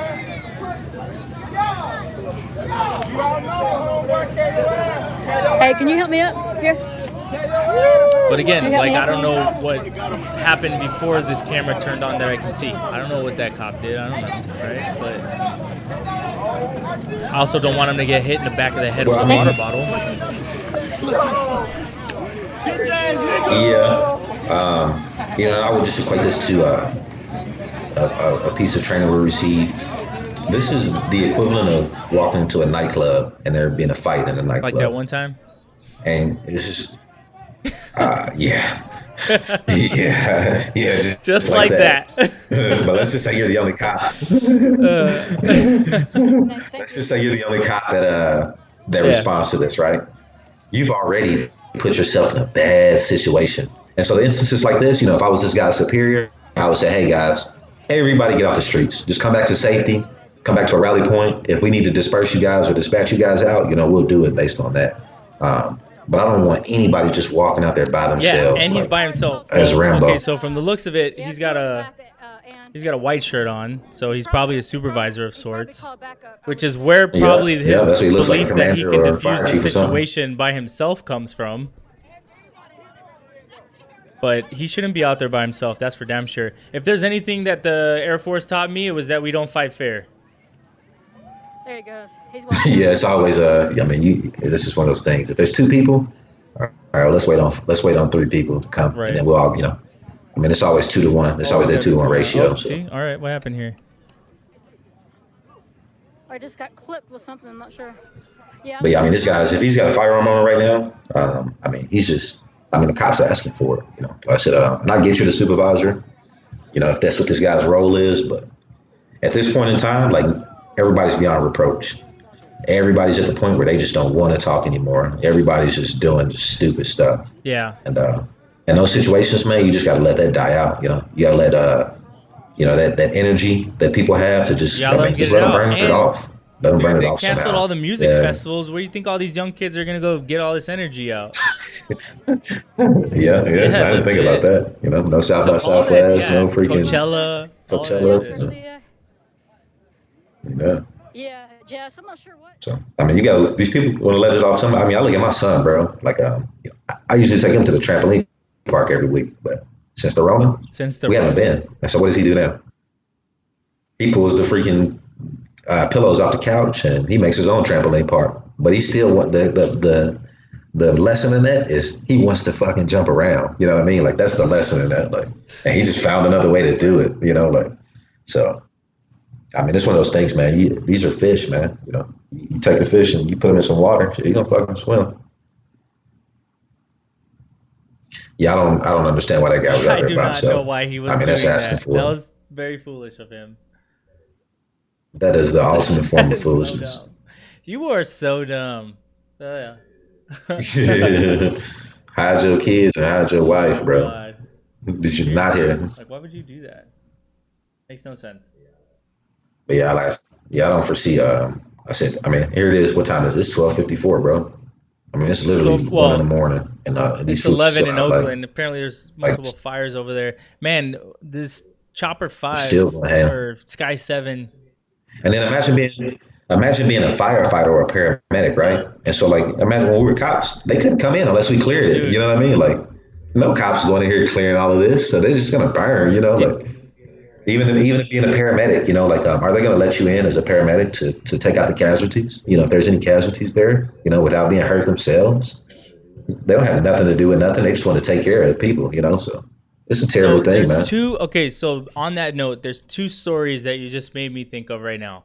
One was of the firefighter that had his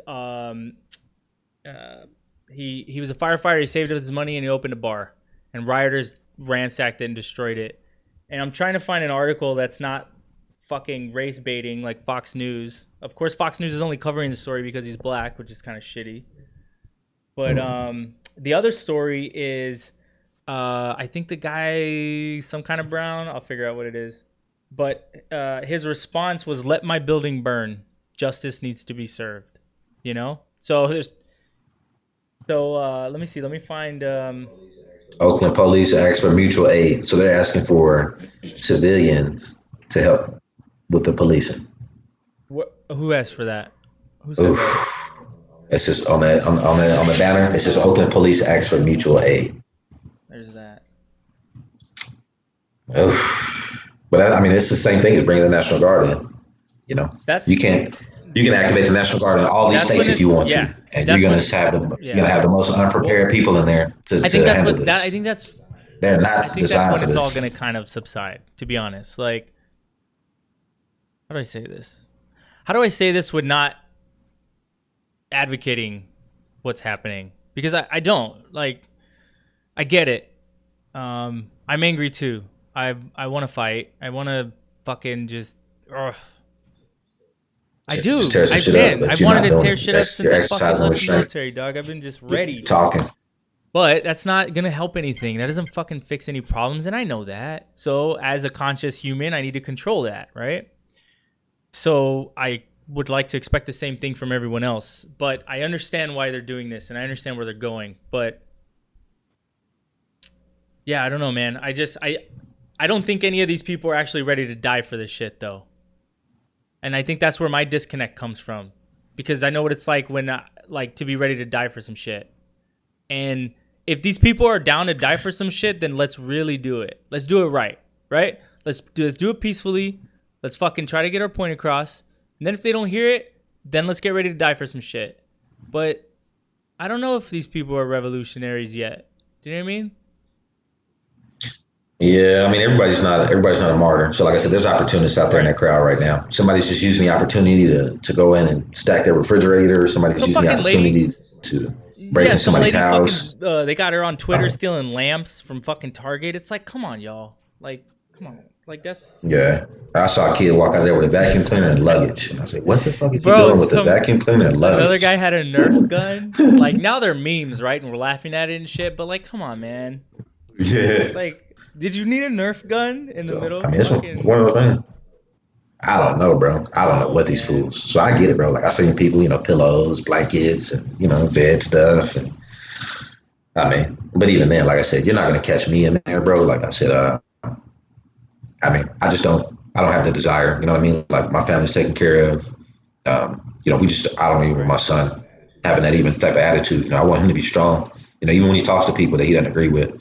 Like I want him to be able to say, "Hey, bro, all right, well, let's talk then." You know what I mean? Like, let's talk about it. Like most people don't have those conflict resolution skills, and so when they're confronted with some type of adversity or something that just doesn't go their way, they fold, they buckle under pressure, and a lot of times what comes out is that anger or that lashing out, or but that's just a sign of emotional immaturity. That's all it is, really.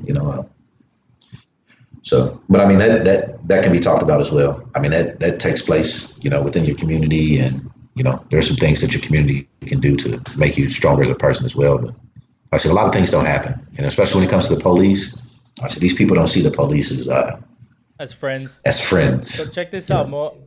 They don't see them as friends. I want you to watch this short clip, and everyone that's watching online as well. Let me get it sized up properly though. It's the owner, the firefighter who lost his bar. Well, I'll say this. I think he's raised $200,000. Well, someone created a GoFundMe, or he did it himself, I believe.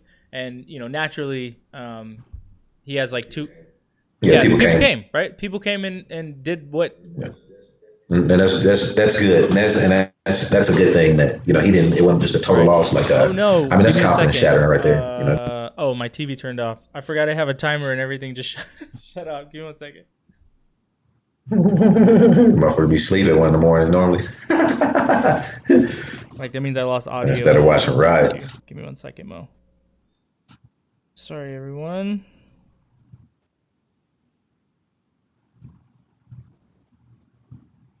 Dude, everybody is awake right now. I'm still getting text messages. Everybody's What watching is it? this Sorry, shit. what did you say?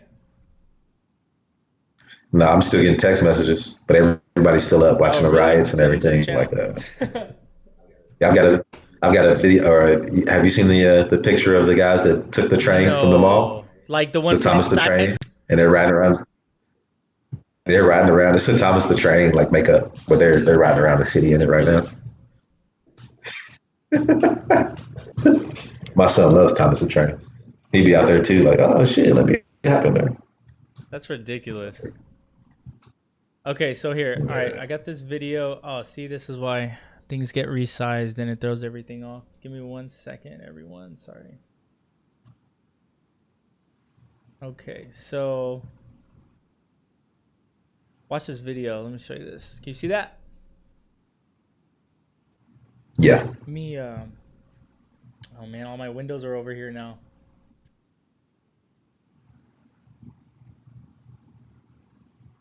Here, check this out.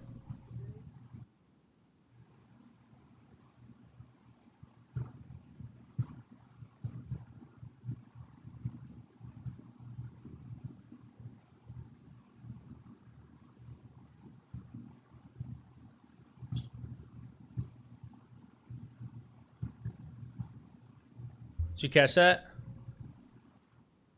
Yeah. Yeah. Shitty, right? I think it's a little shitty. Obviously, it wasn't personal. They didn't know the guy. But damn, they were there filming and they were trying to fucking steal his safe. Wild, man. But yeah, I guess, here, let me find the feel-good story for that in a second. But let me get these, let me get the right footage back up as well. Here we go. Let's get that. We got some good live footage here.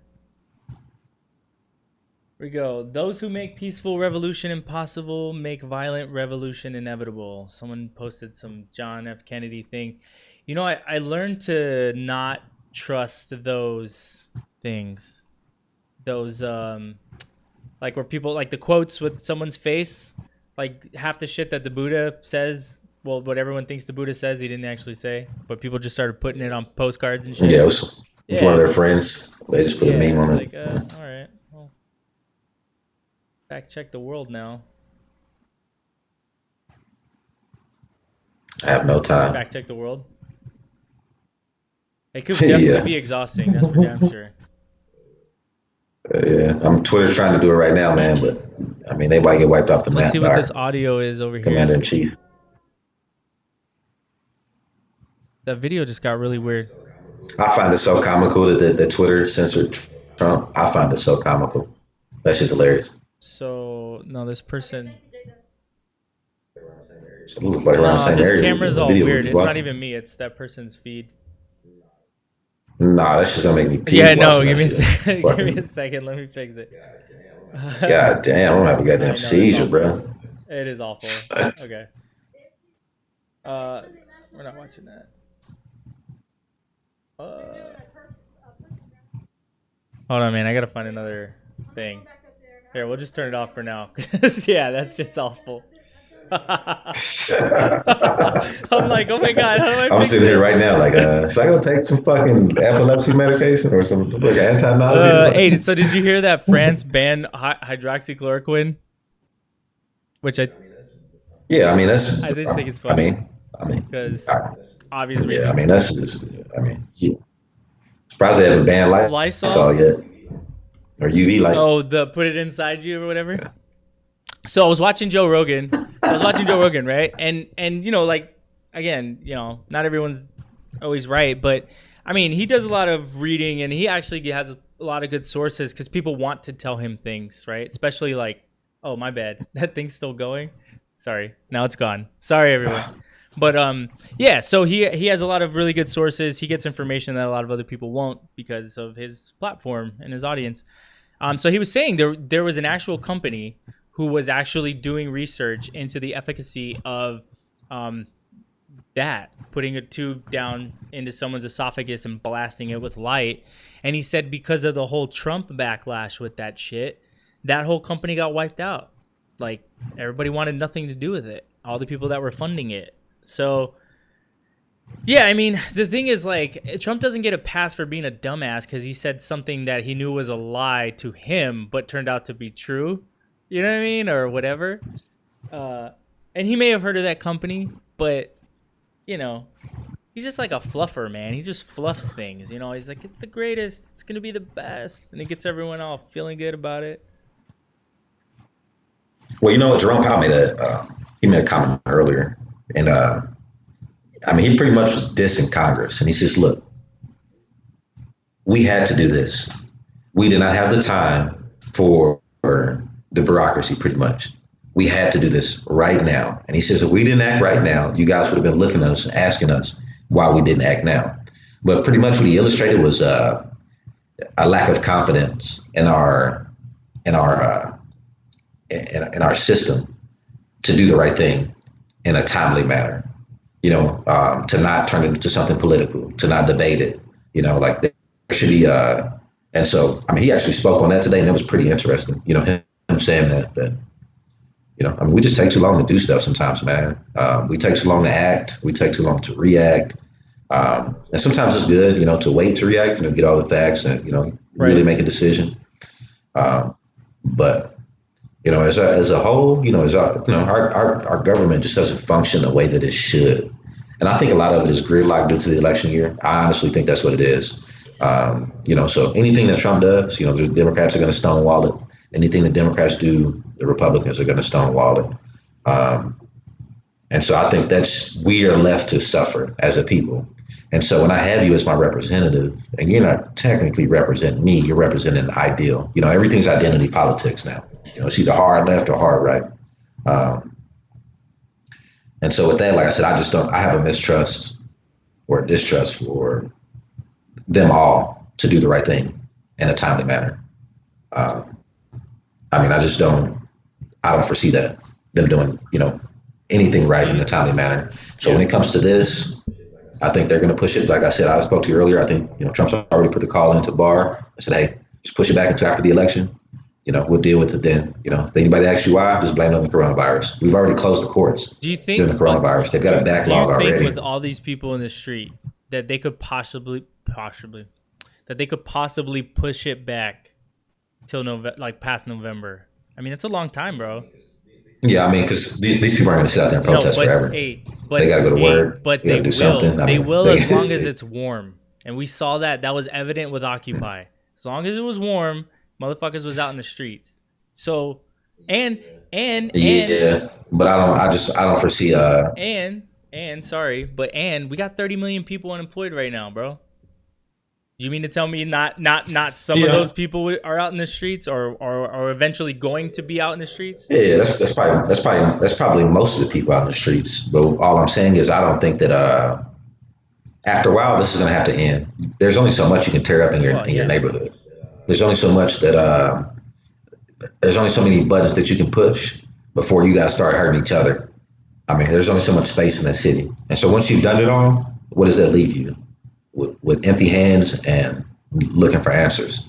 And so that's why I said, you know, I think that, I don't think there's going to be an instant thing. You know, I don't think this is going to be tomorrow they're probably still going to be protesting. But as far as the riots and violence and stuff like that, people are going to come to their senses after a while.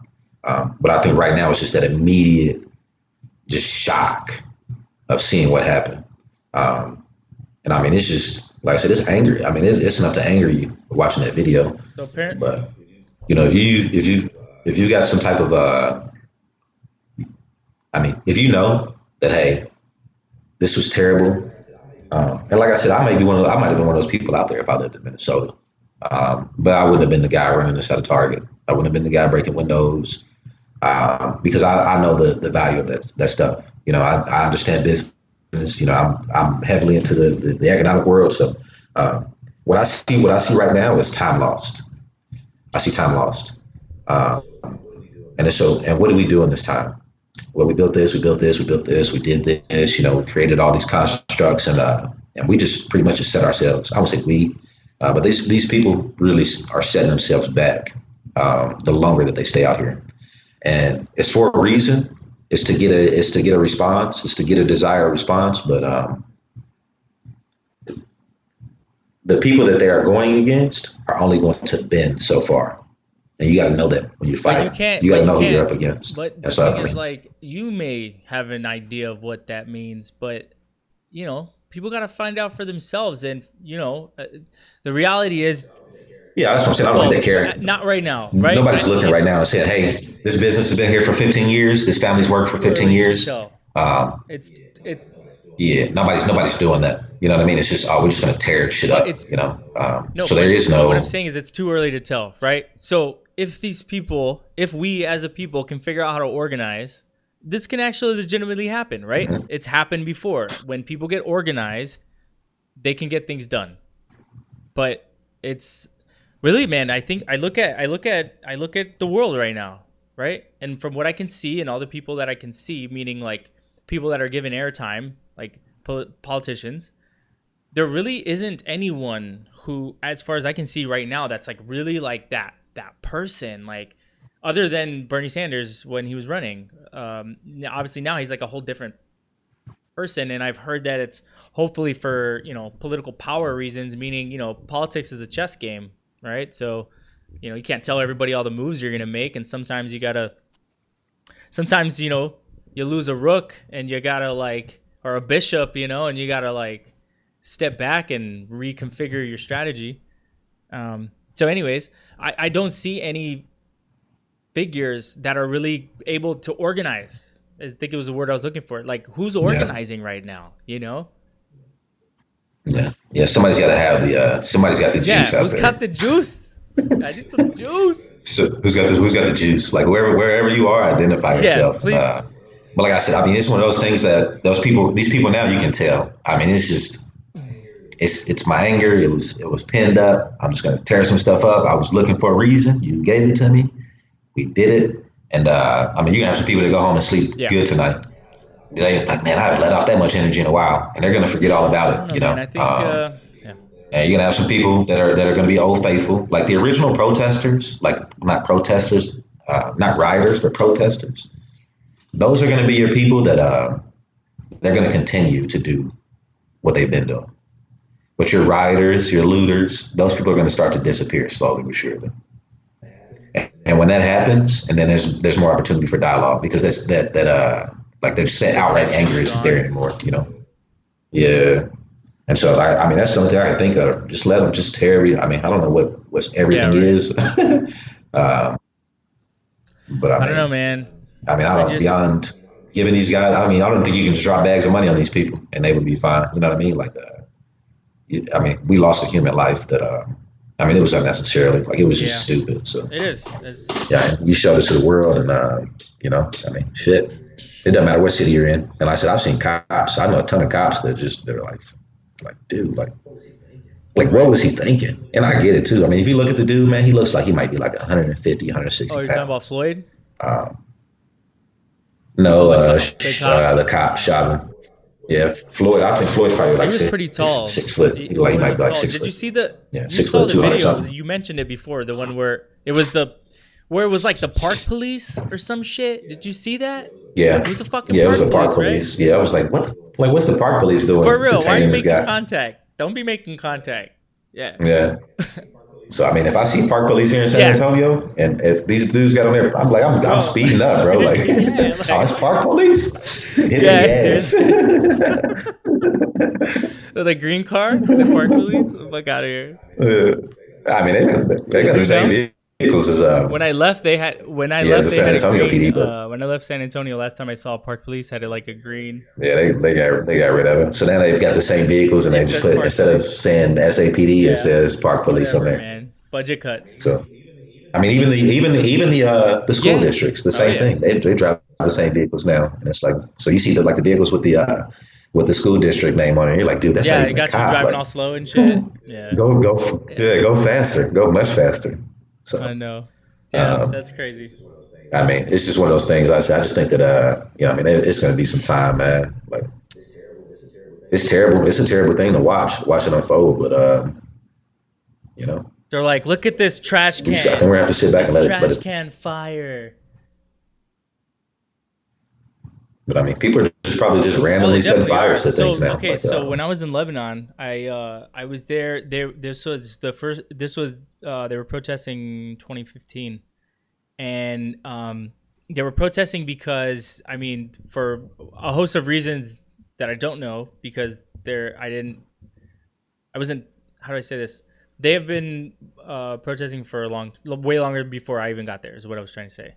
So, but in the moment that they were doing it there, if I have it correctly, it was the garbage was piling up all around the country, and in addition, and the garbage was kind of like the spark, right? So Floyd now, George Floyd now is the spark for all this happening.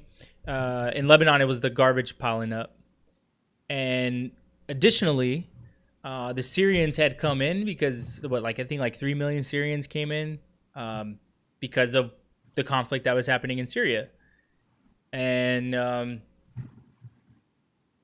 they just started wheeling the dumpsters into the middle of the intersections and just lighting them on fire, dude. It was crazy. It was everywhere. Like fires were just, and it was trash fires.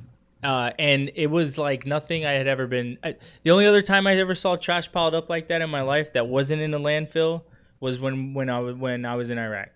That was and that was like, you know, the burning trash that was next to the burn pit. Burn pit. Right. For cancer factory. Pretty sure that's where mine came from.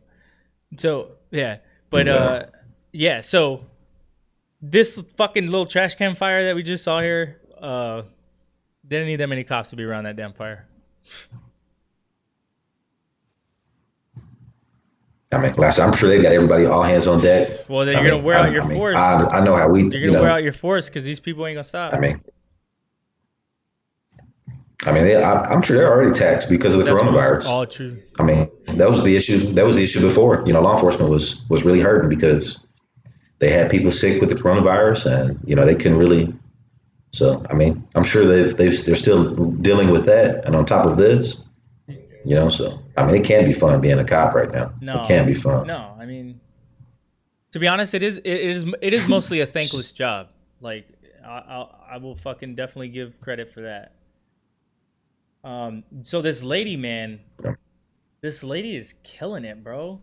Let me find her. She's got like 130 people watching her right now. Let's see if we can hear what she's saying. I need to unmute her. There she goes. Let me give her her name, so I'll give her a shout out. Her name is Adventures with Peachy Rider. Peach like a peach, you eat it. Adventures with Peachy Rider. Mama Peach, if you're watching, I'm fine. As you see, I'm fine. I'm gonna stay with J-Dub. She must have her drone out there live streaming. She's not she got cracked in her freaking her eyebrow. Hopefully she's leaking. Get a hot shower. Peachtree, and what I can at least tell you how long my GPS says it. These fools literally have instructions on Twitter. Yeah, Mike, this man, baking soda have instructions for the tear gas. So hey, if you're going out to Riot, make sure you take these items. Mike is not that far from here, really. Maybe 30-35 minutes, Mike, I'd say. You're welcome, Joshua Miller. Thank you for subscribing. I appreciate that. She's like thanking subscribers and shit, like while she's out there protesting. That's awesome. Wake the fuck up and walk off the Democratic plantation. Okay. It's all one evil. All right,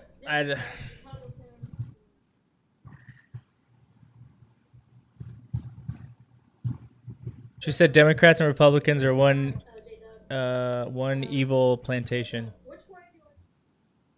All right, let's go.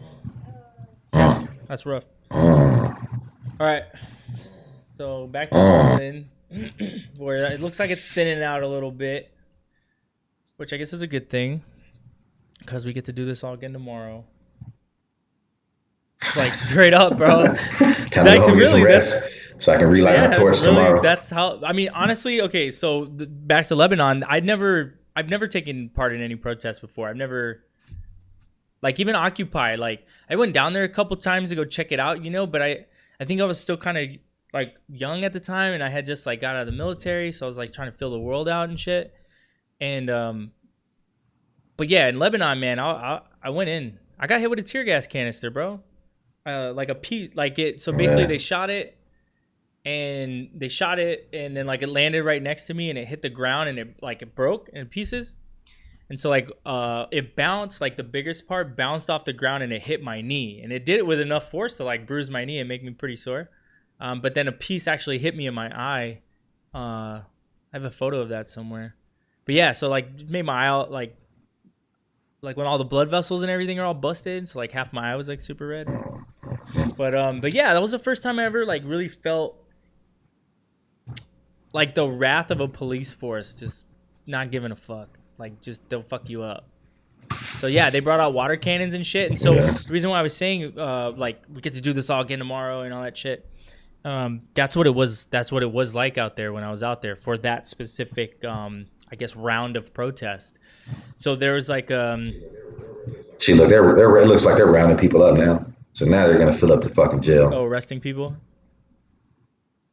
Yeah, it looks like they're rounding people up now. It's getting too late. It's like it's gonna be interesting to see what they do with all those people. They're gonna make a difference or fucking standalone like jail. Or what? That's a ton of like people when the arrested. fucking clubs closed and like the bouncers yelling at you to get out, and like you hang around for a little bit, and then eventually he comes by and he's like, "Yo, get the fuck out." And then you either leave or he throws you out, right? It's like, hey, finish your Coors Light, bro, and get the hell out of here.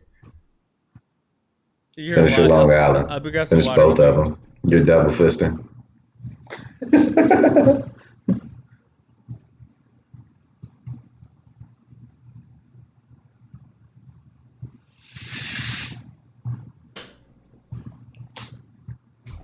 You know what though? I remember. Hey, do you remember starting off with the Long Islands? Oh yeah, I mean that was our thing, bro. Couple Long Islands, double fist those, knock those down real fast. Drink 2 Coronas, knock those down rew fast, and then the night was young. We had a really good time that year, Mo. I really appreciated you being a part of all that. Few shots of tequila, and then it was a really good time. I had a really good time. Yeah, I'll never be able to drink like that again, bro. Ever. I caused permanent damage. I don't have the stomach for it now, dude. Permanent damage to my body. Yeah. Yeah, I can't even do it now, bro. Like if I even attempt to do that, man, I'd be for anyone listening, the 30s are real, and when you get there, you do feel different. Like real. I was one of those people that was like, I want to be young forever. But we're from 20 to 60. I'm never gonna slow down. You go from 20 to 60 in a heartbeat. I would rather be fucking sober off water doing a fucking live stream than drunk right now. That's for damn sure. I won't lie to you, bro. Like normally, I mean, any other day, I'm probably asleep, close to 8:30, 9 o'clock. I'm on old man time because I'm up early. So I feel that. I mean, it's just one of those things, man. Like I don't even go to the clubs anymore. If I went to the club, I'd fall asleep there. They wouldn't let you sleep there. Straight like that, But well, I mean, I've slept in the club before. So. I feel that. Oh, did this get paused? No, it's still rolling. No, this one browser that I was on. Let me put this back on no. Full screen to see the cops. To see if the cops do anything stupid to these people here. Yeah, I mean, and nah, they're probably just trying to get ID and stuff like that. Half these guys probably don't have this shit on them. They're probably just out there just fucking off. off. The worst part too, man, is like, why does this keep happening? That's the worst part too. Is then the cops start getting really frustrated, and then they kind of like. It's a lose-lose. Yeah, it Both is. sides are gonna lose. That's a really good way to put it. It's kind of like, you're damned if you don't, right? So like, if you don't stand up for yourself and you don't fucking demand justice and representation and just general being treated like humans, you don't get it, right? Closed mouths don't get fed. But then you open your mouth and you wave your hand, and they're rubber bullets, if not real ones. You know what I mean? Like. So I don't know, man. Yeah, it's a lose-lose. I don't want it to be, though. I don't want to believe that it is. Yeah, I'm surprised. I don't think it is. I think. Sorry to cut you off, but yeah. Well, I'm really happy that all we see is tear gas right now. And I mean, you just spoke about rubber bullets. Oh, yeah, we haven't talked about them the whole they time, right? Yeah. They do have different things that they can use. Non-lethals, baby. I mean, they could really do some damage. Pull out that beanbag shotgun. I mean, you'll fuck somebody's world up with that. So yeah, yep. So yeah, they got these dudes, and I bet these dudes are from different parts of whatever they were just doing right now. So they just corralled them up, put them in one place. But yeah, that's what it kind of looks like. They're just waiting on a paddy wagon or something like that. The RV point. They're like, yo, meet us here. Yeah. Meet us here with your new friends. Yeah, pick everybody up. They're probably gonna process these guys for some type of disorderly. It's gonna be something small, like a small misdemeanor. I mean, they're gonna have a time, and of course, I'm trying to prosecute all those people. Are you seeing these red lasers on the camera? See it? That's people on the ground. Yeah, that's somebody. Yeah, that's people on the ground. See, like, why are you doing that? Like, do you want to cause a helicopter crash? I mean, these are people that don't understand or probably don't even care the effect of that. Right? They don't know. They don't know. What the hazards are of that. But I mean, when you make this dude crash because he can't fucking see shit, dude, you make that helicopter crash, then no one gets to protest. They'll be protesting the freaking helicopter crash site. No, like they'll shut it up. They'll shut it down, man. Like legit. And that's the thing too. And that's the thing too. Like as much as like in numbers, we are definitely stronger, but they have force multipliers. And we got that firsthand experience from the military and seeing that, So I mean, look at the amount of preparation we did before missions. We would do a freaking brief on the mission, and then you would get the op order, and then you got to go to guard mount. You got to do battle drills, and you got to check ammo, and you got to check on your people. And I mean, we just come from a different place, But I can understand to why they're doing a little bit of what they're doing. But I would just assume they were way more prepared for something like this. I mean, it's not like we haven't had riots before, so there should be at least some type of regulation or some type of protocol. Procedures. Yeah, but I mean, in this situation, they're probably just ignoring everything. Oh yeah, because once especially for this, they get out there and they're just like the cop the video we watched earlier, the cop in New York just shoving that person to the curb, and then they all just kept walking. They all kept walking together, like no one skipped a beat. Yeah. And so it's like you said, like that cop's probably just frustrated, bro. And that's how he let his frustration go. He's not emotionally intelligent. And like you said, those are the people that we don't need. He's one of those people that would, if you gave him absolute power, he probably, I mean, you can just tell by people's behavior. He's one of those people that would probably abuse it. He'd be body slamming everybody if he had a chance to. He'd be body slamming everybody if he had a chance. Certain people I just don't see as a threat, Like I said, that chick, I don't know how much she weighed. She might have weighed like 95 pounds soaking wet. Hold on, let's see. So, he could have literally just told her, like, hey, just sit your ass down. He could have literally told her that. So supposedly Denver's popping off right now. I got to find a feed.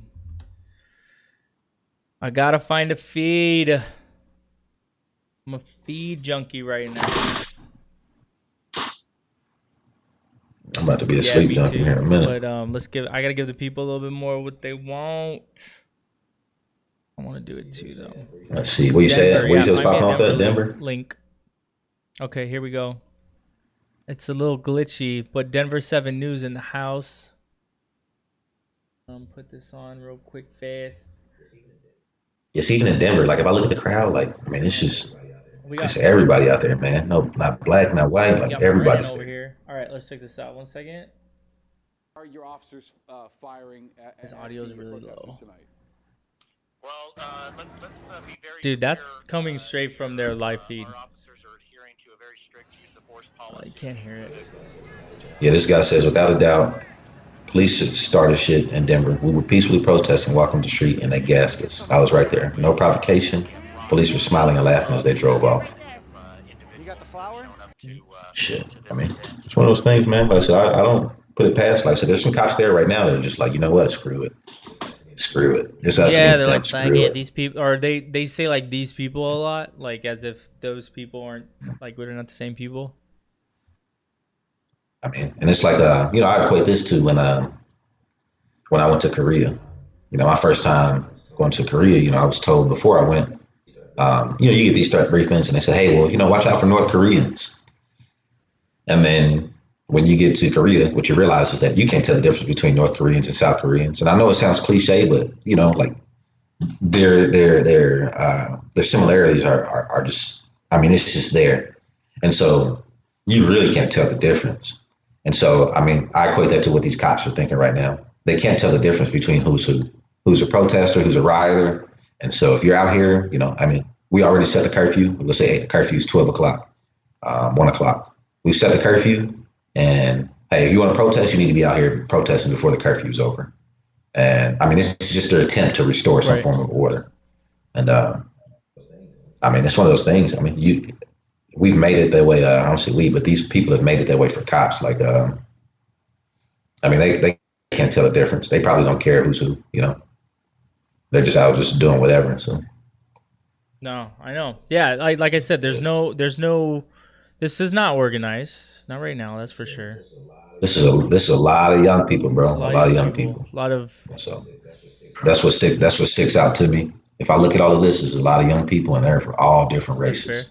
That's a fair assessment, sir. All different races. Yeah.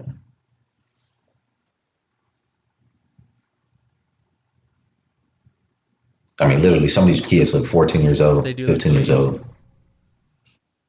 Yeah.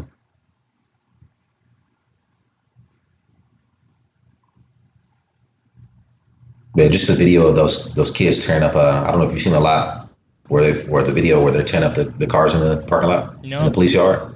Mm-mm. Have you seen that video where they break in and it's like 15, 16 kids, man, and they tear open the gate to the police yard where all the vehicles are stored, and they go and go to work. All right, let's see. They went to work. Getting some live feed from the ground. Yeah, they're still tear gassing. They're probably just gassing everybody now. Yeah. Just gas. You get the gas, and you get the gas, and you get the gas. Everyone gets the gas. They're just trying to get people out of the way now. This is Denver. This is a Denver feed from. Give me a second. This is from Ghost Rider, like Ghost Rider on YouTube. So shout out to Ghost Rider. Hopefully he's not a dick. I don't know him or her or them or they.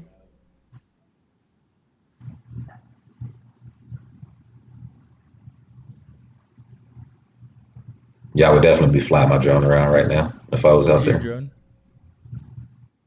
Yeah, I'd be up there with the helicopter.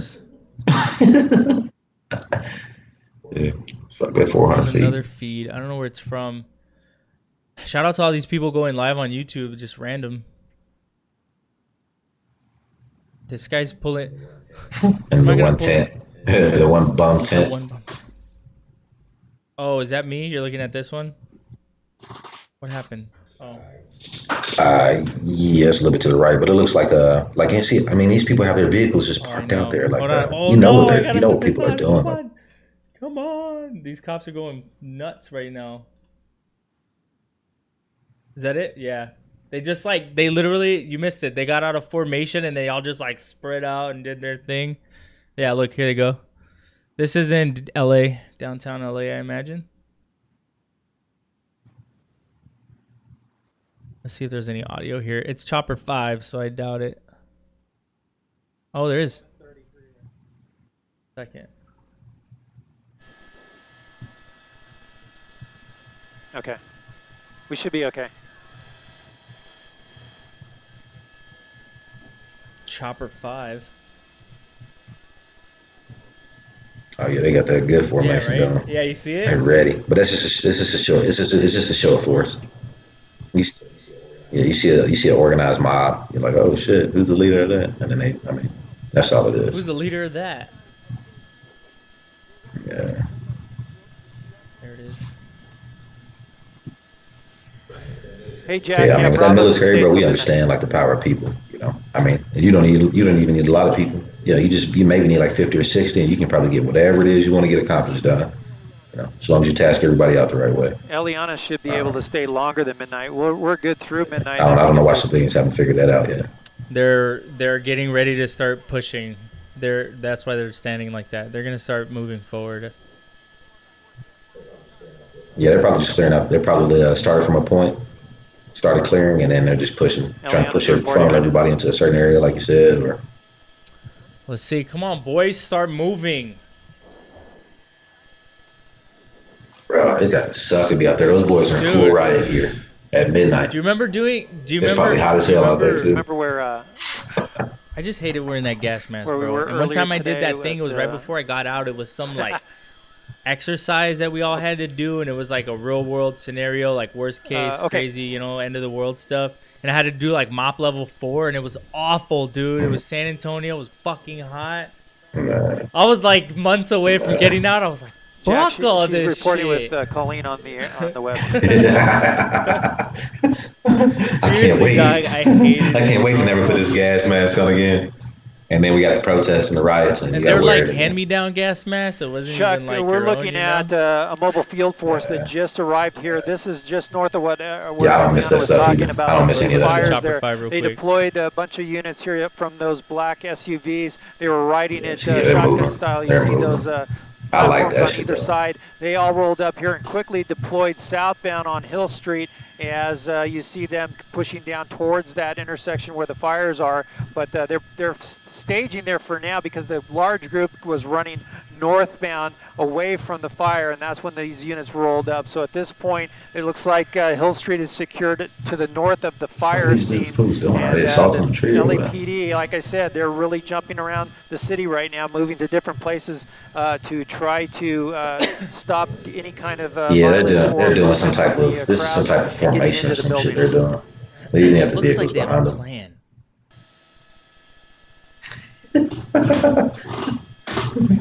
Shit, where was these motherfuckers at during the freaking arrest? Yeah, no, seriously. Yeah. Oh. But I mean, like I said, I mean, if I look at a cop, bro, you know what I'm saying? Even now, if I deal with a cop, I just automatically, if I look at them and I can tell like they're just, 20s, 30s, I just automatically assume like, I have to talk to this person. Yeah, it looked like like there were like my six brother there, or sister or a child, or I mean, I just automatically assume it. Get over here to Terrible, but that shot, I believe save your right ass. here. This was the scene earlier. Let me see if we can move around a little bit and try to get that for you. But again, it was the LAPD that moved in on a group that was moving I have down this listed Spring as Atlanta. Street. And as they moved down Spring, this is 7th Street actually. That's Los Angeles. The fucking thing said LA. Find that it's downtown Los Angeles. But it looks like maybe they've already cleared out and taken those people into custody. I said Atlanta. But I believe it was right in this area here, or maybe up a little bit. But yeah, right in this area where they took those people into custody. Yeah, it don't look too bad for it to be LA. No. It seems to me, Gil, like the police. Yeah, I had a buddy like Joe's mom works in downtown LA. And so I had a buddy text me the other day and was like, hey, man, they're protesting in Los Angeles. And so I text Joe. I was out at the time. So I said, hey, has your mom said anything? Your sister said anything? Nope. And then literally like 15 minutes later, she texted me and was like, hey, thank you. My mom's on the way home now. She didn't know anything that was going on. Oh, really? News travels fast. She's just straight oblivious. Yeah, I was like, damn. How did I tell somebody in LA that they were protesting? Bro, this is another this is another shot of those same dudes, because I remember this big guy with the red hat and the chain. There's that paddy wagon we were talking about, waiting for it to come up. Yeah, they're just loading everybody up. Get in there. Hope you like being cold, bro.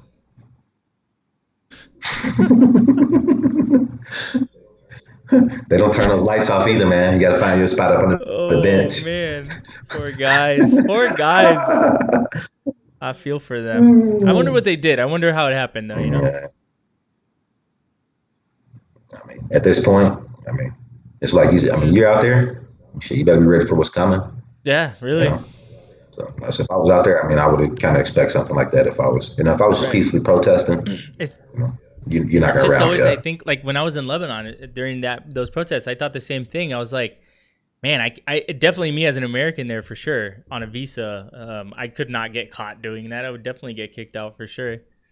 But like in my mind, I was like, there's no way these guys could catch me. There's like thousands of us out here. I just need to make sure they don't grab me.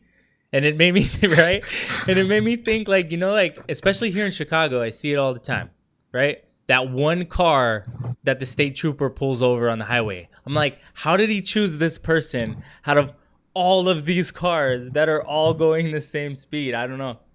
And it's not even like there's room. I've had that situation before. It's just that one car pulls over. Well, that's all it is, and everybody else and just I was keeps gonna going. say, and it's not even like there's no room to speed. So that's even more so I don't understand. Are you just grabbing people with like expired stickers or something?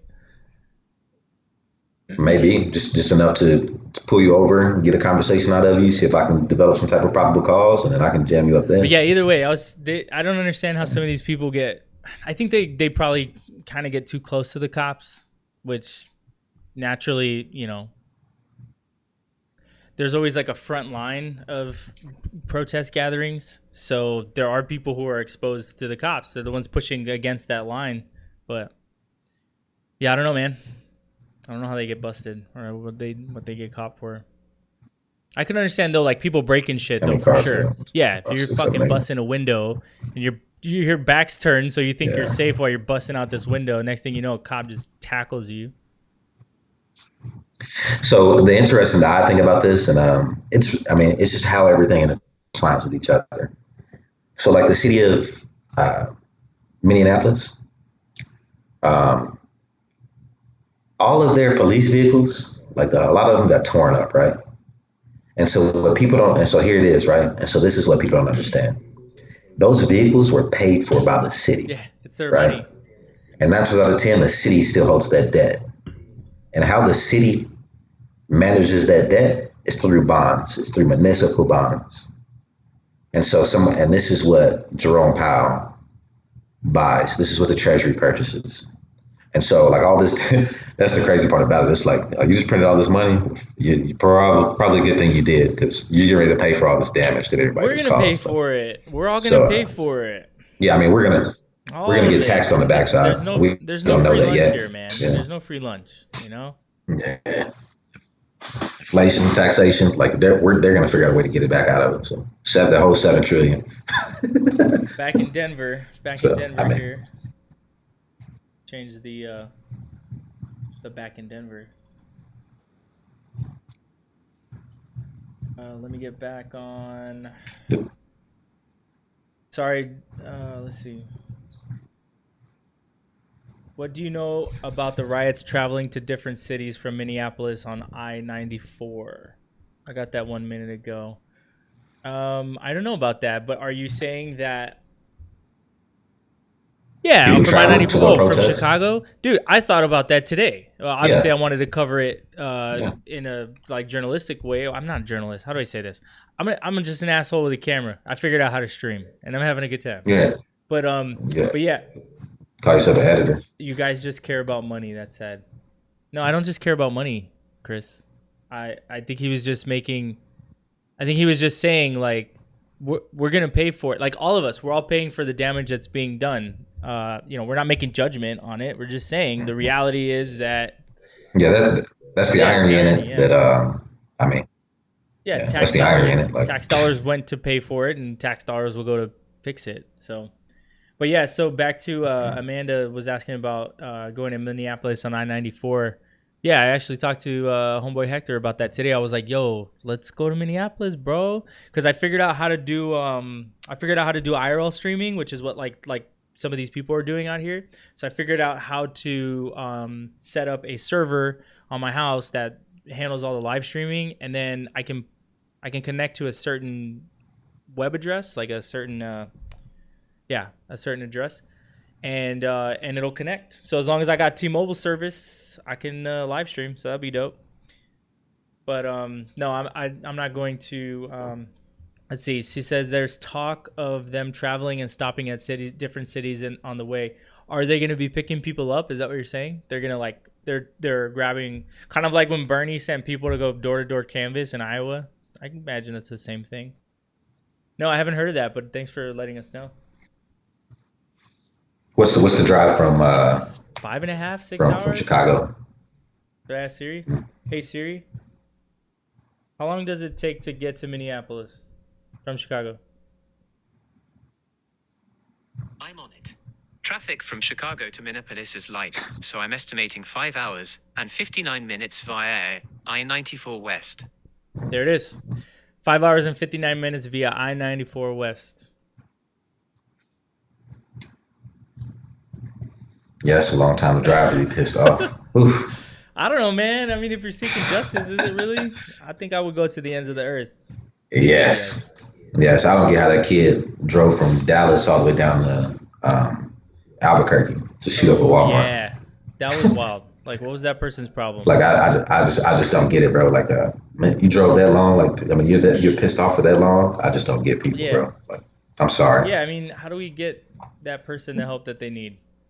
Because yeah, literally, bro. Like, I don't know. I mean, it's just random thoughts in my head. So it's hard to see, unfortunately, but off in the distance, there are what looks to be, I gotta find a better feed of this. Give me 1 second. This one we want. So this one, flashbangs and stuff. Give me 1 second. Protesters downtown Denver shooting tear gas and flashbangs. I see it from the back, but I'm trying to let me get a better feed for that. Denver. Oh yeah, it's a lot of gas right See it, there. right? Yeah, I can see in the back. Find it. Let me find a better feed. And then we're gonna get on out of here pretty soon. I want to give a shout out to everybody that's watching. I appreciate y'all. I'm sorry that I haven't really been as attentive to the comments as I'd like to be. We're just trying to make this all happen. So, but I will. This is the first time that we've done this. I have been doing my own series called The DA Perspective. I've been doing it every Saturday. I do still plan to go live again tomorrow. Normally it's a more structured show. I have news clips queued up, some news articles, and we go over like certain stories for the week. So it'll definitely still have that format tomorrow, but I think I'm going to throw in a little bit of this live jumping around vibe here. So I'll have some other guests on tomorrow. I have a gentleman by the name of Cole Neal. He's a journalist here in Chicago, and he'll come on with some perspective. I asked another buddy of mine if he'd like to come on and share his thoughts on everything that's going on, and he said he'd let me know. And I thought that was incredibly fair because everyone has the right to decide if they want to publicly share their opinions or not. So we'll see if he comes on tomorrow. But otherwise, yeah, it's a good show. I mean, I think so. So yeah, subscribe and do all that stuff. You already know what to do if you want to see this later. So, but let me find some Denver footage.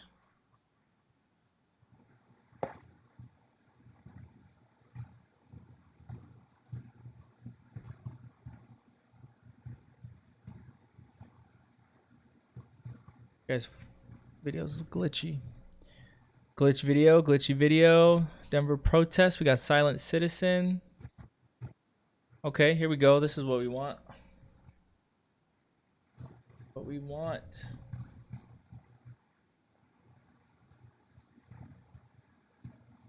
That's it.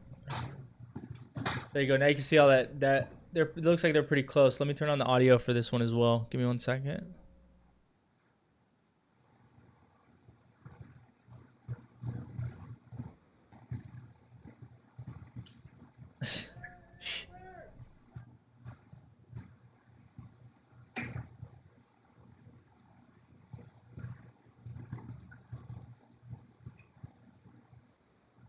You can hear that, right, Mo? Yeah, I can hear it. Everybody can hear it. Let it burn! Let it burn! Let it burn! Let it burn! We don't need no water! Let the motherfucker burn! Burn, baby, burn! All right. Hey, they're pepper balling over there. So besides the cocksucker police, it's just kind of a party in the park. Everybody's like chilling out, smiling, relaxing. Where at? Cocksuckers come in. Where they coming from? Just because you see me with a beer at the party?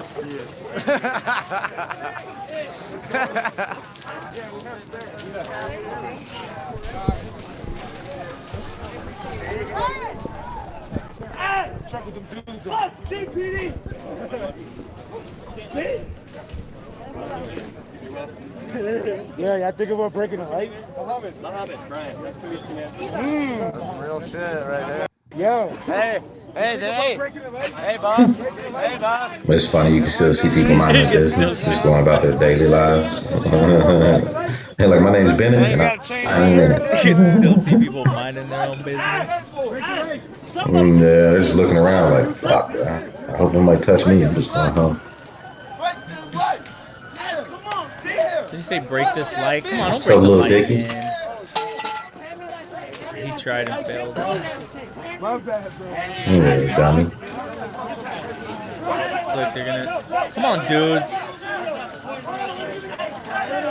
Don't break that shit. They're gonna break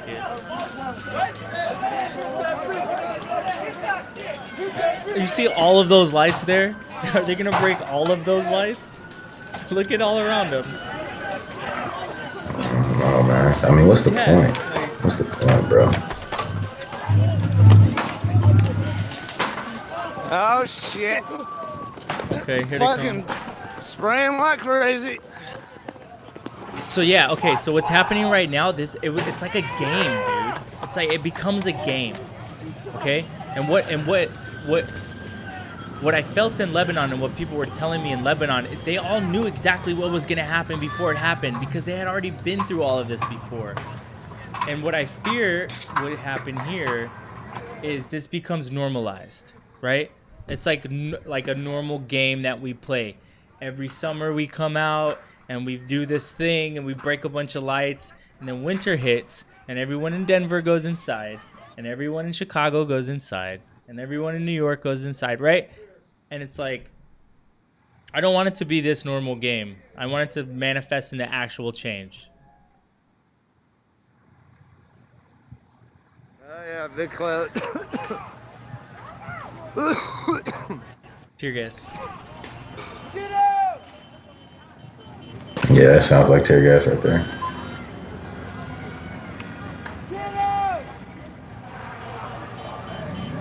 Oh yeah, everybody's running now. The guy's like yelling, "Get out!"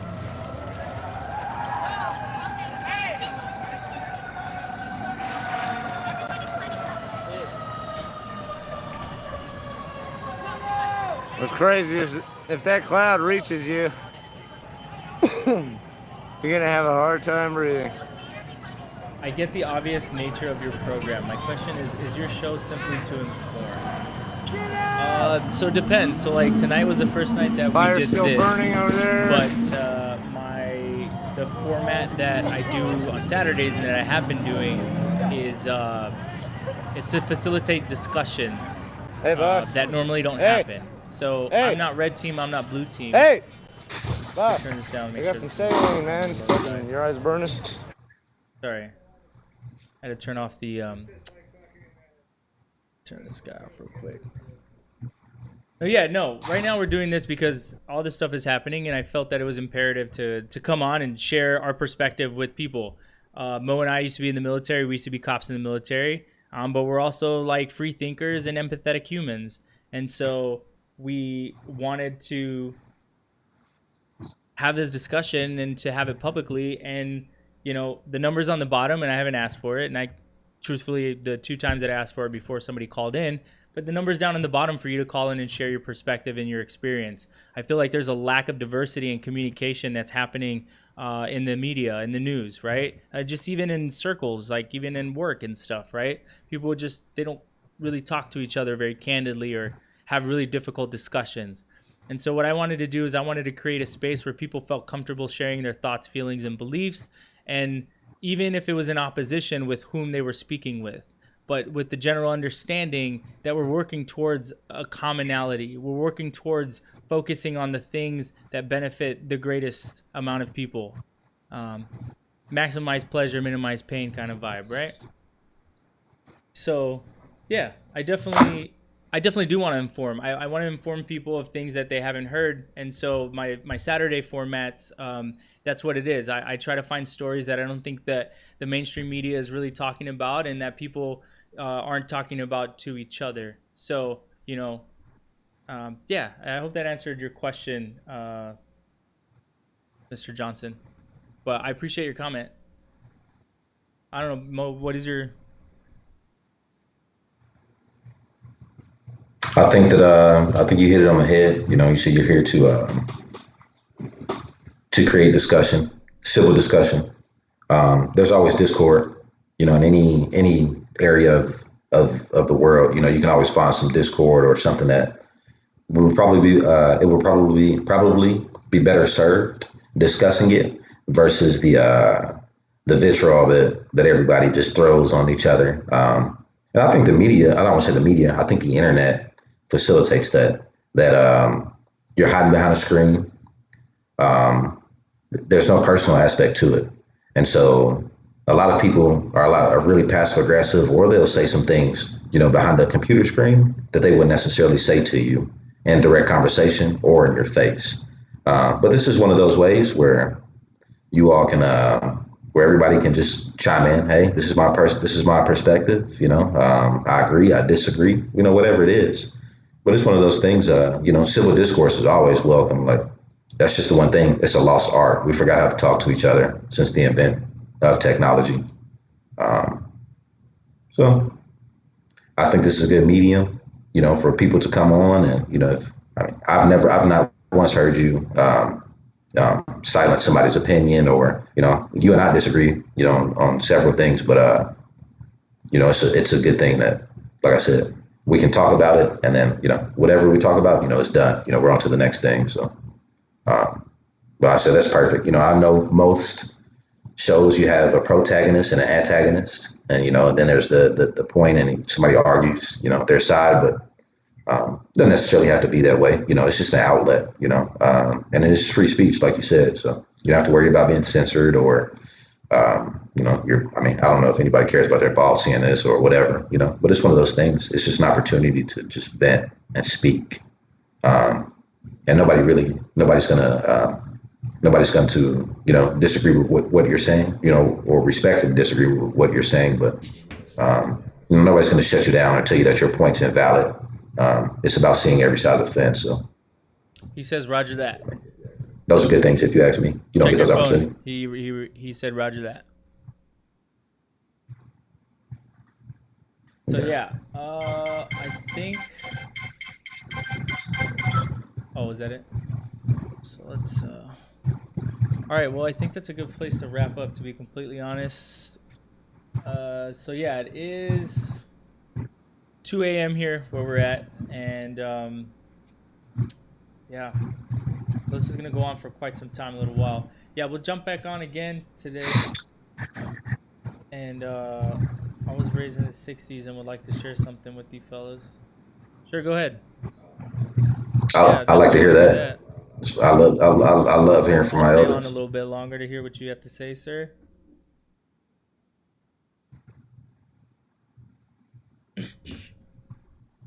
You're more than welcome to call in, or you can leave a comment. It's up to you.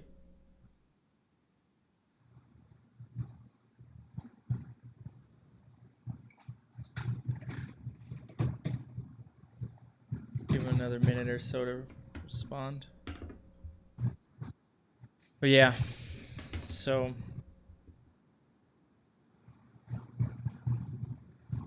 someone already.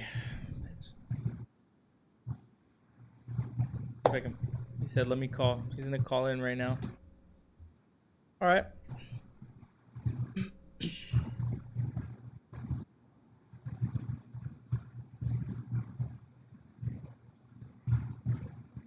I gotta get one of those switchboards that that routes the phone calls through, you know?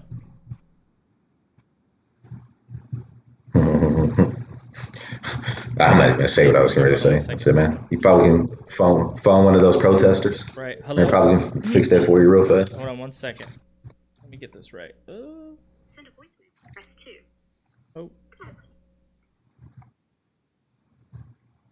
Hello there, sir. How are you tonight? I'm well. Awesome. Well, thank you for calling in. I appreciate your messages and your question. Well, I'd like to share something with you. It's about growing up in the 60s and all this stuff that's being unheard of.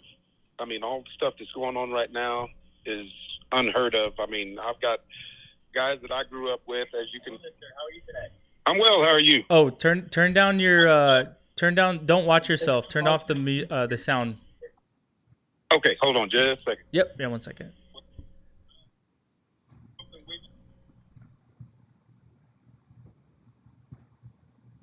Are you there? Yep. Yeah. Go ahead. Go ahead. Okay. You know, the stuff that I grew up with back in the 60s wasn't nothing like this now these days. I mean, if you look at my profile picture on my Facebook page, you can tell the black cowboy thing going up. I mean, I grew up with a bunch of white guys. And, you know, the closet supremacists, you know, they kept to themselves. And even though the schools were segregated, all this stuff that was going on, I remember a while back in Texas, I see San Antonio up there. I was raised in Amarillo. And down around, I can't remember, it was one of those towns, James Byrd, they drug him to death. And nothing like that went on. And I mean, for that stuff to happen now these days, it's ridiculous. I see, you know, I keep to myself now. You know, I'm 54 years old, and you know, a lot of the stuff that kids are doing now these days involves everybody else. Instead of, you know, when you're growing up, when I was growing up, you fought about it and you got it over with. Cops treated you like you were individuals, even though there was nothing. I mean, you didn't know him from Tom, Dick, or Harry, but he still treated you like an individual. In these larger cities, you know, I kind of see myself as privileged growing up in a small country town. But these folks now these days, somebody dies, a heinous death like this, it's alarming to me as an old guy. You know, hey, you know, I go to the grocery store, and where I'm at right now is the majority is white population. But, you know, they keep to themselves and they treat me with respect. And as long as that respect is reciprocated by me, then I'm treated as a human being. But for this gentleman to do this, he's no longer a gentleman in the eyesight of God. I can't, ridiculous as it is, you know, as y'all were saying earlier, it's going to come back on all of us. The shootings and stuff that have happened there was, what was it, El Paso? Oh my gosh. All the stuff that's going on now these days, I lean toward prophecy. And I come from a military family. And there's nothing to be ashamed of, to stand up for your brothers, to stand up for your mother, and to go to war for them. If you're going to war, let it be for something.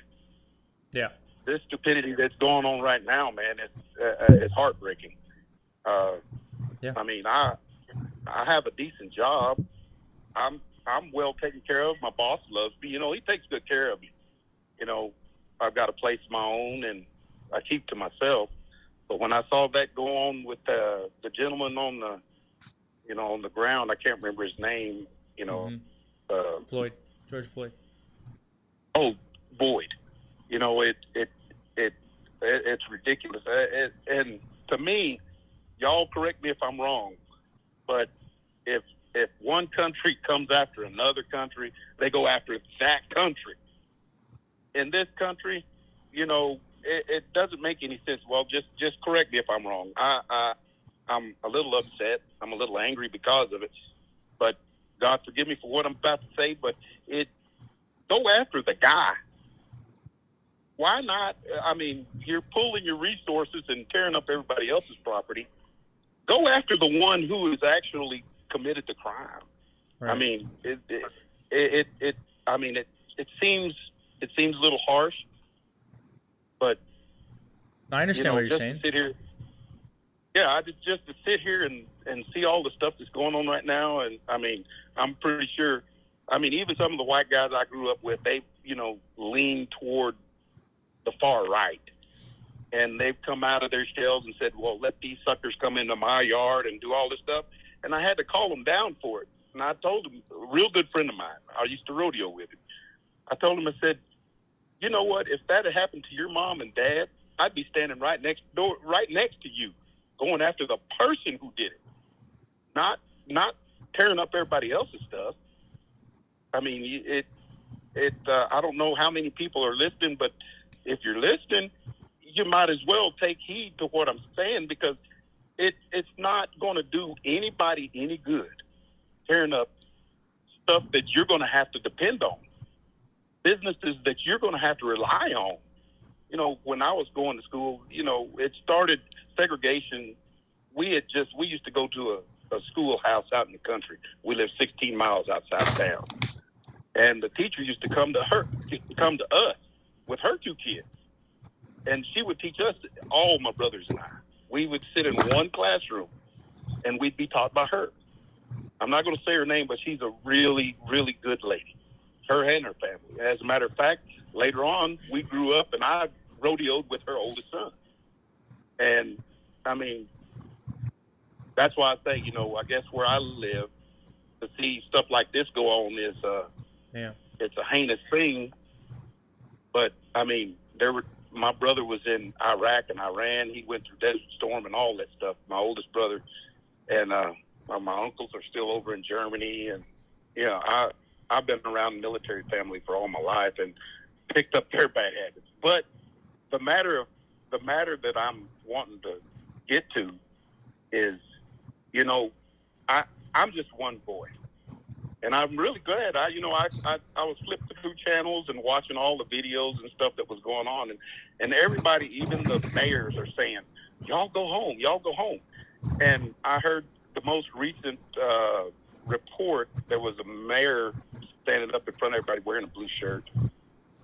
He was saying they've got this whole military lined up to, you know, do something about all this looting and stuff that's going on. You know, now, not only has this affected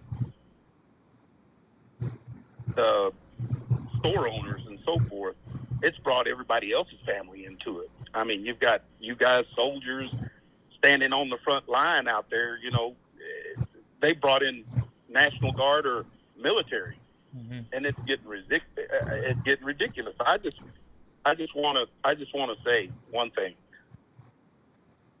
Somebody needs to say something to the effect that I don't know. I don't know what can actually be said to shock a person to understand that this just ain't right. I mean, I like I said, when I was growing up, a thought squashed everything.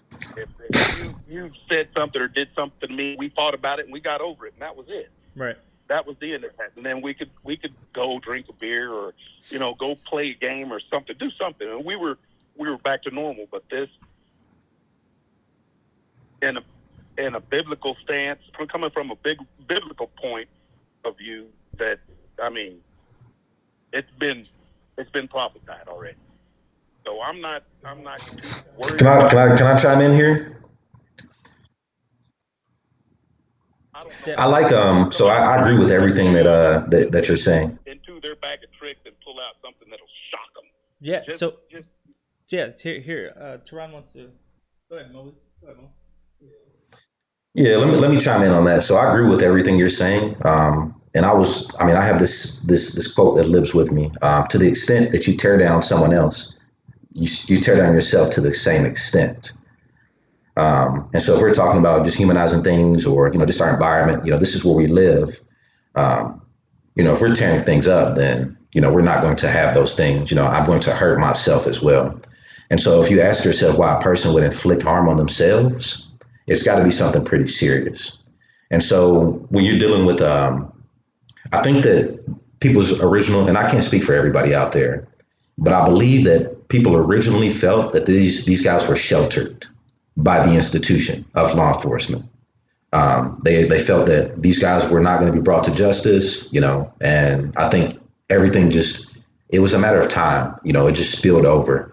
And had we would have brought those 4 guys in, you know, right off the bat, you know, I don't think that we would have had this issue, but we took too long. When I say we, I mean the administrators took too long to bring the guys in. So, you know, where this shakes out from here, you know, I don't know. You know, maybe if they arrest the other guys, and just say, hey, we've got everybody now. Maybe everybody will chill out then. Maybe, just maybe. That's what I'm hoping. I don't like to see this type of activity because, like I said, it's just going to hurt us all in the long run. Whether it becomes some type of nationwide lockdown, we have some sort of restrictive policy put into place, just because of, the riots broke out. Something's going to come from this that we're not going to like. And so to that, I'll just say, I hope that these guys have made their points. I think these people have made their points. And hopefully they're satisfied with that. And then hopefully this can end here pretty soon. But that's all I have to say about that. But I do agree, with you. If you have an issue with somebody, take it right to that person. Fix it right then and there. You want to fight? Let's fight. Throw in the gloves. We'll have a beer afterwards. But at least we got it over with. We're not arguing about the same thing. So Roger that. But that's one. We're just in a different place. I don't think that people are just.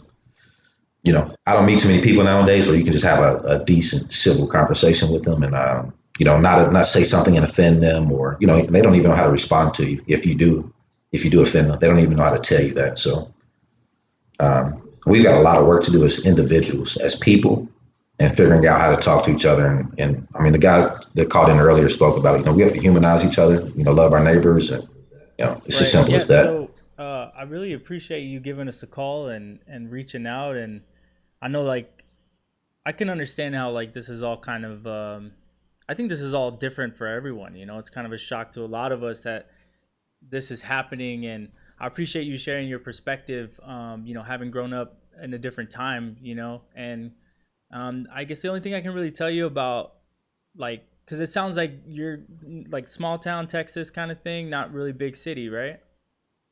Yes, sir. Yeah. So I grew up in San Antonio, and but I also grew up in Brownsville, Texas, as well. And so I got a vibe for Texas, and I live in Chicago now, and I also grew up here. And I think while I don't want to speak for every location in America that I haven't lived, I think the racial dynamic is really polarized in large metropolitan areas.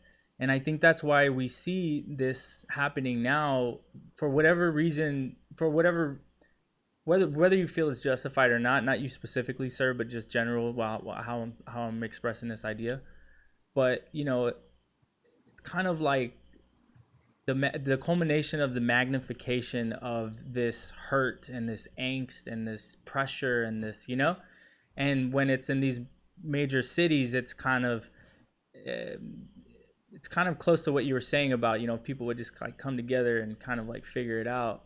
This is people coming together trying to figure it out, I think, and I think they're just a little misguided. So it is really unfortunate that they're tearing things down in an attempt to build things up. But I do have faith that the good of humanity does usually prevail. It just kind of sucks that it has to be kind of dark before it gets really light outside. You know what I mean? That's true. That is true. Yeah. All right, sir. Well, I appreciate your time tonight. We're gonna go on and wrap this up. So, thanks for calling in. I appreciate you giving me the opportunity to voice it. Yeah, anytime. We do this regular. Well, this was our first time for this format tonight, but we've been doing this on Saturdays. I have my show. Mo's a regular guest on my show, but I like this format, and everyone seems to be responding well. So I'm sure him and I will be doing this quite a bit. I'll tune in. Yeah, we hope that you call back in as well. Thank you, sir. Have a good night. Oh, you too. All right. Right. That was cool. I liked all the callers. Yeah. When they called in, and everybody had a valid. It was really constructive. Everybody had a valid point. A lot better than I thought it was. Really, that's awesome. Yeah. I mean, and that's I don't know, man. Everyone keeps telling me I can't save the world, and I'm like, but I think it's worth it. I think people are pretty chill, and I think people they're cooler than you think if you give them a little time. And again, I know I'm not perfect, and there's probably a lot of people in the world that don't like me for whatever I've done, and I'm sorry. But yeah, I think people are genuinely pretty chill, and I'd like to be chill with them too. So, you got any parting words, Mo? I see we got, what is this? Denver still going off. I don't know. Everybody be careful out there. Be safe. Take care of your family. That's the main thing. Beyond in all of this, the lesson learned is take care of your family. it might be the last time you see them. I mean, so everybody take care of your families. Do the right thing, and I have that faith as well that the good of humanity will prevail, and hopefully you guys are out there doing the right things too. So yeah, so for those, show as much support as you can to the people that need it. There's still a lot of people out here that need help, and the callers that called in, you guys sound like voices of reason. So I'm sure you can talk to your people that you're around and influence their decisions, and hey, let's just fix it all together. So thank you everybody for viewing. And just to let everyone know, you obviously you know how to maintain contact with channels and stuff that you like to watch. So go ahead and do that if you feel so inclined. To answer directly to someone in the comments on Facebook, I plan on going live again tomorrow for my regular show, which again is going to encompass this format a little bit. I'm going to go on after 4 o'clock tomorrow. Normally I do it on 3 p.m. on Saturdays, but I have something I need to do in the morning. So after 4 p.m. tomorrow, we'll be jumping back live. We'll have some more footage. We'll have some more coverage of all the different live streams. Shout out to all the live streamers out there that are on the ground, really making it possible for people like me and Mo to share these videos with you, because we all know the media doesn't really show all this real stuff on the ground all the time. So, but we want to show all perspectives. Again, thanks Mo for coming through, doing this thing with me. Thanks everyone for tuning in. And for those who don't know, one of my things is I may not always be right, but at least I started the conversation. So good night to everyone. Peace out.